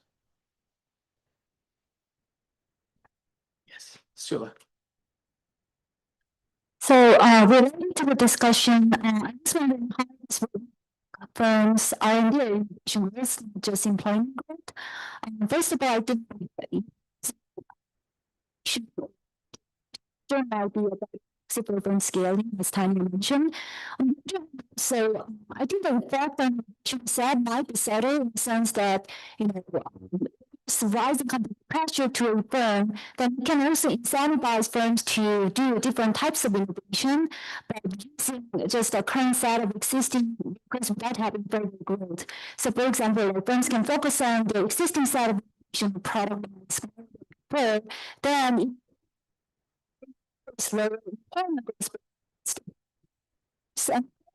we can still rely on the existing set of workers, but can still continue producing. So I was wondering how this will switch the types of innovation that firms have. And then another is I was wondering how this that innovation that these efforts are putting by computers. So these computers really for the technology that is close to this focal form that pronounce the effects. So it's useful to see some variations depending on the types of innovation. So I was going to ask whether we want to think about the competitive pressure through inputs or through output, in the sense that, right, and you were maybe some of your tables with industry productivity were getting at this, but especially in an era when, as you pointed out, R&D is going up, but productivity is not, which one is better capturing the competitive pressure? And maybe the high R&D is, as in one of Chad's papers with Nick Bloom and others, sort of pointing out that good ideas are getting harder to find, but it's not really a sign of competitive pressure. Anyway, so Jim, maybe you want to come up at the podium and address the questions.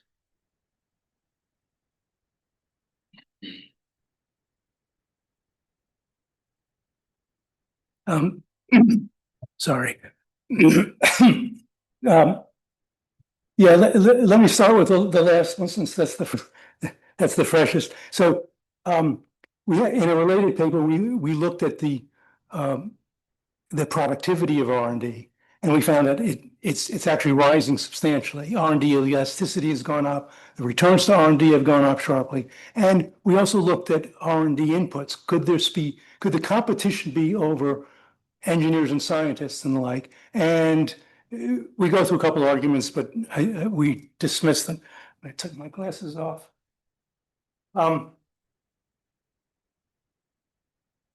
Tanya, you brought up, I can't address all of your issues now. One of the problems with using things like patents as a measure of obsolescence is that only 18% of R&D performing firms patent at all, and R&D performing firms are a very tiny fraction of all firms. So, we can't, firms can innovate at all different levels. I agree with John on that point.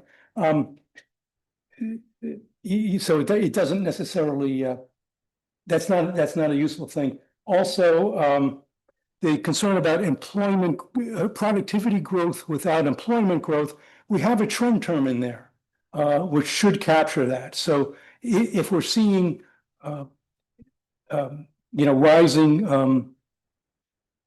rising productivity without rising unemployment, we would be picking that up in the trend term, and we do pick some stuff up in the trend term. Let's see. Yeah, we did look at the discount factor issue, and I think a big difference is that here we're measuring a discount factor that really differs from firm to firm and differs over time. And that's gonna throw, I mean, we couldn't see how we could relate that to the moments in any way, not to say that they're unrelated. I should also be clear, I think that the mechanism we're talking about involves adjustment costs. It's just that in a sense, the obsolescence rate exacerbates the adjustment costs. So in a sense, it's not a different issue. The question about is this rivalry by big firms? So in all of these regressions, we have industry by year fixed effects. So if the role of big firms in an industry is changing, we're going to be picking that up in the fixed effects. We did throw in some issues of markups and other industry competition effects. They don't really make a difference into the basic regressions. We can maybe do some more of that.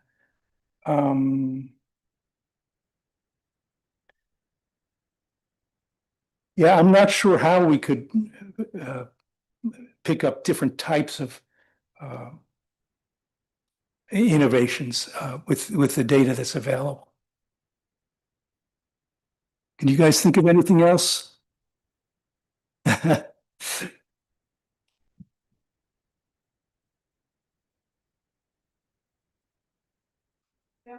For abstinence, you could look at measures of how open forms of data work portfolios. Usually you want something to show that Yeah. those are somehow churn, right, more, because right now you don't have.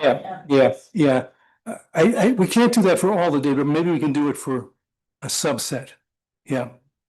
That's a good idea. Thanks. Okay, great. Thank you very much. So let's take an 18-minute break and reconvene at 2:40. That's right, you get some inflation. That's true.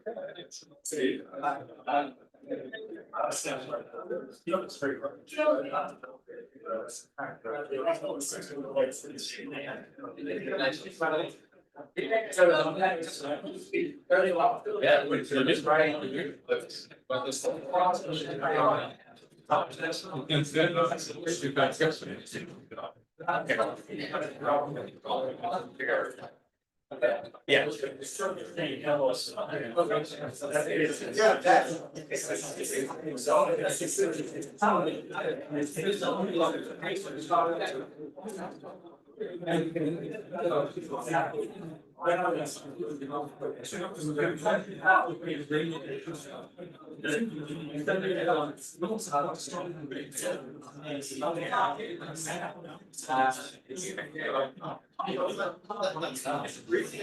I tried to keep it.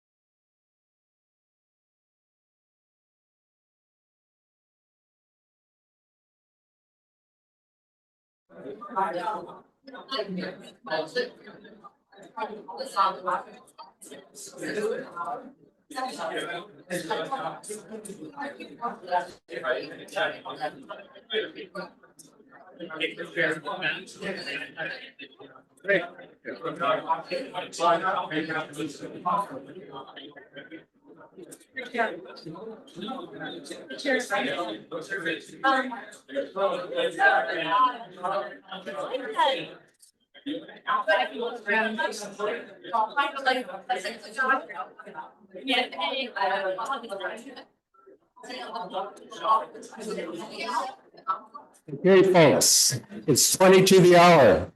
It's straight on time.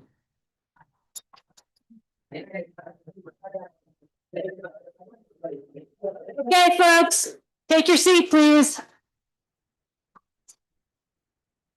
Okay, so we're rolling on. I'm moderator again because Sue Shanto is going to be the discussant for this paper, but we have a non-parametric approach to the measurement of markups and productivity, and Erwin is going to be the presenter. Thank you, Karen. Yes, well, this paper is about the measurement of markups. And I guess I don't have to tell you that markups are certainly not close to zero in today's economy. So they're a very important part of, the world economy these days. Now, the problem with markups is that it affects our measurement of total factor productivity. The model we use to measure total factor productivity is based on Jorgensen and Grillicus, 1967.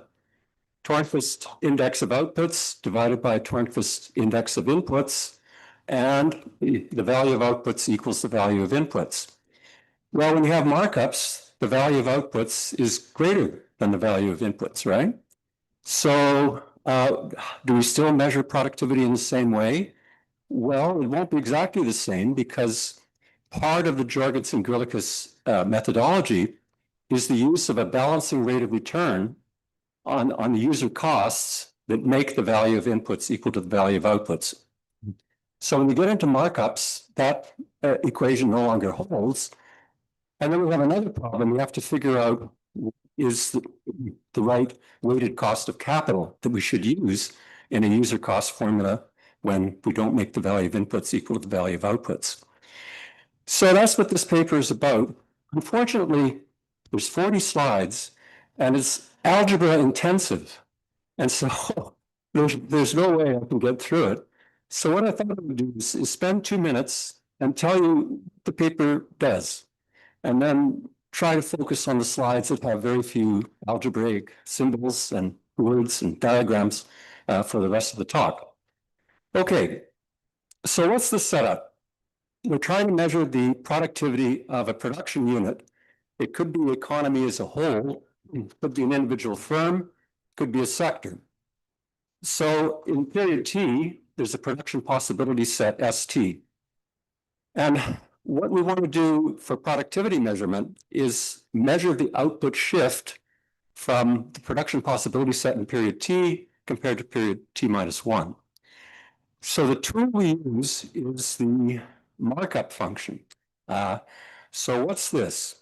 Well, in period T, it's the value of outputs, say PT interproducted with YT, PT output prices, YT output quantities, divided by costs. And so that's in a product of, say, WT, prices of inputs, dot XT, quantities of inputs. Yes, so that is your empirical markup for period T, just the value of outputs divided by the value of inputs. It's also Bert Balk's concept of profitability. So obviously, the aggregate markup will be greater than 1 if the value of outputs is greater than the value of inputs. Yes, okay. So the thing is, we could think of one output and one input and a production function that starts at the origin and it wiggles around and probably gets bounded somewhere out there. Now think of a straight line parallel to the y-axis and move it so it's just tangent to the production function. Well, that's the optimal input-output combination that will most efficiently produce the vector of outputs divided by the vector of inputs at the prices of period t. So that's the empirical markup, but there's a theoretical markup, which if we knew the production possibility set, we could determine this optimal markup and optimal point where we produce. So if we take the empirical value of outputs divided by the empirical value of inputs and divide that by this optimal markup, what happens? Well, the optimal markup might be bigger than what we actually observe.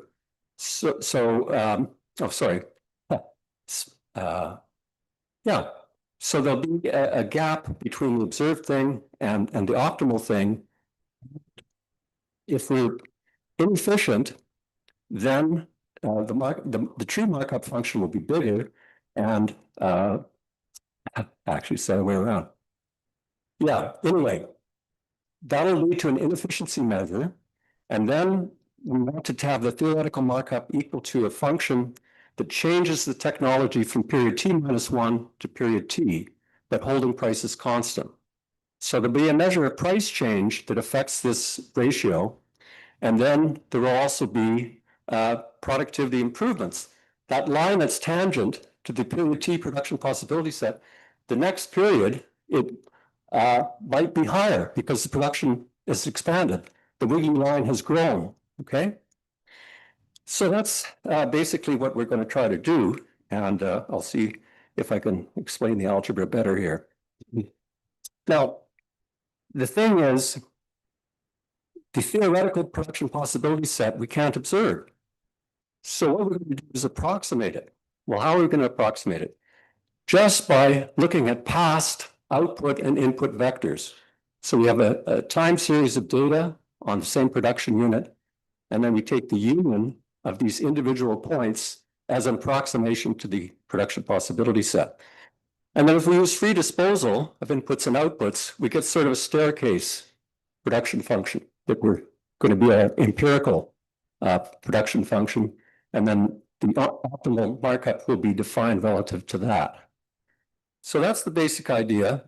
There's no econometrics involved. It's just using past information to deduce something about the overall production possibility set.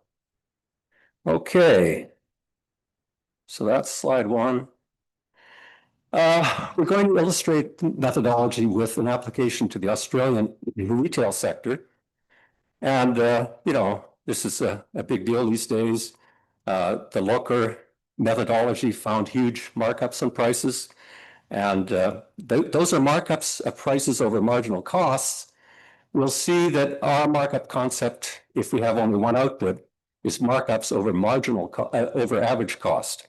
So there will be a difference in our approach. Okay, so markup growth estimates can be decomposed into contributions from output and input price changes, efficiency changes, and combined effects of technical progress and possible non-constant returns to scale. And there are lots of problems with our methodology. So we don't obtain an individual markup, we just obtain a single aggregate markup for the production unit in each period. Okay, we have to be able to observe output prices and quantities over time. And our measure of technical progress is not a pure one anymore. It combines possible increasing returns to scale with technical progress. We can't identify the two using as separate effects using our methodology. Our maximum markup function is a hypothetical construct. Market conditions will prevent the production unit from attaining the maximum markup at times, but we can still measure it and so use it as a measure of efficiency. It's sort of a theoretical, hypothetical measure, but it's something. And then the last point is important. Remember I talked about the Jorgensen-Grilich's. Yes, it's my 3-minute thing is 9 minutes gone. So it's good that I'm doing this brief review because it's turning out not to be brief. Yeah, Jorgensen-Grilich's. So we have to pick a weighted cost of capital to insert into user costs. So what we do for Australia is assume that the real weighted cost of capital is 7%, rather high, plus CPI inflation. So it turns out to be about 9.5%. So that's pretty steep, but we still get positive markups using that rather high opportunity cost of capital. Okay. So there you go. This empirical markup function. Markup factor is value of outputs divided by value of inputs. The little m is the percentage of the markup. So we'll look at that for Australia. Yeah, so here's the theoretical markup function. And there's the inequality that I tried to describe, number 3. The observed markup, or the observed ratio of revenue to cost, is going to be equal to or less than this optimal one. And if equality holds, then we have markup efficiency or scale efficiency. And this has been studied in the literature. It's related to Banker's scale efficiency concept. We assume there's no technological regress, that the production possibility sets don't shrink over time. And then here's where our empirical approximation to the markup function comes in, just taking the union of observed past points. And then our empirical function is just a maximum of a finite number of ratios, and so it can be easily computed. Yeah, in the paper, we diagram what the one input, one output case is in various decompositions, but I don't have time to present that here. Yes, so decomposing markup factor growth into, theoretical terms, no time to go through the details. So there you go. There's the algebraically intensive part. It goes on and on.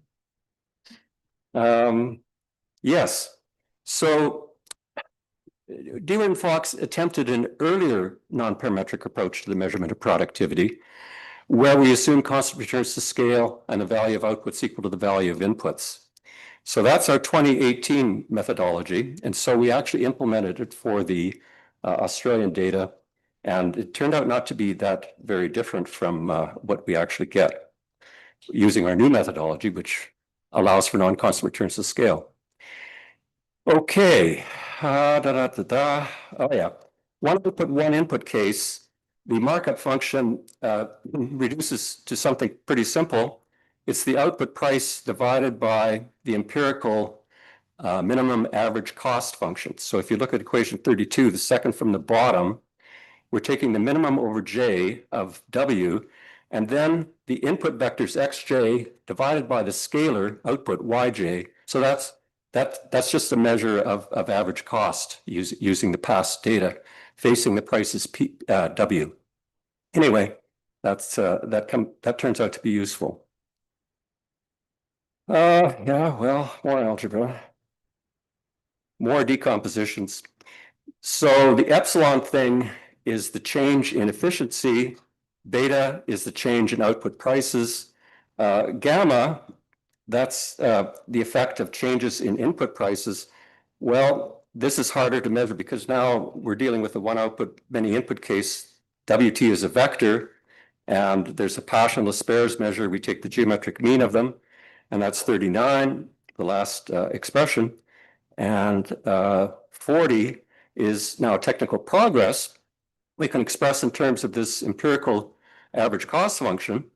CT minus 1, evaluated at the prices of period T minus 1, divided by CT, the new one, using the same prices as the previous period.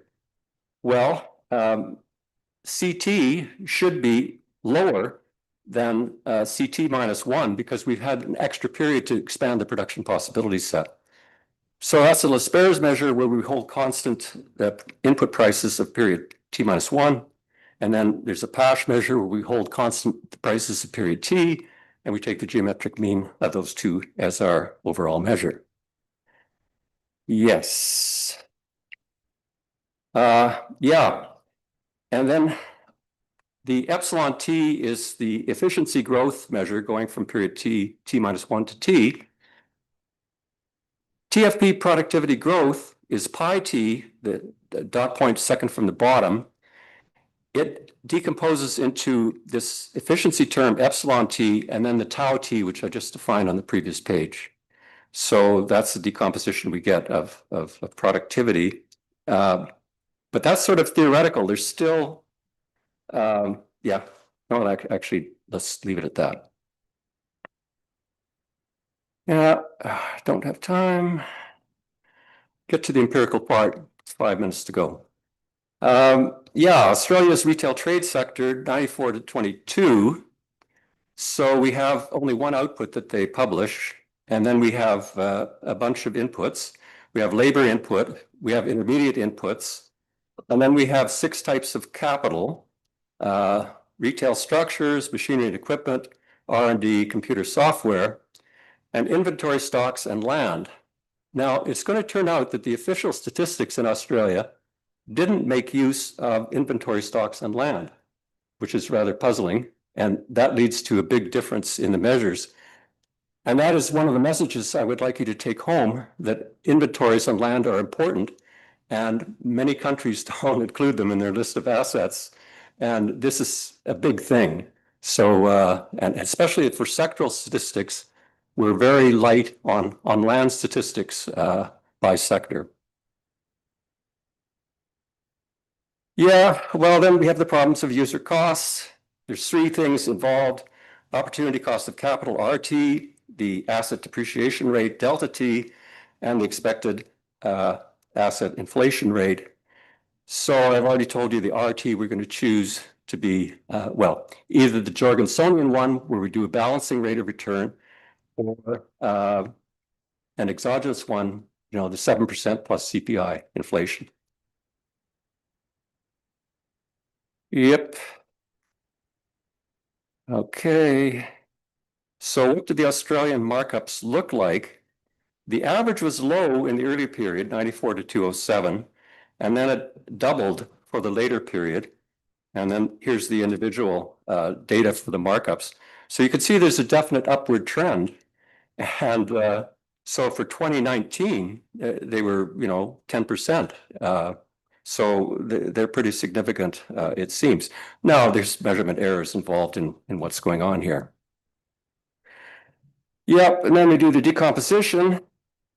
So 43, that's output growth.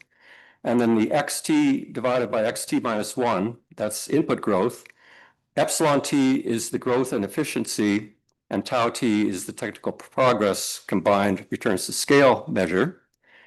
Now, the last 2 factors combine to give us the TFP decomposition, pi T, output growth divided by input growth.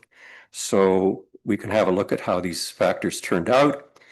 For the Australian data, the top black line is the output growth. The blue line is input growth. The efficiency, that's when we're not on the frontier of this best practice technology. It's mostly 1, and then you see the 2008 recession dipped us below 1, and then there's a dip at the end of the period. That's the yellow line on the bottom. And the TFP measure is the red line, which is mostly coincident with the green line. The red line being technology, and then the productivity measure is the product of the efficiency and productivity technology measure. So the green line is the product of efficiency and technology. Anyway, that's how it turned out. Yes. Alternative measures. So there's our new Dewart-Fox non-parametric TFP. Uses exogenous real rates of return, uses smoothed asset prices and user costs. So this is the only place where econometrics might enter the picture in smoothing asset prices. Don't have to smooth traditional asset prices, machinery and equipment, structures, that's fine. But when you get into land and natural resources, if you have the data, the fluctuations are huge. So I recommend smoothing, but you don't have to smooth. You could still use the Jorgensonian thing. And You get negative user costs, but you just stick them in the formula and away you go. And we'll see how that turns. Well, we don't get negative user costs in the Australian data. Yes, the old Dewart-Fox, assuming cost of returns to scale, balancing rates of return. That's our pi t star. TFPJ, well, that's basic Jorgensen-Grillicus TFP measures, uses ex post asset inflation rates and balancing rate of return. And yeah, then there's the ABS measure, which uses the Jorgensen-Grillicus methodology, but no land and no inventories, which is rather puzzling. But we sent our data to the ABS. They didn't object to it, so they made a big boo-boo because they have information on it in their wealth accounts. Yes, I'm down to 30 seconds. So, 4 alternative measures of TFP. The black line is our new non-parametric measure. It's on the top. And then the blue line is the old methodology, which was assumed constant returns to scale. It's not that different. So that's interesting. Then there's the Jorgensen-Grillicus stuff, which is quite different because we're using ex post inflation rates, ex post balancing rate of return. And we see that's lower, but not by a lot. So that I find encouraging because our new approach is not that different from traditional approaches. And then the last lower line is the ABS measure, which is obviously deficient, doesn't include slow moving land. And so their productivity measure is much lower. When you include land, that will raise the measure. Now this has implications for everybody because so many product TFP measures don't include land. Land has been skyrocketing in price, so it's kind of important to get that into the picture. I think that's just about it. Oh yeah, you can look at income shares. The black line is the total, this using our methodology where we have positive markups. Yeah, that's the sum of all the income shares accruing to, machinery and equipment through to land. The red line is the markups. So you see it when the markups peaked, that contribution to income was just as big as the whole contribution of all the other assets. So markups are super important. And labor shares in value added, they're going down. Of course, retailing is very labor intensive, so the share is quite big. And then the red line is capital services. The line on the bottom is the share of markups. So, yeah. Okay, conclusion. Obvious method for measuring aggregate market revenues of costs. The method is obvious, but the details are not. Like you have to worry about what's the opportunity cost of capital, what should you do about asset inflation rates, blah, blah, blah, blah. Yes, so this shifts attention to the construction of user costs because different user costs will generate different measures of TFP. Again, include land and inventories. Appendix B looks at the Dewart-Fox non-parametric methodology when we have only one output, and there's some interesting implications of that. Finally, Appendix C gets into the DeLocker methodology for estimating markups, and I think some of you will find that quite interesting. Thank you. Thank you. Our discussant will be Sushanta Basu.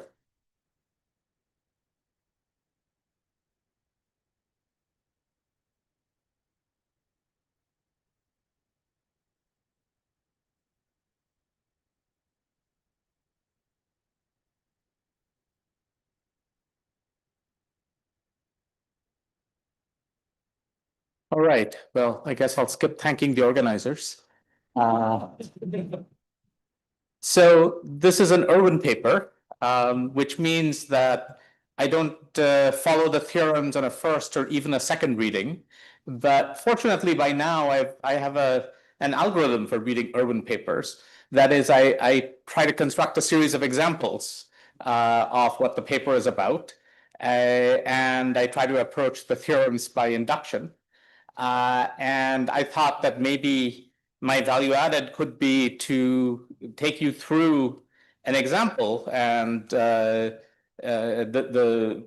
close to the simplest one that I could come up with, and then ask how we interpret the measure that Erwin and Kevin have about the value of revenues relative to costs, and how that maps to the objects they want to measure, which have to do with, as Erwin said, markups and productivity. Okay, so I'll talk about the example for most of my time, and then I'll end with ways in which I would love to see the paper evolve.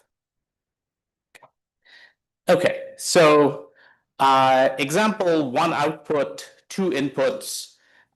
So this is a cost minimizing firm. I'm not going to make any assumptions on how it maximizes profit.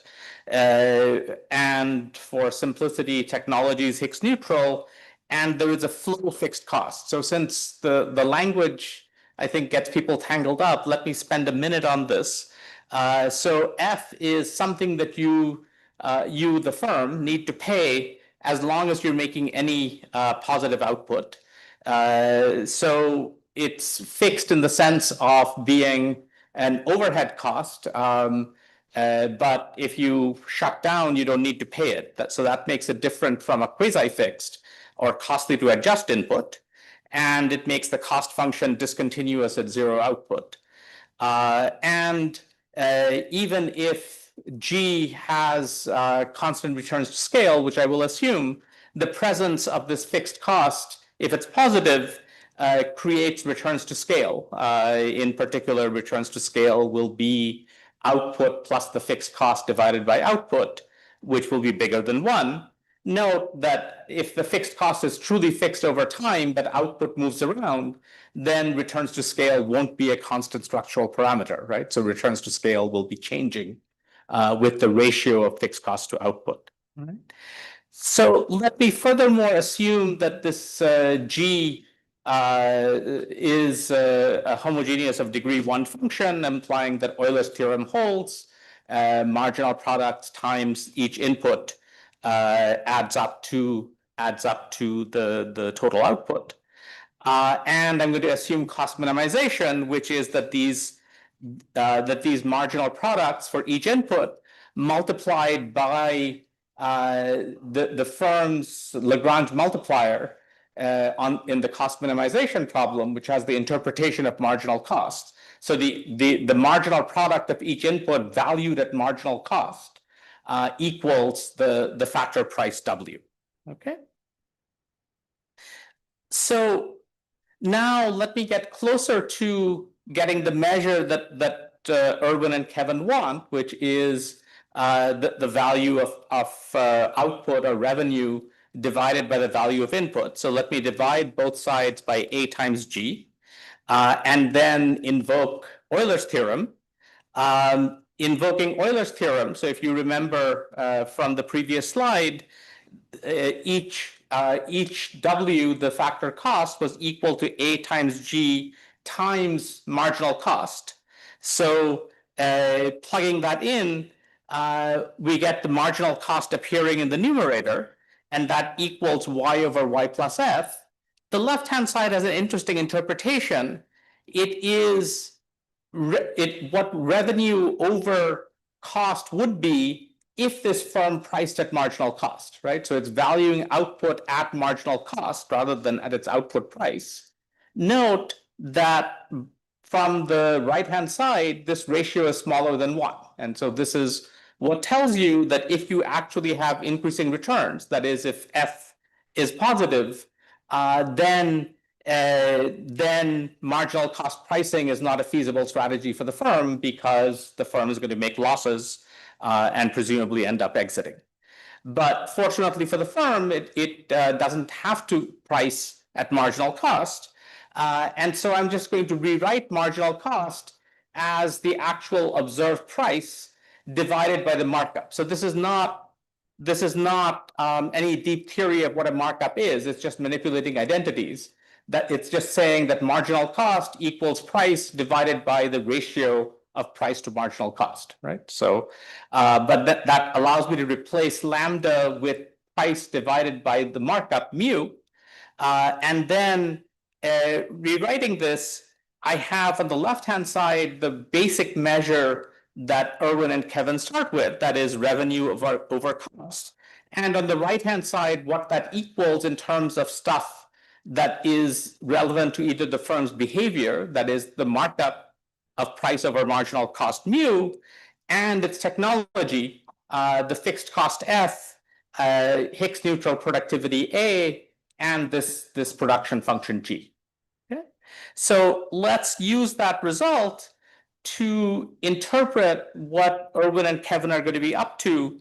And so then they have, as you heard, a variety of ways of thinking about the real changes in the left-hand side, holding the price and output and factor prices constant, but letting Y and X change. So I'm not going to get into that except sort of by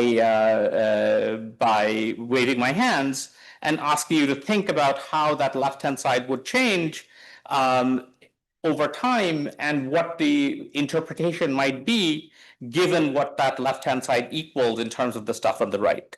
So if the fixed cost is 0, then the left-hand side measures the standard markup of price over marginal cost, right? So if there is no fixed cost, then average cost equals marginal cost, and this ratio that we have measures the markup, but it doesn't tell us anything about technology, because if F is 0, then the technology term goes away as well. If F is positive, then on the right-hand side, as Erwin said, we have a measure of price relative to average cost, or 1 plus the ratio of profit to cost. But it's kind of hard to interpret these things in a separate way because you get a combination of I/O forces, the firm and industry competition that determines the price to marginal cost markup. And you also get some composite of the fixed cost, Hicks neutral technology, and whatever demand or technology forces shape the choice of inputs, the X1 and X2. And it's kind of hard, at least for me, to figure out how we would use knowing what the ratio of revenue to cost is to, or how it evolves over time, to figure out what is going on with, say, markups, excuse me, not with markups, but rather with technology, the A term, or even the ratio of F to A, because the G can be moving around as inputs change over time. So this would be something that would be useful, at least for me, to understand more about. I guess that there's some suggestions in the paper that maybe we can think about that ratio as representing a measure of inefficiency. But again, this is a firm that minimizes costs, so it's always doing the efficient thing, at least in terms of cost minimization. I think inefficiency here means that you're spreading the fixed cost over more units of output and producing at lower average cost, which is all correct. But I guess I wouldn't use those words to describe what's going on. So let me use the last minute I have to say how I'd like to see the paper evolve. I guess I'd love to see Erwin and Kevin think about just estimating the cost function non-parametrically. And the difference with what they're doing is not even thinking about what the output price is in terms of the estimation. And ideally orient the project more towards taking advantage of high-frequency data, which are, as we've heard, particularly relevant for and available for retail.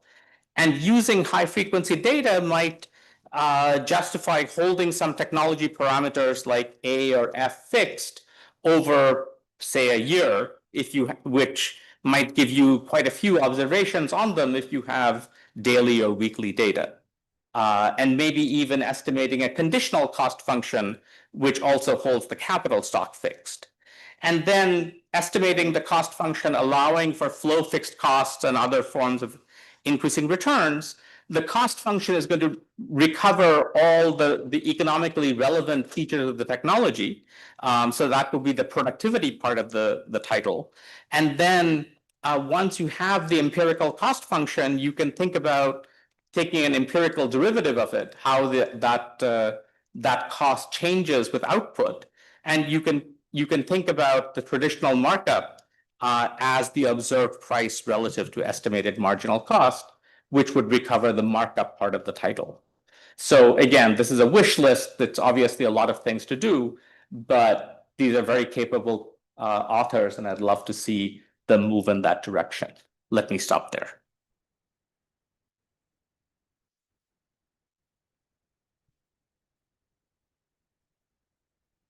Thanks. Yeah, we have some time for questions. Let's start with John Haltewanger.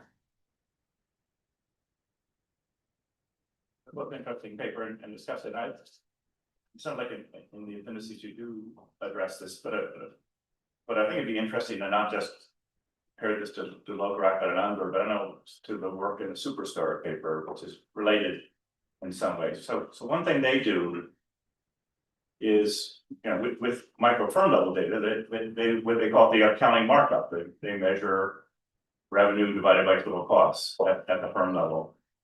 And given a very nice discussion with Santo, we have to be careful about how to interpret what that means. But and then, by the way, they get estimates using that accounting markup that aren't very different from what the Lograc and NBER ultimately get.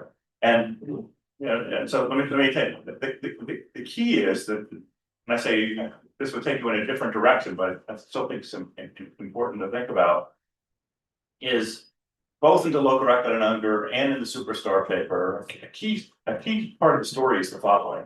At the micro level, at the firm level, none of them are finding increases within firms of markups. What they're doing instead is they're finding increases in their measured dispersion of markups and changes in market structure towards larger firms, increased concentration. That's why this is a key part of the Superstar paper. So we're increased dispersion and increased activity to the very large measured markup firms. That's what's generating the very large markup. So that seems important to me. I think it's a little related where Susanto was going, which is you're not going all the way down to the firm level, if I understand it. You're starting at the sector level, but the forces I'm talking about would be relevant. And indeed, if you had literally the same data and you did the kind of Superstar-like aggregation, I don't think it would be so different from what I've just described. So anyway, I do think it's interesting to think about that when we, from the Superstar perspective, that our measures of sectoral or aggregate markups will reflect changes in dispersion and concentration of activity at the firm level. And that may be what's going on. It may be related to both, whether it's true markups or increase in returns, I think is sort of relevant.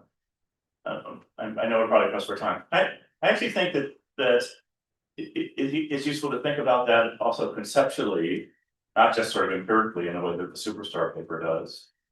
Once you recognize that the aggregate markup is this very interesting complex aggregation of firm variable markups at the firm level and changes in concentration, then you start thinking about firm dynamics and as playing a critical role here. And I always thought this was a very nice paper by Danger and Moreau and JP in 2018.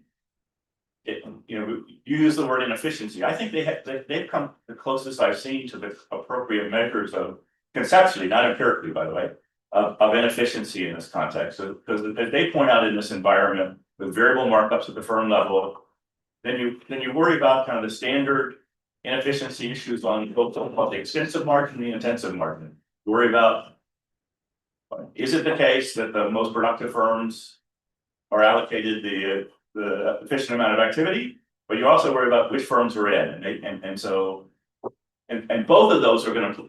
Why do I bring this up? I don't think it's orthogonal in my first comment. Both of those are going to influence the empirical findings that were in the Superstar paper. So anyway, partly where I'm basically saying is very interesting to think about revenue versus total cost. It's useful to think about what the Superstar paper did and what that might imply about what you're trying to do here at the sector level. Thank you. Yeah, Barbara. So I recently published a paper in which I criticized two aspects of the Jorgensen model of production. And one of the criticisms relates to your productivity end of the story, that was in your title. So physical capital stock before it goes into the input index is efficiency adjusted by age. But ours is not. And yet older workers and younger workers have different efficiency adjustments. So I leave it to somebody like you who's wonderful with the math. I did a very simple adjustment using PIAC, not ideal, but I think there's a inconsistency of treatment between physical capital input and labor input in the Jorgensen model. Okay, great.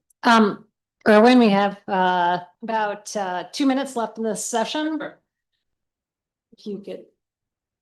Oh, yeah. Do we have another question? Nope.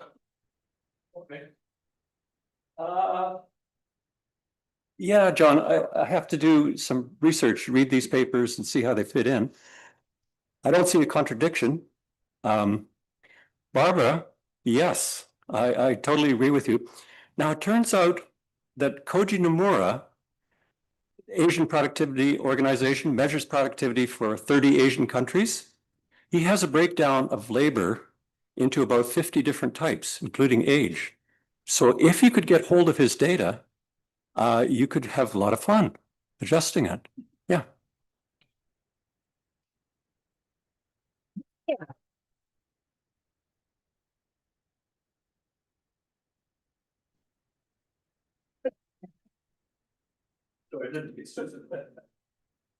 Okay, great. So let's go to the final paper of the session, where we will learn about changing seasons or change of seasonality, and Carter will present. Make sure this works. Yes, great.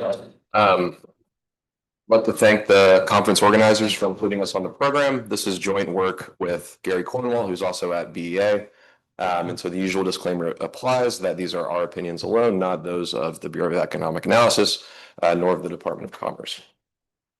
So this paper is motivated by a recurring concern among statistical agencies, that of residual seasonality. So statistical agencies send adjusted series out into the world, and data users come back and say, hey, look, it looks like there is some evidence of lingering seasonal patterns in these series. I mean, you can see here that this has been a concern, fairly often for the last at least decade or so, both across statistical agencies and across series. It's been quoted in the popular press, as well as by academics and central banks alike. And here I have some prominent examples from the past decade or so. In the paper, we argue that this problem stems from a lack of definitional consensus on what seasonality means in the first place. And so this kind of has two prongs. One is that if you go and read the economics or econometrics and statistics literature, there doesn't seem to be a single unified consensus definition of seasonality in the first place, at least from our reading of the literature. What that means for data providers is that they have to navigate this definitional heterogeneity. And potentially when they release seasonally adjusted series, might have a different notion in mind than the data users who are looking at these series and evaluating them for residual seasonality. So the second prong is that we argue that this potentially results in users and providers of data sort of speaking past each other when it comes to seasonality. And then to sort of further motivate the scope of this issue, Arnold Zellner, Clive Granger, a lot of other famous and very smart econometricians got together about 50 years ago at an NBER conference, in fact. And if you read the conference volume, there's just as much talking past each other as you may find today. Arnold Zellner summed this up very well by saying, some of us are looking for answers. Some of us looking for answers regarding seasonal analysis may feel as if we're in a dark room looking for a black cat. That's bad, but it's not as bad as it could be. Pity the philosophers who are in a dark room looking for a black cat that isn't there. So at least, we all know, intuitively, or we think we know intuitively what seasonality is. So there's, hope for solving this issue, of course. Okay, great. So if we sort of zoom out to a 30,000-foot view, it would seem that the problem of seasonal detection and adjustment would be to reliably and consistently split among the set of all time series between those that are seasonal and those that are non-seasonal.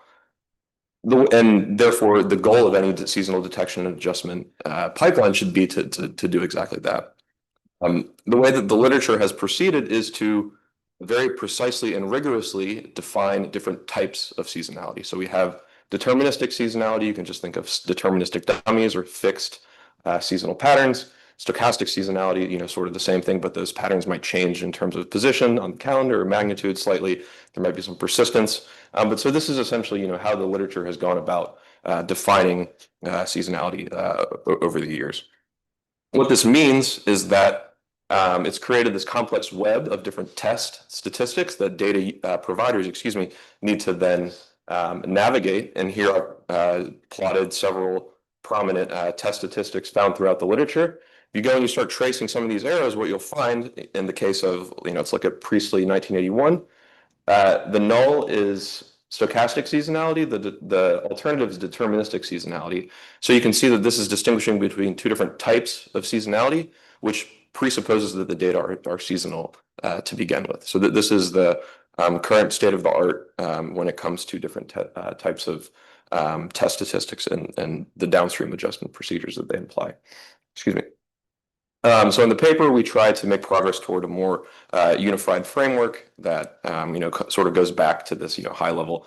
Let's just try to reliably split between these two sets rather than worrying about these different types of seasonality. So what do we do exactly in the paper? First, we develop a frequency domain-based definition of seasonality that builds on very early important contributions by Nerlove and Granger.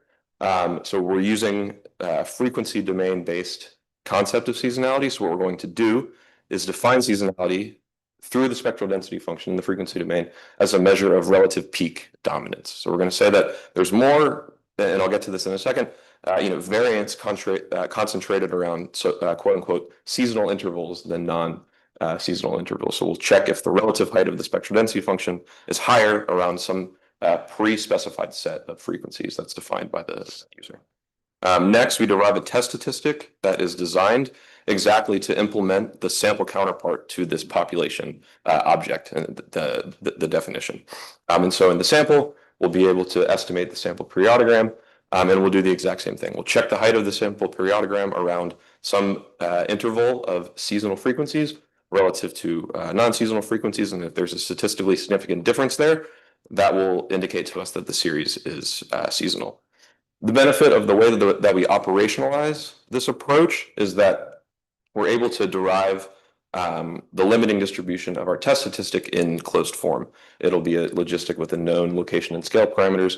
This we feel is an innovation in this literature because a lot of the test statistics that are commonly used, you're not able to derive exactly the limiting distribution. And we show that our test is well sized and has good power comparable to common alternatives. And then lastly, to sort of complete this chain, we design an adjustment procedure that's designed to exactly remove this excess spectral mass that our test is designed to capture. And so what we'll do is the goal is to sort of standardize the periodogram across frequencies. And so we're going to resample the periodogram and replace such that the mass around these seasonal frequencies is similar to the mass around the non-seasonal frequencies, then reconstruct the time series.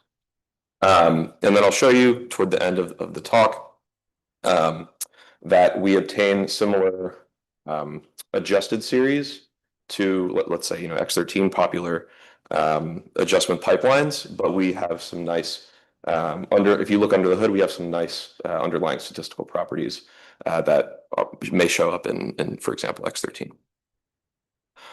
Okay, great. So with the remainder of my time, I want to build a little bit of intuition around the frequency domain, and then I'll sort of build up our definition piece by piece.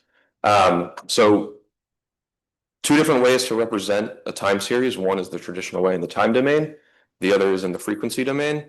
You can think of a time series as just some weighted average of underlying sine and cosine waves. That's exactly what the frequency domain representation gets you. And you can cleanly map back and forth between the time domain and the frequency domain using Fourier transforms. A nice analogy that I like to use to think of this is in the time domain, you observe a smoothie, say it's a strawberry banana smoothie. What the discrete Fourier transform allows you to do is back out what's the underlying composition of strawberries and bananas in that smoothie. If you decide that your smoothie is too banana heavy, you can take out some bananas and reblend the smoothie so that it's not so banana heavy. That's the gist of what we're going to be doing in this paper. We're going to be unblending time series, messing around with the frequencies, and then reblending them to get an adjusted time series. And so, and note that this is always a lossless transform here. Okay, so with that in mind, I'm going to build up our framework sort of piece by piece here. So first, what we do is we define 3 primitives in our framework. So first is the fundamental periodicities of interest, meaning are you interested in annual cycles, biannual cycles? The World Cup just ended the other day. Potentially, you could think of patterns occurring every 4 years as being seasonal, if that's what you want to define seasonality as. So the first is this P, what you define as the set of the fundamental periodicities of interest, excuse me. The next is the number of observations per calendar year, fairly standard. And then the third, this is the specific way that we operationalize this definition, is the number of bins that we're going to use to partition the frequency domain. So we're going to slice up the space 0 to pi, and that's going to form the basis of our procedure.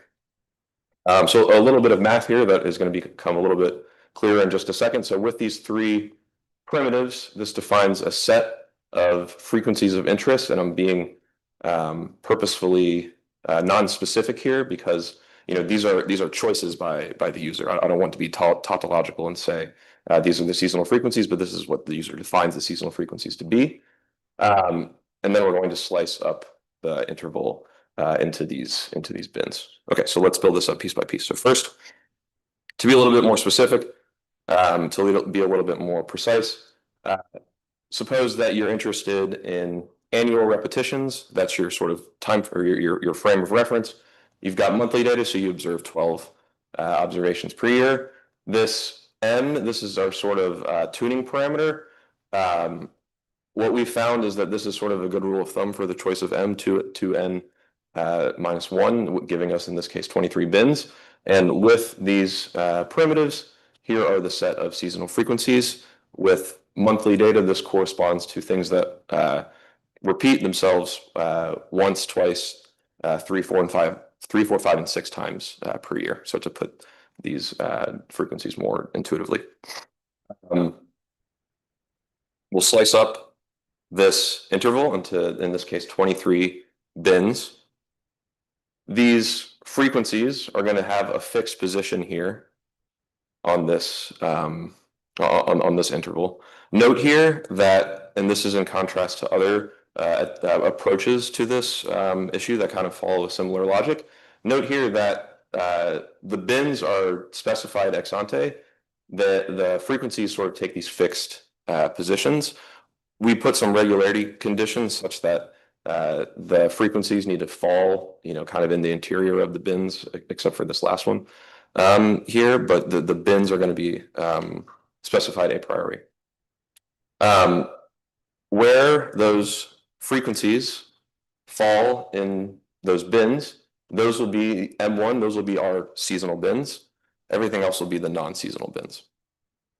Okay, so to motivate what our spectral density function is going to look like, let's say that we have white noise. If we have white noise, everything's completely random.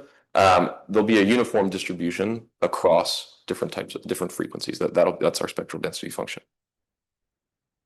We could think of things that are a little bit more complicated and a little bit more realistic. Here is what our spectral density function might look like. Again, remember that this is the apples and the bananas in the smoothie. This is the composition of different frequencies in your time series.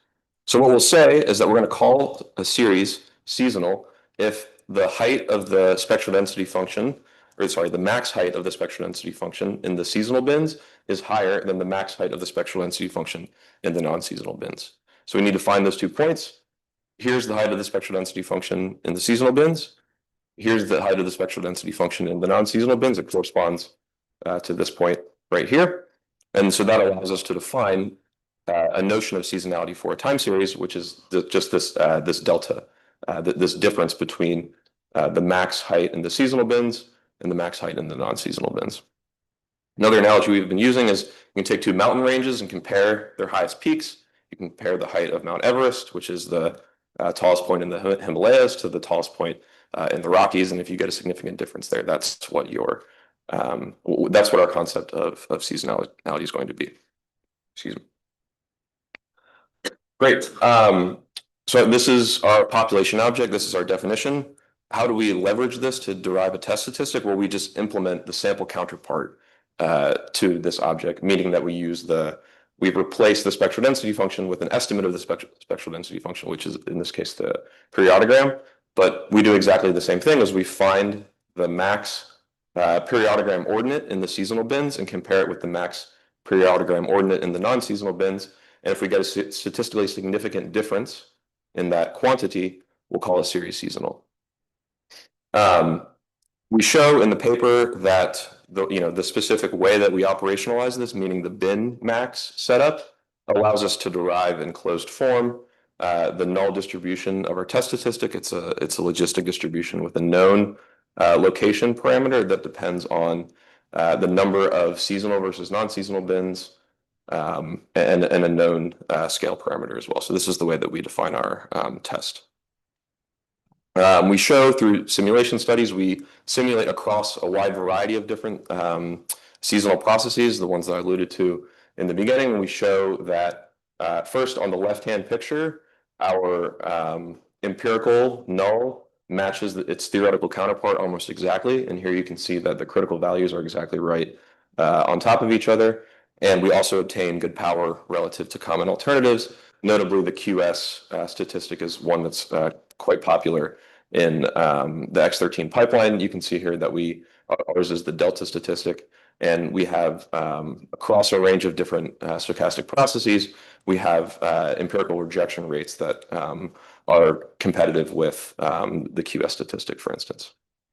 So then lastly, so how do we adjust? Well, the adjustment procedure is designed to remove exactly the excess spectral mass that the test picks up. So in other words, we want to sort of take our two mountain ranges and we want to sort of whittle down the peaks in the Himalayas until they look more like the Rockies.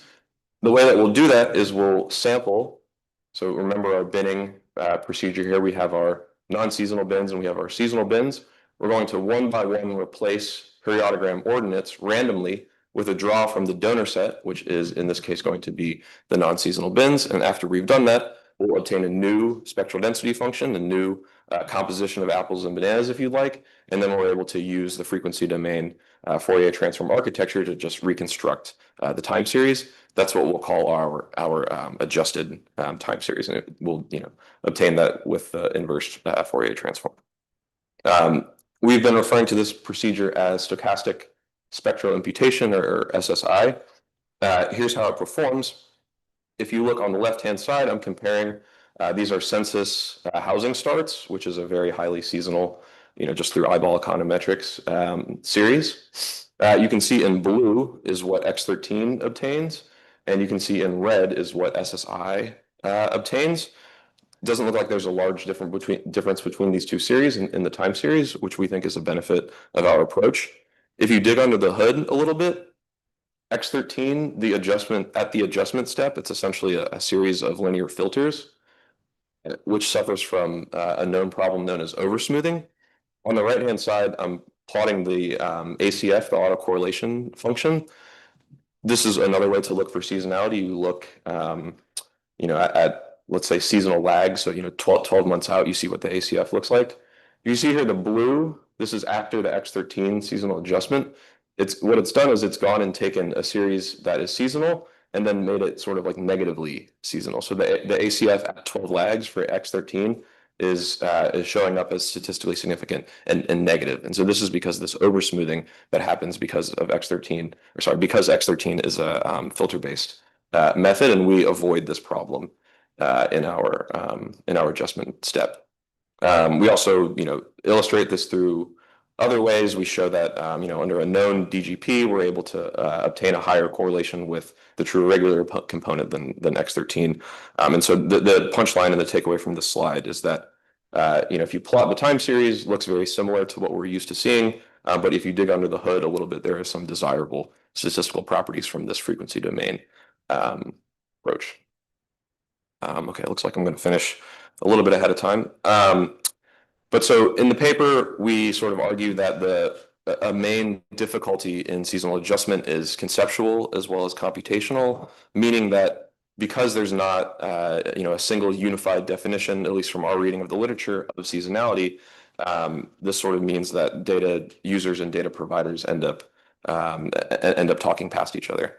And so what we try to do is we try to build a new paradigm where the definition, test, and adjustment are sort of built exactly in lockstep and form this closed loop. And so we build a framework that consists of an explicit population target, a test statistic that derives exactly from this population target, and an adjustment operator that's exactly the logical consequence of the definition and test. And our main finding so far is that using these frequency domain tools, we find that our estimator has comparable power relative to popular alternatives, and our adjustment procedure tracks very well with macro aggregates. Once you dig under the hood a little bit, we find some desirable statistical properties that we think beat the current paradigm. Okay, but yeah, need to mention that we have a working paper available. We're working on a public GitHub repo so that you can implement our codes yourselves. And then if you have any questions, reach out to either myself or Gary. Thank you. Great.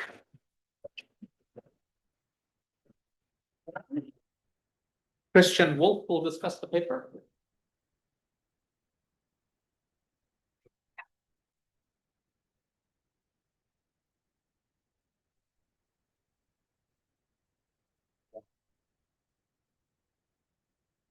Okay, great. Well, thank you so much for inviting me to discuss this really interesting paper. So I guess like most people in this room, I'm a avid consumer of seasonally adjusted series. I haven't so far thought all too much about what actually goes into all of that. So I really enjoyed the opportunity to do this. Okay, so Carter did a fantastic job kind of presenting the broad idea of the paper. Just to kind of very quickly recap it. It's kind of this trifecta of a definition, then a test that follows from the definition, and an adjustment that follows from test and definition for seasonality. It's kind of one closed loop, with the definition being that a series is defined as seasonal if its largest spectral peak in certain predefined seasonal bins exceeds the largest one outside. Then the test is kind of based off of a finite sample analog of that definition. It's kind of very nice derivation of an exact test statistic versus a white noise null. And then finally, there's the proposed stochastic spectral imputation procedure, where basically the idea is kind of you do your discrete Fourier transform, you mess with certain subsets of the Fourier coefficient magnitudes, you kind of replace those by those outside of the seasonal bins. And then with some additional steps that I'll elaborate on a little bit more later on, you kind of map this back into the time domain. So, and the kind of overall meta angle of all of this, which is kind of a nice comment on previous work, is that you kind of want to have this closure of the three steps overall, and that's kind of lacking in previous work. So my quick discussion today, I basically want to make two sets of comments. The first block will be theoretical. I'm going to have a couple of thoughts on the definition and its properties. And then kind of on this overall loop, I'm going to talk a little bit about the extent to which both test and adjustment kind of follow from the definition, and whether in a particular sense the loop is closed, or there's some additional stuff you need to actually take a stand on. And then I have a couple of just practical thoughts of whether this kind of proposed procedure SSI at the end is going to deliver something that kind of statistical agencies down the road actually can very conveniently use. So let me begin with kind of the definition of seasonality. And so what have I done here? I have I've made up my own time series process. I'll tell you what the process is in a second. And I've just drawn two simulations from that process. So what you see in black is kind of the raw drawn series, and then in red is like a 12-month moving average. Now, to the naked eye, I would suspect we would all agree, kind of eyeball econometrics, these are very seasonal looking series, right? And specifically the DGP is what I've kind of made up here, is just a kind of conventional AR1, persistent AR1 process, and then I've added a kind of explicitly stochastic seasonal. So yes, it's very much a stochastic series. So now let's look at the population spectral density. I mean, I've kind of cooked it up in a somewhat adversarial way, but that showcases some of the properties of the definition. If you look at the spectrum here, you kind of have these three relatively high peaks within kind of frequencies of cycles of length 4 months, 6 months, 12 months. They are quite high. They're not as high though as the peak that comes from the AR1, which is at frequency 0. Okay, so this is a series according to the definition you would not label as seasonal. So kind of what's going on is a definition. I mean, there's nothing kind of mysterious here. It's an extreme value comparison, right? It is the highest spectral value inside or outside seasonal bins. And that just has a couple of potentially unintuitive implications, right? Because what you kind of saw in the previous slide is more or less what kind of Granger in his 1966 Econometrica paper referred to as a pretty typical spectral shape of US macroeconomic time series, where you have a peak at frequency 0, so kind of the very long run, slow moving cycles, and then you gradually decline. And then you have kind of some seasonal wiggles in between as you kind of go along, right? And if you go back to my kind of DGP here, what I would need to do right now, I've kind of defined it so that the variance contribution of the AR1 and the seasonal components are both equal, both 50%. I would need to scale up the seasonal one by even more to kind of lift that highest peak to be above the highest AR1 peak. Okay, so then I kind of a broader question I can pose to all of us and not just to that specific paper is, I mean, kind of, we can come up with a lot of different definitions, obviously. Like, in some sense, we want to come up with something that's kind of downstream from the end users, which are often something like for forecasting purposes, you want to use this series for policy evaluation. What would optimal monetary policy design look like? And kind of operating from that level, what do we actually think is the right, with respect to that objective, the right notion of seasonal adjustment? Okay, so how does the paper proceed, kind of given this in practice? Well, the operational definition, and so the test, they don't actually quite act on the raw series, they act on the residuals of when kind of apply a non-seasonal ARMA or a REMA to your raw series that you get at the beginning. So that's where kind of the test and adjustment parts of the loop then begin. So the test is versus white noise.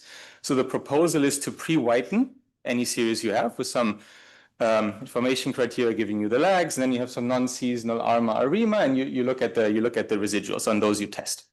Now that raises a couple of just kind of practical implementation issues, at least to me. First one is like even a non-seasonal ARMA you're going to write down could still have complex roots that are pretty close to seasonal frequencies, right? Clearly, if I write down my most general ARMA, I can match any second moment properties, including seasonal peaks, right? So you need to be careful on that. Some kind of another small point I want to make is if you read the paper, there's like a beautiful kind of history of thought section on various prior modes, means of defining seasonality and seasonal adjustment. And kind of a very valid point the authors are making there is that there's, in a lot of previous approaches, there's some auxiliary model dependence, kind of a model you come up with in the first place that is part of your definition of what seasonality is. Here, you're kind of, at least in my view, re-importing that a little bit, right? Because it is essential to kind of the test that you're then running and the adjustment you're doing, this preliminary ARMA you're running. So it's this pre-whitening is not a nuisance, it's an essential part of the loop. And then one other quick kind of nerdy whatever point I want to make is when you saw kind of how Carter was splitting with his, there was the script P1, so just like 1 year, and then M23, splitting everything into buckets. You saw some colored parts and some white parts. So you had a seasonal set and you had a non-seasonal set. If I did my algebra on this right, if you do, so this shouldn't be like normal P, this should be the script P in his notation. If you do annual, then biannual and 4-year cycles, and then you do M23, I think every bin contains a harmonic that you would call seasonal. So you just need to be a little bit careful on that, because I was just using kind of here some default numbers of for the script P and the M, the one that are checked also in the paper. Okay, good. Now I want to, my last 3 minutes, talk just a little bit about this, the proposed means of doing the seasonal adjustment, the SSI. So here I want to make the following observation first. So kind of here's a little bit more specifically how it's done. You take the original series, you compute the discrete Fourier transform. There, each coefficient has a magnitude and a phase. That's kind of what's allowing you, or kind of part of the mapping into frequency domain and then back. Then you do kind of, there's 2 steps. One is, and that operates on the magnitude. For each one that's kind of part of what you've called seasonal, you replace that magnitude with a randomly selected coefficient from the non-seasonal donor set. I'm going to return to random in a minute. For now, let's just go with that. But with that, you only have done, if you want to map back into the time domain, you also need to deal with the phase. The problem now is the definition, which is all kind of about the spectrum and its peaks, only acts on the magnitude and not the phase, right? So then you need to kind of make a decision of what to do with the phase. You can keep it, you can replace it with a donor phase, you can draw it randomly overall. So all of those are options. But that to me at least leads to somewhat of a kind of an open end in this definition test. Wasn't that funny? Like it's a definition test adjustment loop, which is that the definition and the test are about spectral powers and peak height, not phase information, but you do need that to map back into the time domain.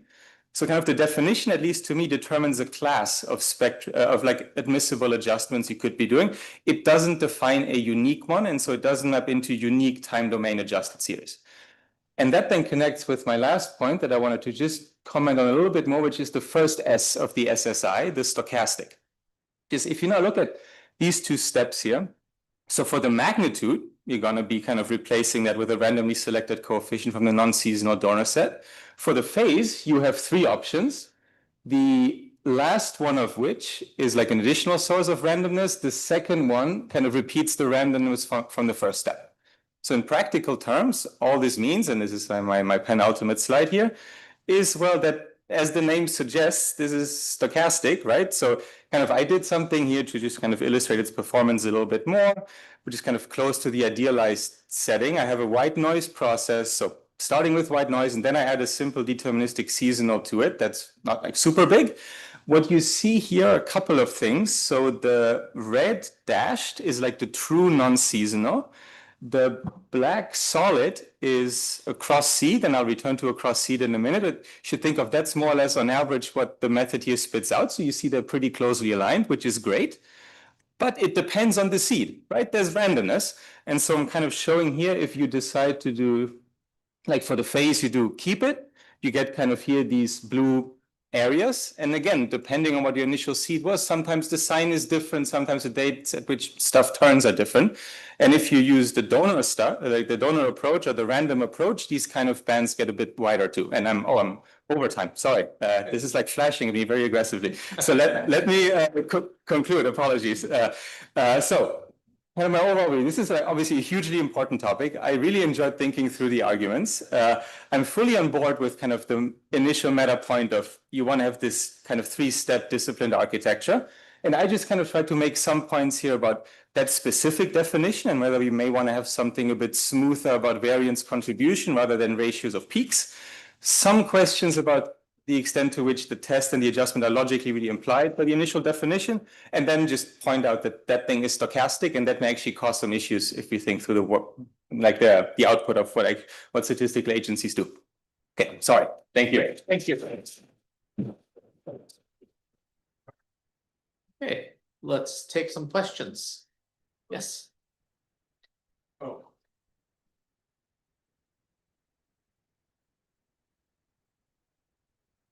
Thank you for it. It's okay. Thank you for the presentation. For those who are working with the big data high frequency indicators, our problem is not the monthly seasonality, but at the daily, the high frequency daily. And this problem is amplified because we have multiple seasonalities inside the month. I wonder for the author if this method, this conceptual approach can facilitate our lives, or we will have to continue to look for better solutions. I'm thinking about this in terms of statistical agencies. In terms of this, the practical nature of this approach, is this something that could be implemented like within a week so that after data collection for the CPI, you could then publish the CPI? And the other is that there's big differences between, say, CPI and PPI, for example, in terms of how they treat seasonal adjustment. So that in PPI, you have like tens of thousands of indexes. They use just a strict F-test kind of criteria. Whereas in CPI, they use level shifts, ramps, and various interventions to interpret things that have happened in the economy that they want to adjust for, that they believe are extremes but not seasonal. And so I'm just wondering the relationship between what you're doing and what could be implemented in a production environment. John Fernald? Does this one work? Thanks. Yeah, so I had a somewhat basic question in a sense, but the motivation had residual seasonality, which I thought the problem was you're seasonally adjusted at disaggregated level. You aggregate it up, and there's still it's like, oh, you're looking at first quarter growth, and first quarter every year is negative for 4 years in a row or something, right? Because it looks like there's still a seasonal left. Does this method help with that? Like that was the motivation, but I wasn't sure in the end if you close that loop or not. Thanks. Sean, exact point. Okay.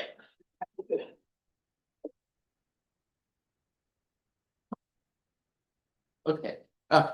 Question? No. All right, then let's turn it back to Carter.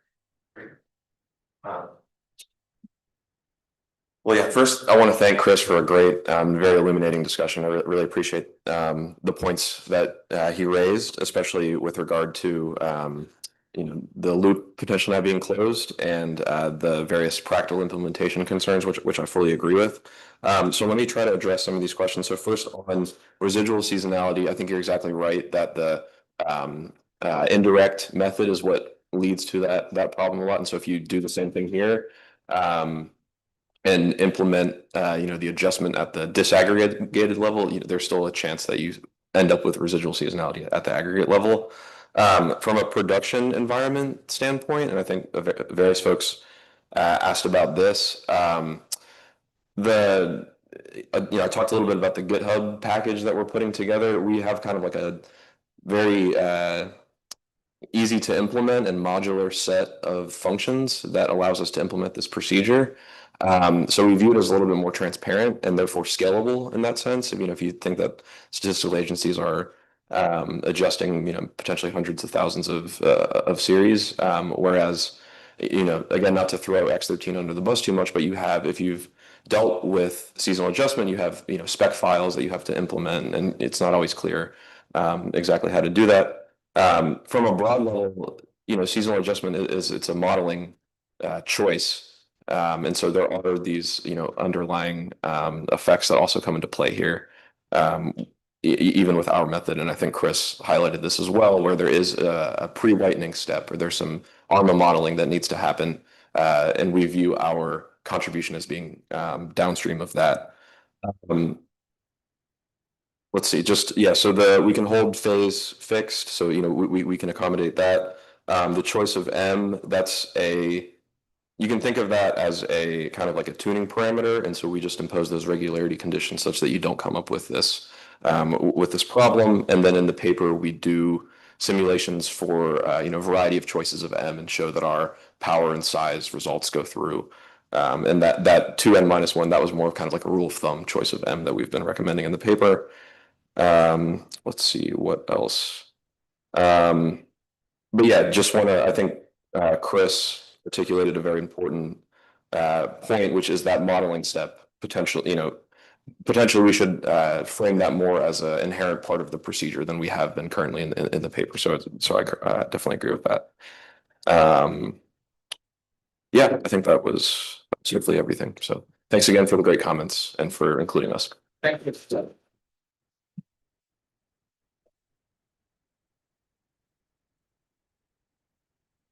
Okay, this is the end of the paper sessions. What we're going to do is we're going to take a 10-minute break, but then we're going to to a presentation at the Economic Measurement Research Institute by Matthew Shapiro and Catherine Abraham, the directors of the Institute.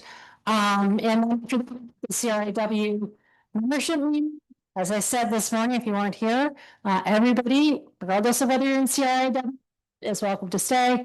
And we will people out of here by 5 p.m. at the latest. So with that, please be back here by 4:10 for the presentation by Catherine and Matthew.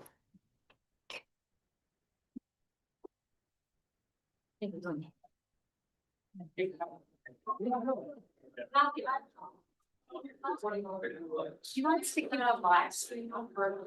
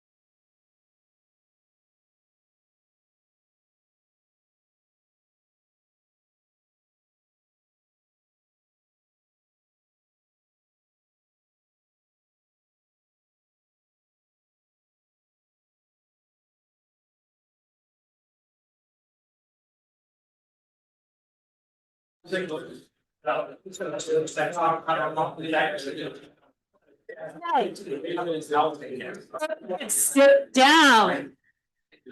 We're rolling into our presentation by Matthew Shapiro and Catherine Abraham. Thanks, and I will do the ritual thanks for the organizers, and thanks to the participants for stealing. We didn't steal time from presentations, so we're stealing times from walks along the Charles or drinks. We're to give, I think, a brief overview of this, and we'll leave some time. We hope to get questions and comments that give us some guidance. And I don't think we'll take the whole time. So the EMRI, the Economic Measurement Research Institute, is a new program at the NBER that aims to foster collaborative research that will see fundamental change in how we do economic official statistics. It was launched last fall. It's co-directed by Catherine and myself, and we're fortunate to have recruited Dylan Rossier as a full-time executive director. I think many of you know Dylan, but just let me say a few words about him. He was previously at the Public Company Accounting Advisory Board, which regulates the public accounting firms. And before that, he was at BEA, where he was most recently Chief of National Income Analysis and Research.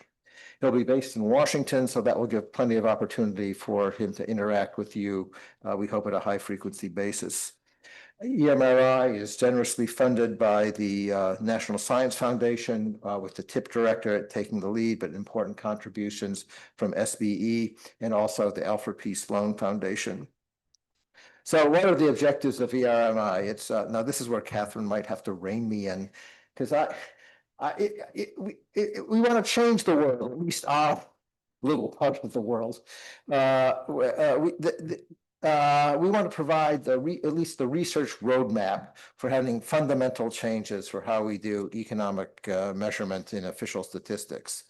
And there's an emphasis on using administrative data, especially what I like to call the naturally occurring data created by firms. And also an emphasis on measurement that supports understanding technical change and the effects of public and private investments in technology on productivity. And this aim underlies the support from the NSF TIP Directorate. I'll say what I think EMRI is supporting, but let me start by saying what it isn't supporting.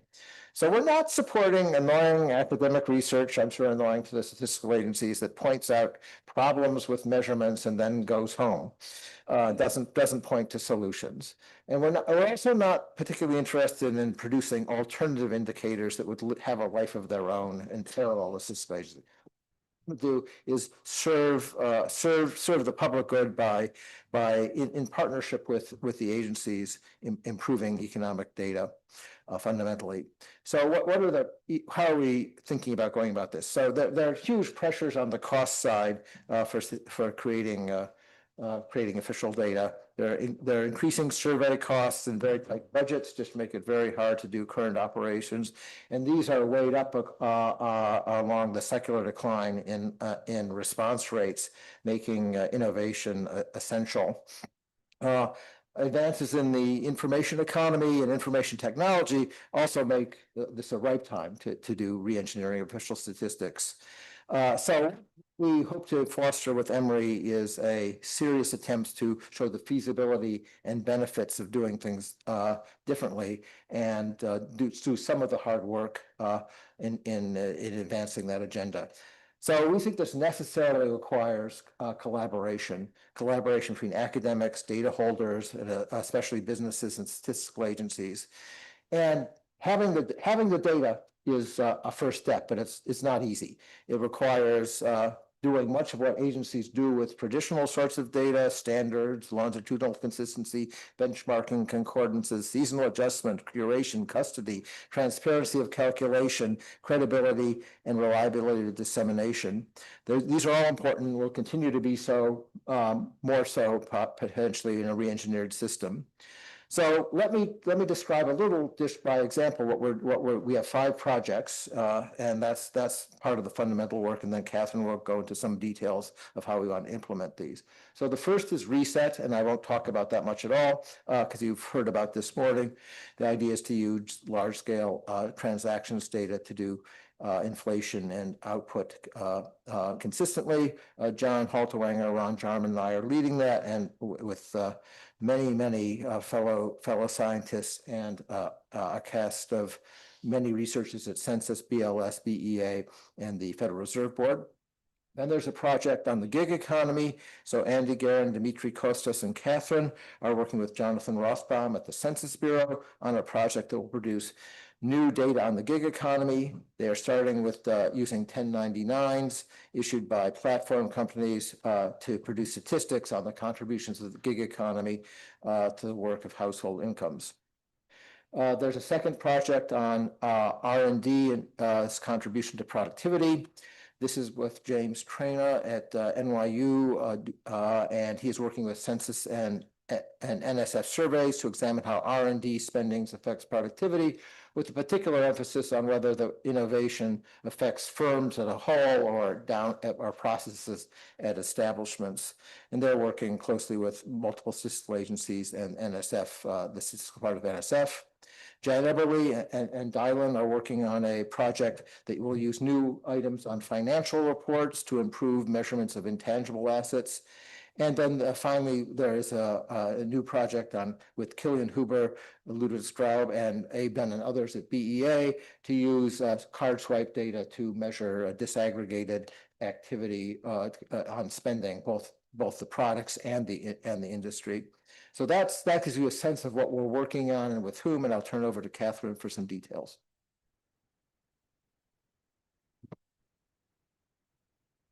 So what I wanted just to say a little bit about is the various kinds of activities that we're supporting. Matthew just described the research projects that we're currently supporting. We're very interested in developing and being able to support additional projects. Just to elaborate on what Matthew's already said, we're interested in projects that involve the development of methods or the development of new data sources that could lead to improvements in official economic statistics. We're interested in projects that involve collaborations, from the start between people in the statistical agencies and people in academic and other researchers, people in the private sector. We don't, at this point, have a lot of money for supporting additional projects, though we probably do have money to support a couple.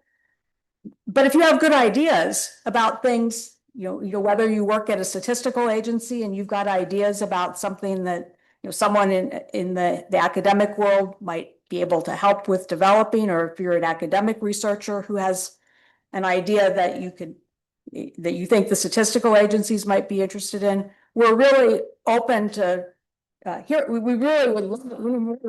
would love to hear about it, and we think that if people have good ideas, there's a good chance that we could go out and find additional resources to add projects to the portfolio. So that's one thing that we're doing. Something that Matthew didn't mention that we're really interested in is engaging with younger scholars to work on issues related to economic measurement. I personally think that they're not only important, but also fascinating to work on. And we sort of like to engage more people in thinking about those issues. The one thing we've done so far towards that end is that we have a program of small data grants, so that if any of you academics in the room have students who are interested in economic measurement projects that would relate to the production of official statistics, but are stymied by needing a bit of money to buy data to carry out the project, we have smallish amounts of money for data grants to purchase those data. When I say small, I'm talking up to about $7,500. So we hope that if you have students or junior colleagues who might be interested in that, that you would make them aware of the small data grants. The third thing that we're doing is holding a series, we're holding conferences to focus on these issues. We have one coming up on innovations in measuring employment that's scheduled for September 17th and 18th in Washington. We've tried to structure this conference so that it's not just an academic type conference with people giving papers. Our hope is that the conference will really surface ideas about ways in which official statistics could be improved. So we have papers on the program, but we also have panels where people are discussing some of this. We're leading off with researchers from the BLS talking about what they're already doing, and then we'll go from there. So those are the set of things that we're currently doing.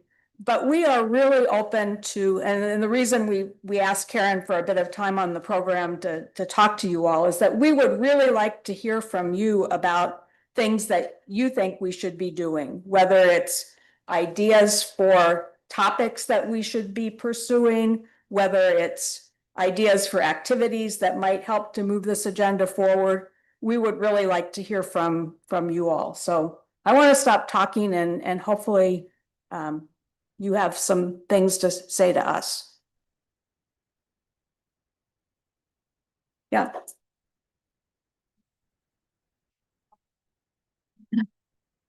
So I just have a question. So when I first heard about this, I said, wait, I thought that's what CRIW does. Can you just explain it to me?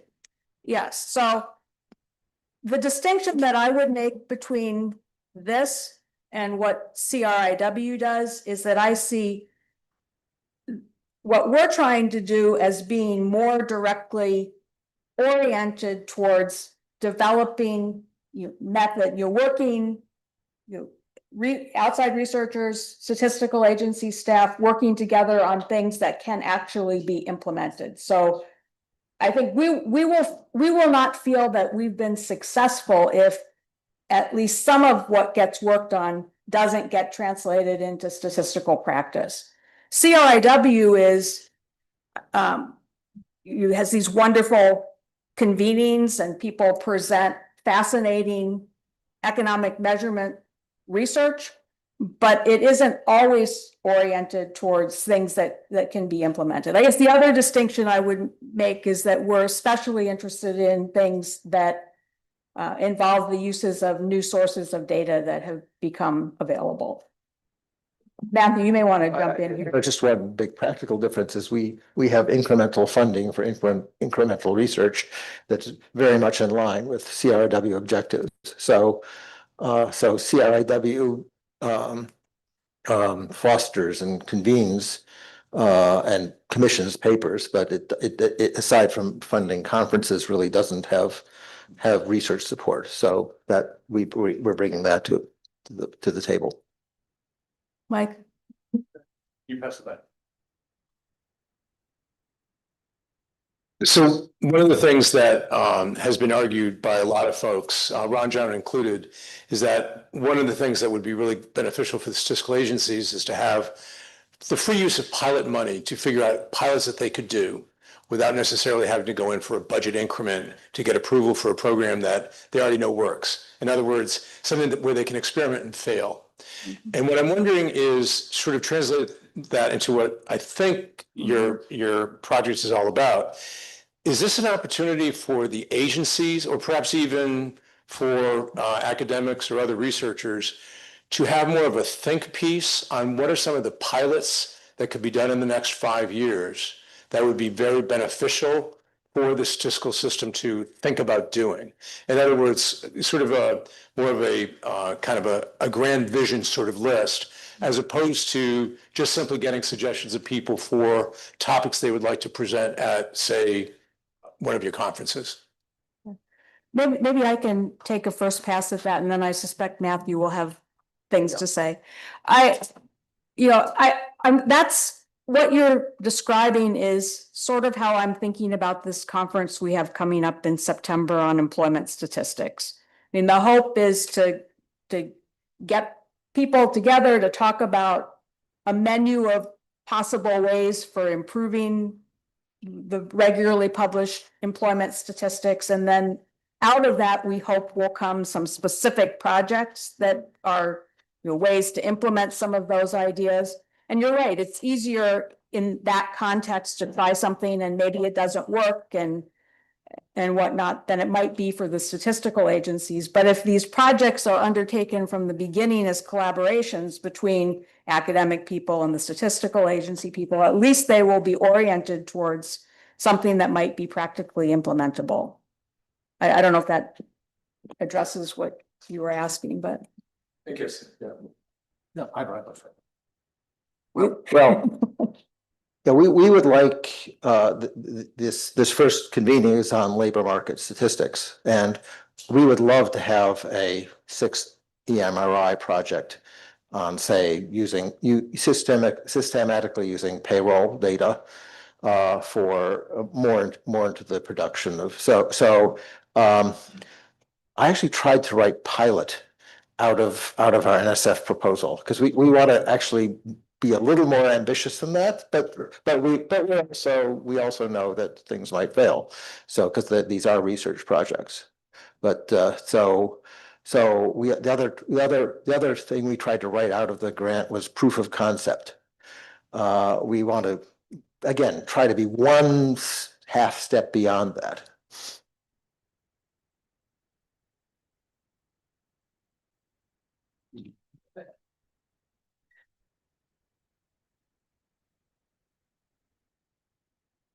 Thank you very much. I think that one thing that will be extremely useful is to work in standardization. For example, in the financial transactions, there is a lot of papers hanging around over there, but every paper use different methods. And there, the collaboration with the statistical agencies, we are, for example, in Europe, working with some of them to standardize what we have to include from the credit card, for example, to the corresponding national account. So this is standardization would be really useful. Yeah. Yeah. That's okay, that's our 7th project. Now that seems great. That would be. Bruce.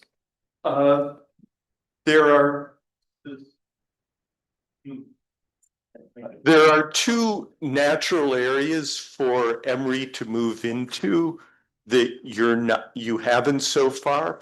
And they're both using naturally occurring data, but naturally occurring on the tax and program side. One is to use administrative data to improve income measurement. David Johnson and I were just talking about this, and the census has just started to get much more complete tax data. That is one of the key elements of doing that.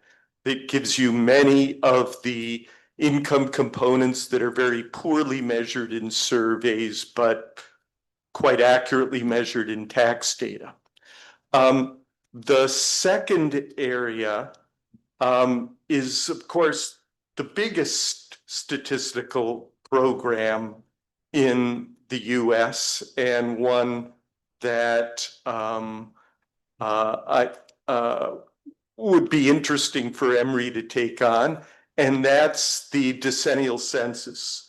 To do it using administrative data, which has been proposed by various organizations, and Census has done a dry run of it.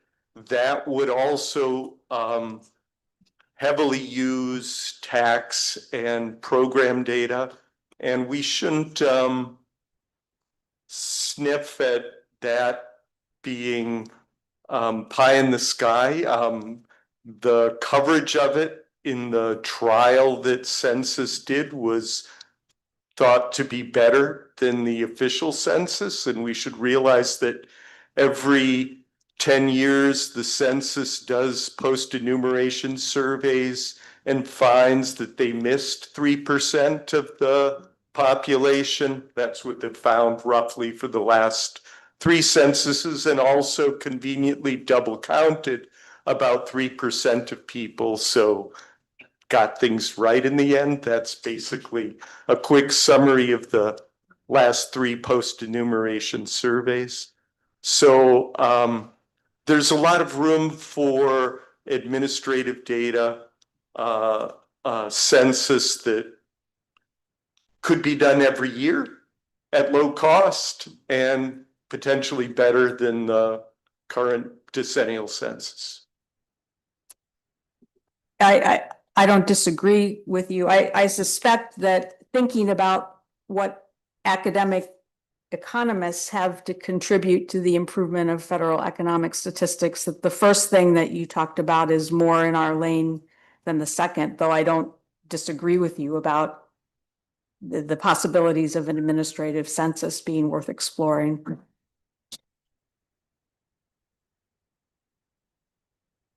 Thank you. And are there other comments? If not, we really just appreciate the opportunity to introduce this activity to this group and hope to be engaging with many of you going forward. Thank you. Thanks.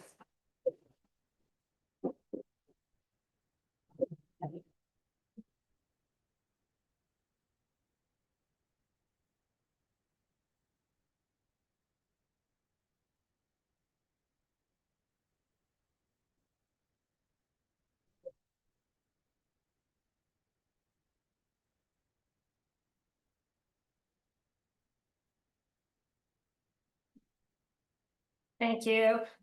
And have we got the live stream off? Okay, you sure?